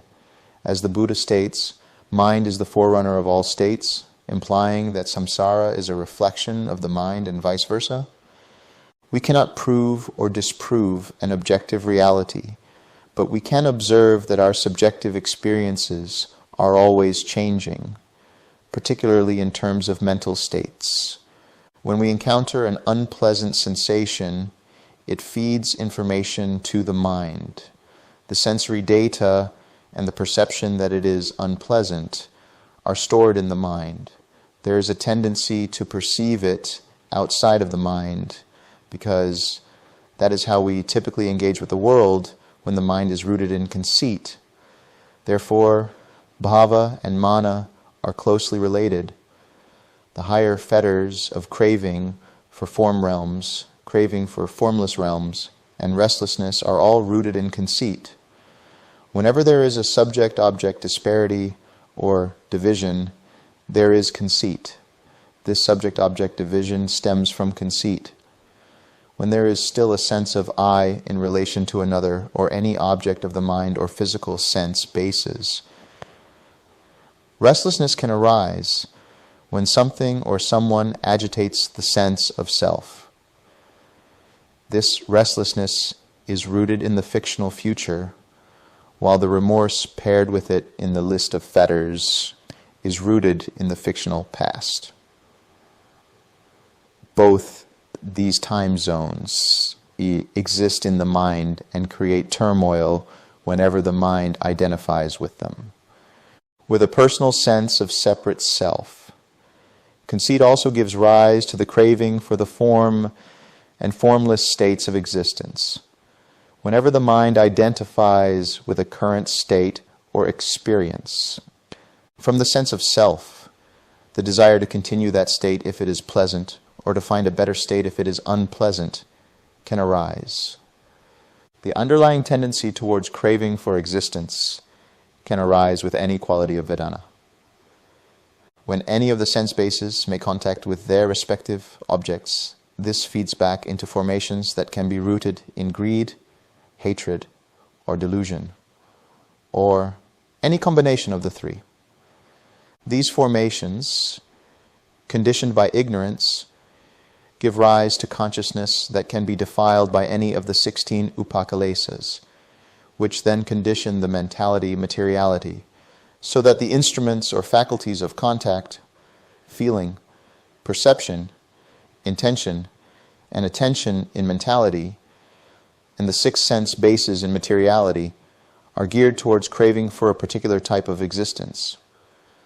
Thus, when the process of contact arises, the feeling conditioned by that contact is also conditioned by the defiled consciousness in that contact. If the experience is pleasant, the mind will want it to remain pleasant, and the craving for existence will underlie that feeling. Likewise for the unpleasant, where if the mind doesn't like it, the craving for a different existence or state will underlie that feeling. Tied to the former, there can also arise the underlying tendency towards craving, and tied to the latter, there can also arise the underlying tendency towards aversion. In tandem with this underlying tendency, There can also arise the tendencies towards views, where one may have an opinion about the experience. Ignorance, where lack of mindfulness and attention sway the mind towards further craving or aversion. Doubt, where one isn't sure of the wholesome response in relation to the experience. And conceit, where one identifies with the experience from a sense of separate self. Consider a scenario where you are meeting someone you really like and are considering developing a romantic partnership with. You're looking forward to meeting them, and here the underlying tendency towards craving for existence can arise. You're not with that person. Now, but your mind is proliferating all kinds of thoughts and imaginary situations and scenarios of what could happen on the date. There is a slight grasping and perhaps even the underlying tendency towards craving in general, leading to tension that manifests into full-blown craving, clinging, becoming, and the birth of several mental, verbal, and bodily actions leading up to the date that may cause suffering in the short term, or perhaps in the far-off future. In any case, this proliferation of obsessive thoughts is set alight by the underlying tendencies, specifically towards craving for existence. On the flip side, once you're on the date, you're having a terrible time. All your expectations are smashed by the way the conversation is going. You find you're not compatible with this person. You're now dreading your time with this person, and all hopes and ideas of a beautiful future are dashed against the rocks of a boring and uncomfortable date. Now, this unpleasant experience is making you wish you could leave or end the date as soon as possible. Here too, the underlying tendency towards craving for existence is triggered by the experience, and now the mind wants a different existence from the current state of this date. As you smile, nod, and try to be polite, in your mind you're thinking of ways to excuse yourself from the conversation and amicably end the date. Tied to this, the underlying tendency towards aversion arises. Now the mind enters into full-blown aversion and clinging, where it associates this date as a failure. From this, the habitual tendencies of aborting the date arise. The birth of action to end the date causes the other person to be curt and even insulted, and a small spat may arise. This is suffering. Abandoning the underlying tendency towards craving for existence through right effort. The underlying tendency towards craving for existence relies heavily on the movement of conceit and the belief in a personal self. Once we abandon the belief in a personal self, we are able to see through the nature of reality as an impersonal process. This belief no longer filters our perceptions or concepts, thus no longer causing us to have wrong view. However, the conceit still remains. This conceit is the basis for the craving for a certain kind of existence, because there is still a sense of separate self that is intrinsically functioning in the mind as an image-making process of me, mine, myself, and the world that is out there, which results in a dichotomy of subject and object. The object is the state of existence, the I, or the subject is in, which the mind takes as either pleasant, unpleasant, or neutral. If it is pleasant, the mind sees it as something pleasing to the me, and if it is unpleasant, the mind sees it as something displeasing to the me. If it is neutral, the mind identifies it as mine or even myself. The collapse of conceit is the direct destruction of the craving for existence. To destroy conceit, the beginning of that is to understand impermanence. Impermanence, or anicca, is the nature of all conditioned phenomena. Being conditioned, such phenomena change in accordance with the changing of the conditions that gave rise to them. Anicca also means instability. The mind is always searching for stability. It is always looking for something to land upon. This is the root of conceit, an innate desire to find stability in what is an unstable reality. The key to experiencing the total destruction of conceit, and therefore the entrance into Nibbana as a living reality, is to be okay with the instability. Whenever the mind seeks stability, it will resolve to holding on to views, belief systems, and ideas until those are challenged. When challenged, the mind feels threatened, and conceit arises to grasp with all its strength to those ideas until something clicks and a new set of beliefs takes the place of the old. Now the conceit has something else defined as stable. For some, these beliefs or views are religious, spiritual, political, ecological, existential, and so on, even the view of what one is as a self. For other forms of stability, the mind seeks comfort in relationships, navigated through the conditioning of how one's caregivers showed affection and love. It may then seek the approval of others or validation from a community. It may find solace in being a leader of one's community or even just a member. It may be as simple as looking for time off for a vacation. Internally, one may seek out solace in the mind through the practice of meditation and entering the jhanas. These are all the movements of conceit, the desire to find stability, but they all stem from ignorance or the lack of mindfulness of the present moment as being unstable itself.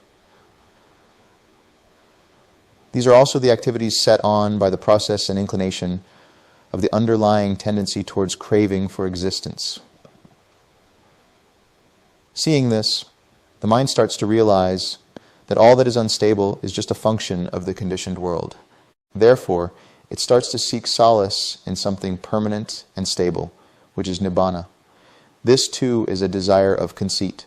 Even the Dhamma becomes something the mind finds as the ultimate solace and reifies as a thing to be sought, kept, held onto, and made into a view that is undefeatable. This conceit results in the mind seeking out that dimension of Nibbana, which is permanent and stable all the time, and one may even relish in and fight or defend the Dhamma. Therefore, the process of letting go of conceit bit by bit, which ultimately leads to the destruction of the craving for existence and its corresponding underlying tendency, is to first abandon wrong view and enter into the right view, and then let go of any attachment or identification with even that right view. One understands the desire for renewed existence as a process to be transformed into the stability of the living reality of Nibbana. This is the introduction to the Dhamma. One then makes an effort to let this go, traversing through the jhanas, allowing the mind to abandon the sensual attachments and identification with the idea of stability in the sensual experiences. One layer of craving for existence is peeled away, the seeking out for sensual states. Then as one enters into Nibbana, another layer is gone, the seeking out for higher mental states. However, there is still the subtlest layer of conceit, which is the desire to defend or relish in the view of the Dhamma itself. This is abandoned when one is able to see even the emptiness of the Dhamma. One is able to see the Dhamma as a model or a process that also arises and passes away. With this final layer of conceit abandoned, one also abandons the craving for existence and its corresponding underlying tendency. Using this understanding as a framework and referring back to the previous example of looking forward to a date, let's explore how we can recognize and transform the underlying tendency towards craving for existence into the mundane sky mind that is Nibbana. You notice that there is an antsy feeling to everything you're doing. You recognize your mind is creating all sorts of scenarios regarding the date. As you prepare for the date, your mind emanates a proliferative generation of thoughts.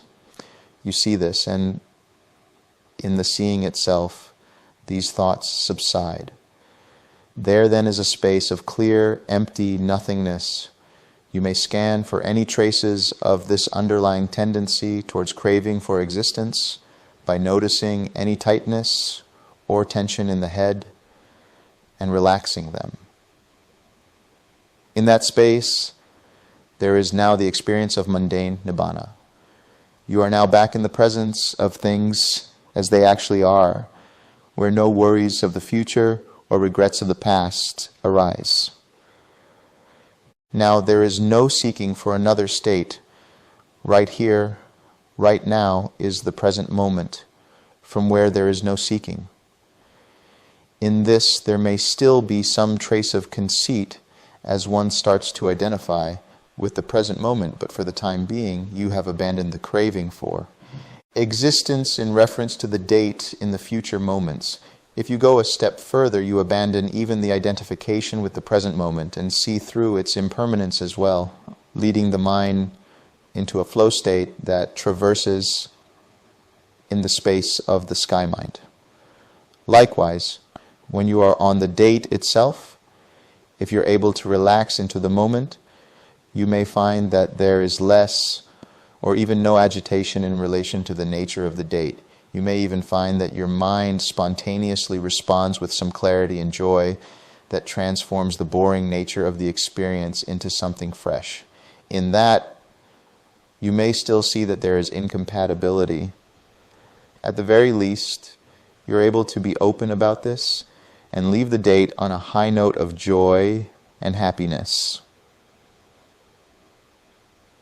From the understanding of the Four Noble Truths, we can see how to transform the underlying tendency towards craving for existence into total acceptance, where one resides as close to an unconditioned state as possible.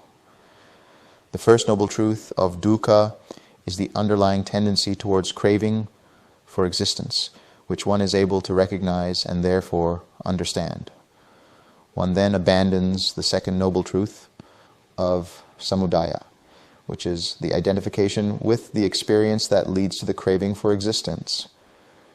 Doing so, one experiences relief in the third noble truth of nirodha, where the tension of the underlying tendency towards craving for existence is relaxed and ceased. Through this practice, one has therefore cultivated the fourth noble truth of magga. Using the 6 R's, one recognizes the underlying tendency towards craving for existence as dukkha, releases the undue attention to the underlying tendency, and disidentifies with the experience, thereby releasing conceit, which is the samudaya, relaxes the tightness and tension associated with the underlying tendency, and experiences nirodha, re-smiles to uplift the mind, returns to a wholesome object, or remains in the sky mind of mundane Nibbana, repeats whenever the tendency arises again, thus cultivating magga avijjanusaya. Avijjanusaya is the underlying tendency towards ignorance. The word avijja literally means no knowledge. This refers to the lack of knowledge of the Dhamma, specifically the Four Noble Truths. Avijja can manifest as a fetter that ties one to the cycle of birth and death, that is samsara.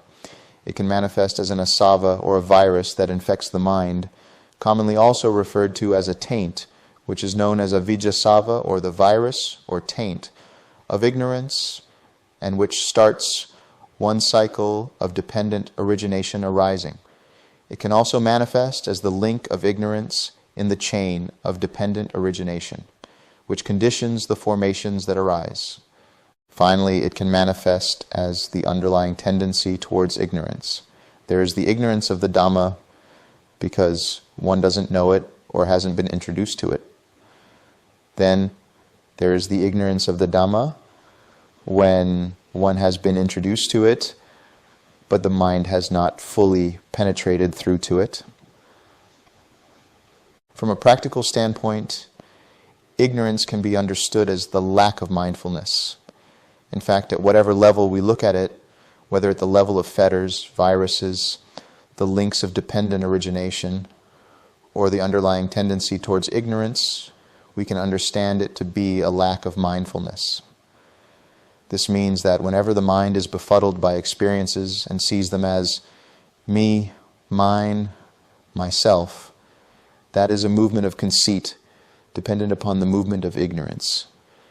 Ignorance, when the mind is unable to see through the experience as conditioned, impermanent, liable to cause suffering, and therefore to be seen as impersonal, is the mother of all the links and all of the underlying tendencies. By extension, then, the underlying tendency towards ignorance can be seen as the first underlying tendency that strikes up as tension and tightness due to the lack of mindfulness, and is what underlies every feeling, no matter if it's qualified as pleasant, unpleasant, or neutral. In tandem with this underlying tendency, every other underlying tendency can also arise, but it is the underlying tendency towards ignorance that is always present, no matter what else may arise with it. The movement of this underlying tendency is conditioned by its preceding undercurrents in the river of dependent origination. With the asavas as the fountainhead of this process, which are in turn conditioned by previous times, when the mind indulged in sensual craving, craved a particular state, or was generally lacking mindfulness and proper attention, ignorance as a link arises.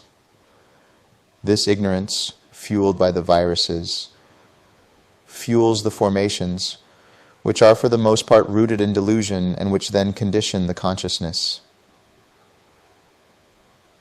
This consciousness is besmirched by one or more of the defilements that find their roots in delusion and conditions the mentality materiality. The faculties in mentality are geared towards the lack of mindfulness, so that when a sense base makes contact with its object, the corresponding sense consciousness that has been defiled moves through the mentality materiality and gives rise to contact. This contact gives rise to feeling. No matter the quality of the experience, if the mind continues to be sullied and dragged by this ignorance, then the almost automatic reaction is to identify with the experience as me, mine, myself, which is conditioned by the underlying tendency towards ignorance. This underlying tendency towards ignorance is the misperception of seeing permanence in what is impermanent, satisfaction in what is suffering, and self in what is impersonal. This inclination manifests as taking the experience personally, and the tightness and tension are projected from that micro-movement. When this happens, the other underlying tendencies can conjoin or manifest from it, leading to full-blown craving, clinging, becoming, and birth of action heading towards suffering. Say you are meditating on loving kindness. You experience a wonderful glow in your heart and feel the co-arising of joy and comfort in the body. You remain here. A hindrance arises. Your mindfulness wavers, and now your mind is on the sound of an annoying fan noisily spinning. Your mind is now filled with aversion. First, there was contact with the mental object due to contact with the auditory object. The ears made contact with the spinning fan, and the experience drew your attention to the noise. The underlying tendency towards ignorance is not the attention moving to the noise. Rather, it is the mind, having taken the wonderful experience of loving kindness and its cofactors as permanent, satisfactory, and belonging to self or as self. With this as the foundation for the experience, when that Vedana gives way to the sound of the fan, there is great displeasure. Now there is tension that arises due to that movement from this underlying tendency towards ignorance, and aversion arises propelled by the underlying tendency towards aversion. When the noise is experienced, the mind takes that to be permanent and belonging to self, or as affecting self. And of course, it is seen as unsatisfactory. This perception or misperception is the action of the underlying tendency towards ignorance that is present in the experience of the sound of the spinning fan. Through right effort, however, the mind is able to recognize the movement of ignorance and therefore regain mindfulness and proper attention, then abandon the unwholesome state of aversion, return the attention to the loving kindness, and stay there. The key, of course, is to remember to see the experience as conditioned, impermanent, therefore liable to cause suffering in its changeability, and therefore not to be seen as self or belonging to self. Abandoning the underlying tendency towards ignorance through right effort. Mindfulness is the antidote to ignorance. Mindfulness comes from the word sata, literally means remembrance or memory. It comes from the Sanskrit word samartyai. Mindfulness, as great as it sounds, and as ubiquitous as it is in its usage in today's world, doesn't really cover the essence of its origin word. To remember, to call to mind, to bring back one's awareness are better ways to describe this mindfulness. It is remembering to observe how the mind's attention moves from one object to another. Meta-awareness or metacognition may be better suited to understand what we mean by mindfulness. The mind is aware of its own movements. The mind's attention, the function of directing awareness onto a specific object, is observed. For this reason, we can also call mindfulness observation or non-judgmental observation. There are no projections of qualities onto the experience. For that reason, it is a hallmark of the mind of an arahant. Such a mind is unwavering, and when attention moves, so does the awareness of the attention. In other words, for a mind steeped in ignorance, attention wavers from the awareness of itself, such that the awareness was on the attention during collectedness, but when attention moves, the awareness dissipates. The awareness is brought back when observation of where attention is reinvigorates the awareness. This bringing together of awareness of the attention back to the attention, knowing where attention is the action of sampajanya, the knowing or comprehension that mind was no longer on its object, or, in other words, that the awareness of attention dissipated. As soon as this is in view in the mind, through this understanding, mindfulness is regained as one observes that the mind had wavered. In that moment, ignorance is given pause. Now, after a period of a few moments to a few minutes, the three are unified or collected together. Awareness, attention, and the object. This is collectedness. This attention itself, manasikara, or taking something to heart, can be sullied by ignorance, in which case it is improper attention where it isn't able to discern through investigation or Dhamma-Vicaya the three characteristics of reality, or it can be purified through wisdom or vijja or panya, where it understands and sees through the emptiness of all conditioned experience.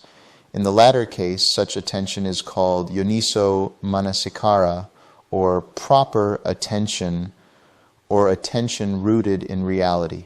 When one is able to continually refine this attention through the process of observing it, informed by clear comprehension of the movements of the mind, then that attention becomes steadied and collected around an object over a period of time that leads to the stillness of the mind. This is cessation. In that moment, the Nibbana Dhatu is revealed, and the mind makes contact with it. The more the mind makes contact with this element, the less ignorance is able to sink its claws. When the mind is fully established in Nibbana, such that there is nothing but this absolute, unconditioned experience, where there is only the experience in the experience, and no experiencer is projected onto it. It is not only the destruction of craving and suffering, but also the destruction of ignorance itself. This is facilitated by the process of right effort, where the mind recognizes, hence regains mindfulness, a distraction, or the process of making something self or as belonging to self, and therefore keeps ignorance at bay. Through unmuddied mindfulness, the mind can see and arrest the movement of the underlying tendency towards ignorance, where it sees a conditioned phenomenon as permanent and identifies with it, and thereby relax any tightness and tension emanating from it, and rest into the space of the sky mind of mundane Nibbana. Eventually, as the mind becomes more adept at doing this, more fragments of ignorance, that is, the movement of the asavas, kilesas, upakilesas, and anusayas, are stilled until they no longer arise anymore, which results in the unshakable clarity and wisdom of the awakened mind. In the context of the Four Noble Truths, the first noble truth is the dukkha of the underlying tendency towards ignorance. The second noble truth is the samudaya of the undue attention wavering towards seeing something as self or belonging to self. The third noble truth is the release from this wavering, improper attention, wherefrom one experiences nirodha. The fourth noble truth is the right effort that one utilizes to cultivate the magga, leading to the total cessation of the underlying tendency towards ignorance, using right effort through the 6 R's. 1. Recognizes the movement and tension of the underlying tendency towards ignorance as dukkha, releases the attention from taking something as self or seeing it as permanent, and therefore abandons samudaya. Relaxes into the space of the sky mind of the unconditioned and experiences nirodha. Resmiles if required to further uplift the mind. Returns to a more wholesome object or rests in the unconditioned. Repeats whenever the underlying tendency pokes its head again, thus cultivating magga. Final words on craving. If we take into account rebirth at the macro level, where there is a transfer from one life to the next, we can see that craving is what runs all the engines of samsara. It is the craving, whether in the form of grasping, repelling, or identifying, that fuels the formations rooted in greed, hatred, and delusion to arise and create a new consciousness that becomes the carrier of all the Kama from one life to the next. At an even more macro level, we can understand craving as the reason for the beginning of one cycle of expansion of a universe, when, at the previous contraction, the universe and all that is contained in it go back into a single point of potentiated Kama. It remains there for some amount of humanly measured and perceived time, even though time as an element is no longer present.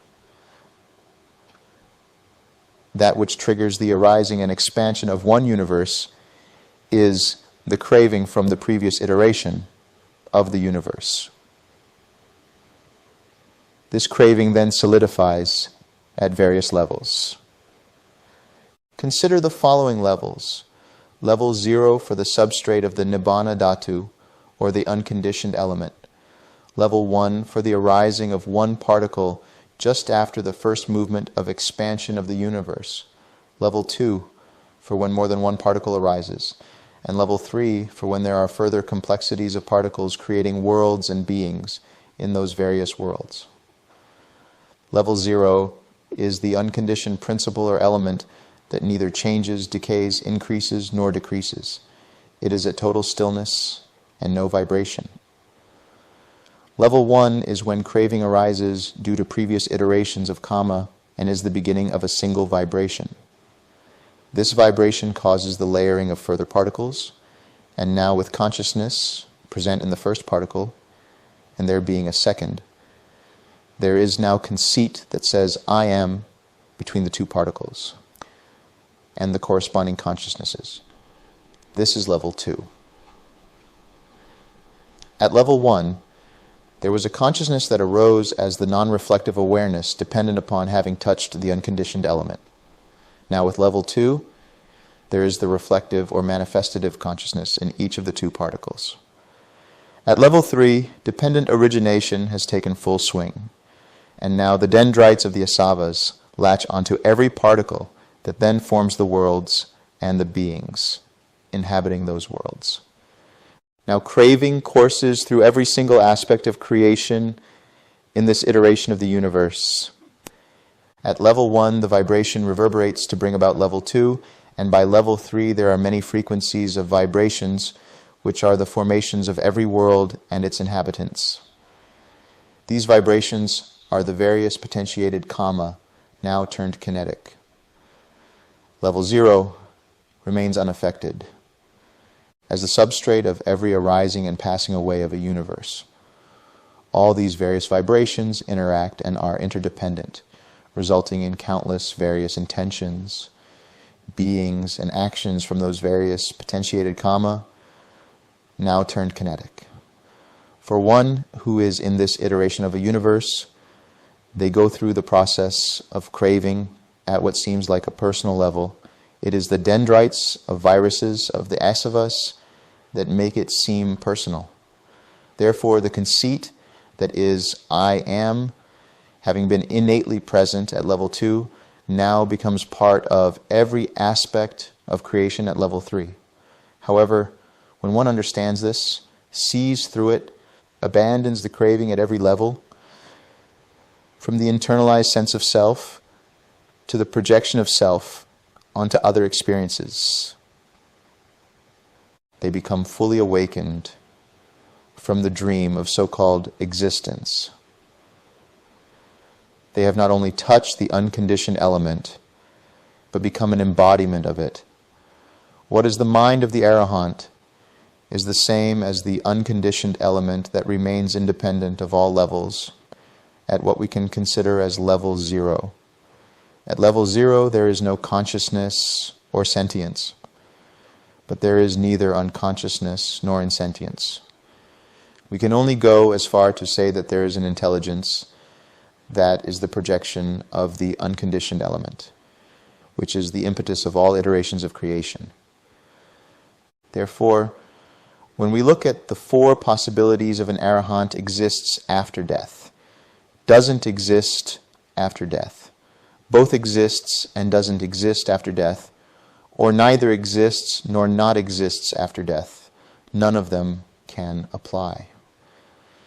The arahant no longer is a being in that their mind no longer identifies with any of the aggregates. Therefore, it cannot be said that they exist after death, because there isn't even a series of formations that bring about new consciousness to speak of, but it can't be said that they don't exist, because they are the embodiment of the unconditioned element. However, it can't be said they both exist and don't exist, or that they neither exist nor not exist, because the unconditioned element is outside the purview of existence and non-existence. One can venture to say that the unconditioned is its own element, outside of the purview of what are really the 7 elements: solidity, liquidity, gaseousness, heat, space, mind, and time. The unconditioned is without any quality, mentality, time, or shape. The mind can only interpret it as timeless, unconditioned, the absolute, and so on, but the reality is it is as undefinable as dividing a number by 0. It's not comprehensible. Suffice it to say that the arahant's mind as the unconditioned and the unconditioned in toto, outside of the purview, are one and the same. If this is the case, then that would mean one is outside the designation of the 4 possibilities for the aforementioned rationales. The Arahant is level 0, and what remains as fuel are burned out by the momentum of Kama that arises through the interactions of other vibrations until they run out and the vibrationless, as the mind of the Arahant sinks into the vibrationless, as the unconditioned substrate, just as the waves sink back into the ocean. That is why the Arahant truly sees, understands, and realizes with experience the end of the universe and limits of all notions of existence and non-existence, beset by the fuel of craving as best stated by the Buddha in Dhammapada 154. Gahakaraka dithosi punagehamna kahasi sabbate fasuka bhagga gahakutam visankharagatam chittam tanhanam khayamajaga. House builder, you are seen, you will build no more. Your rafters are broken, the roof destroyed. The mind, having gone to the unconditioned, has attained the destruction of craving. This is the end of book number 5, Craving. You may listen to all of the other books.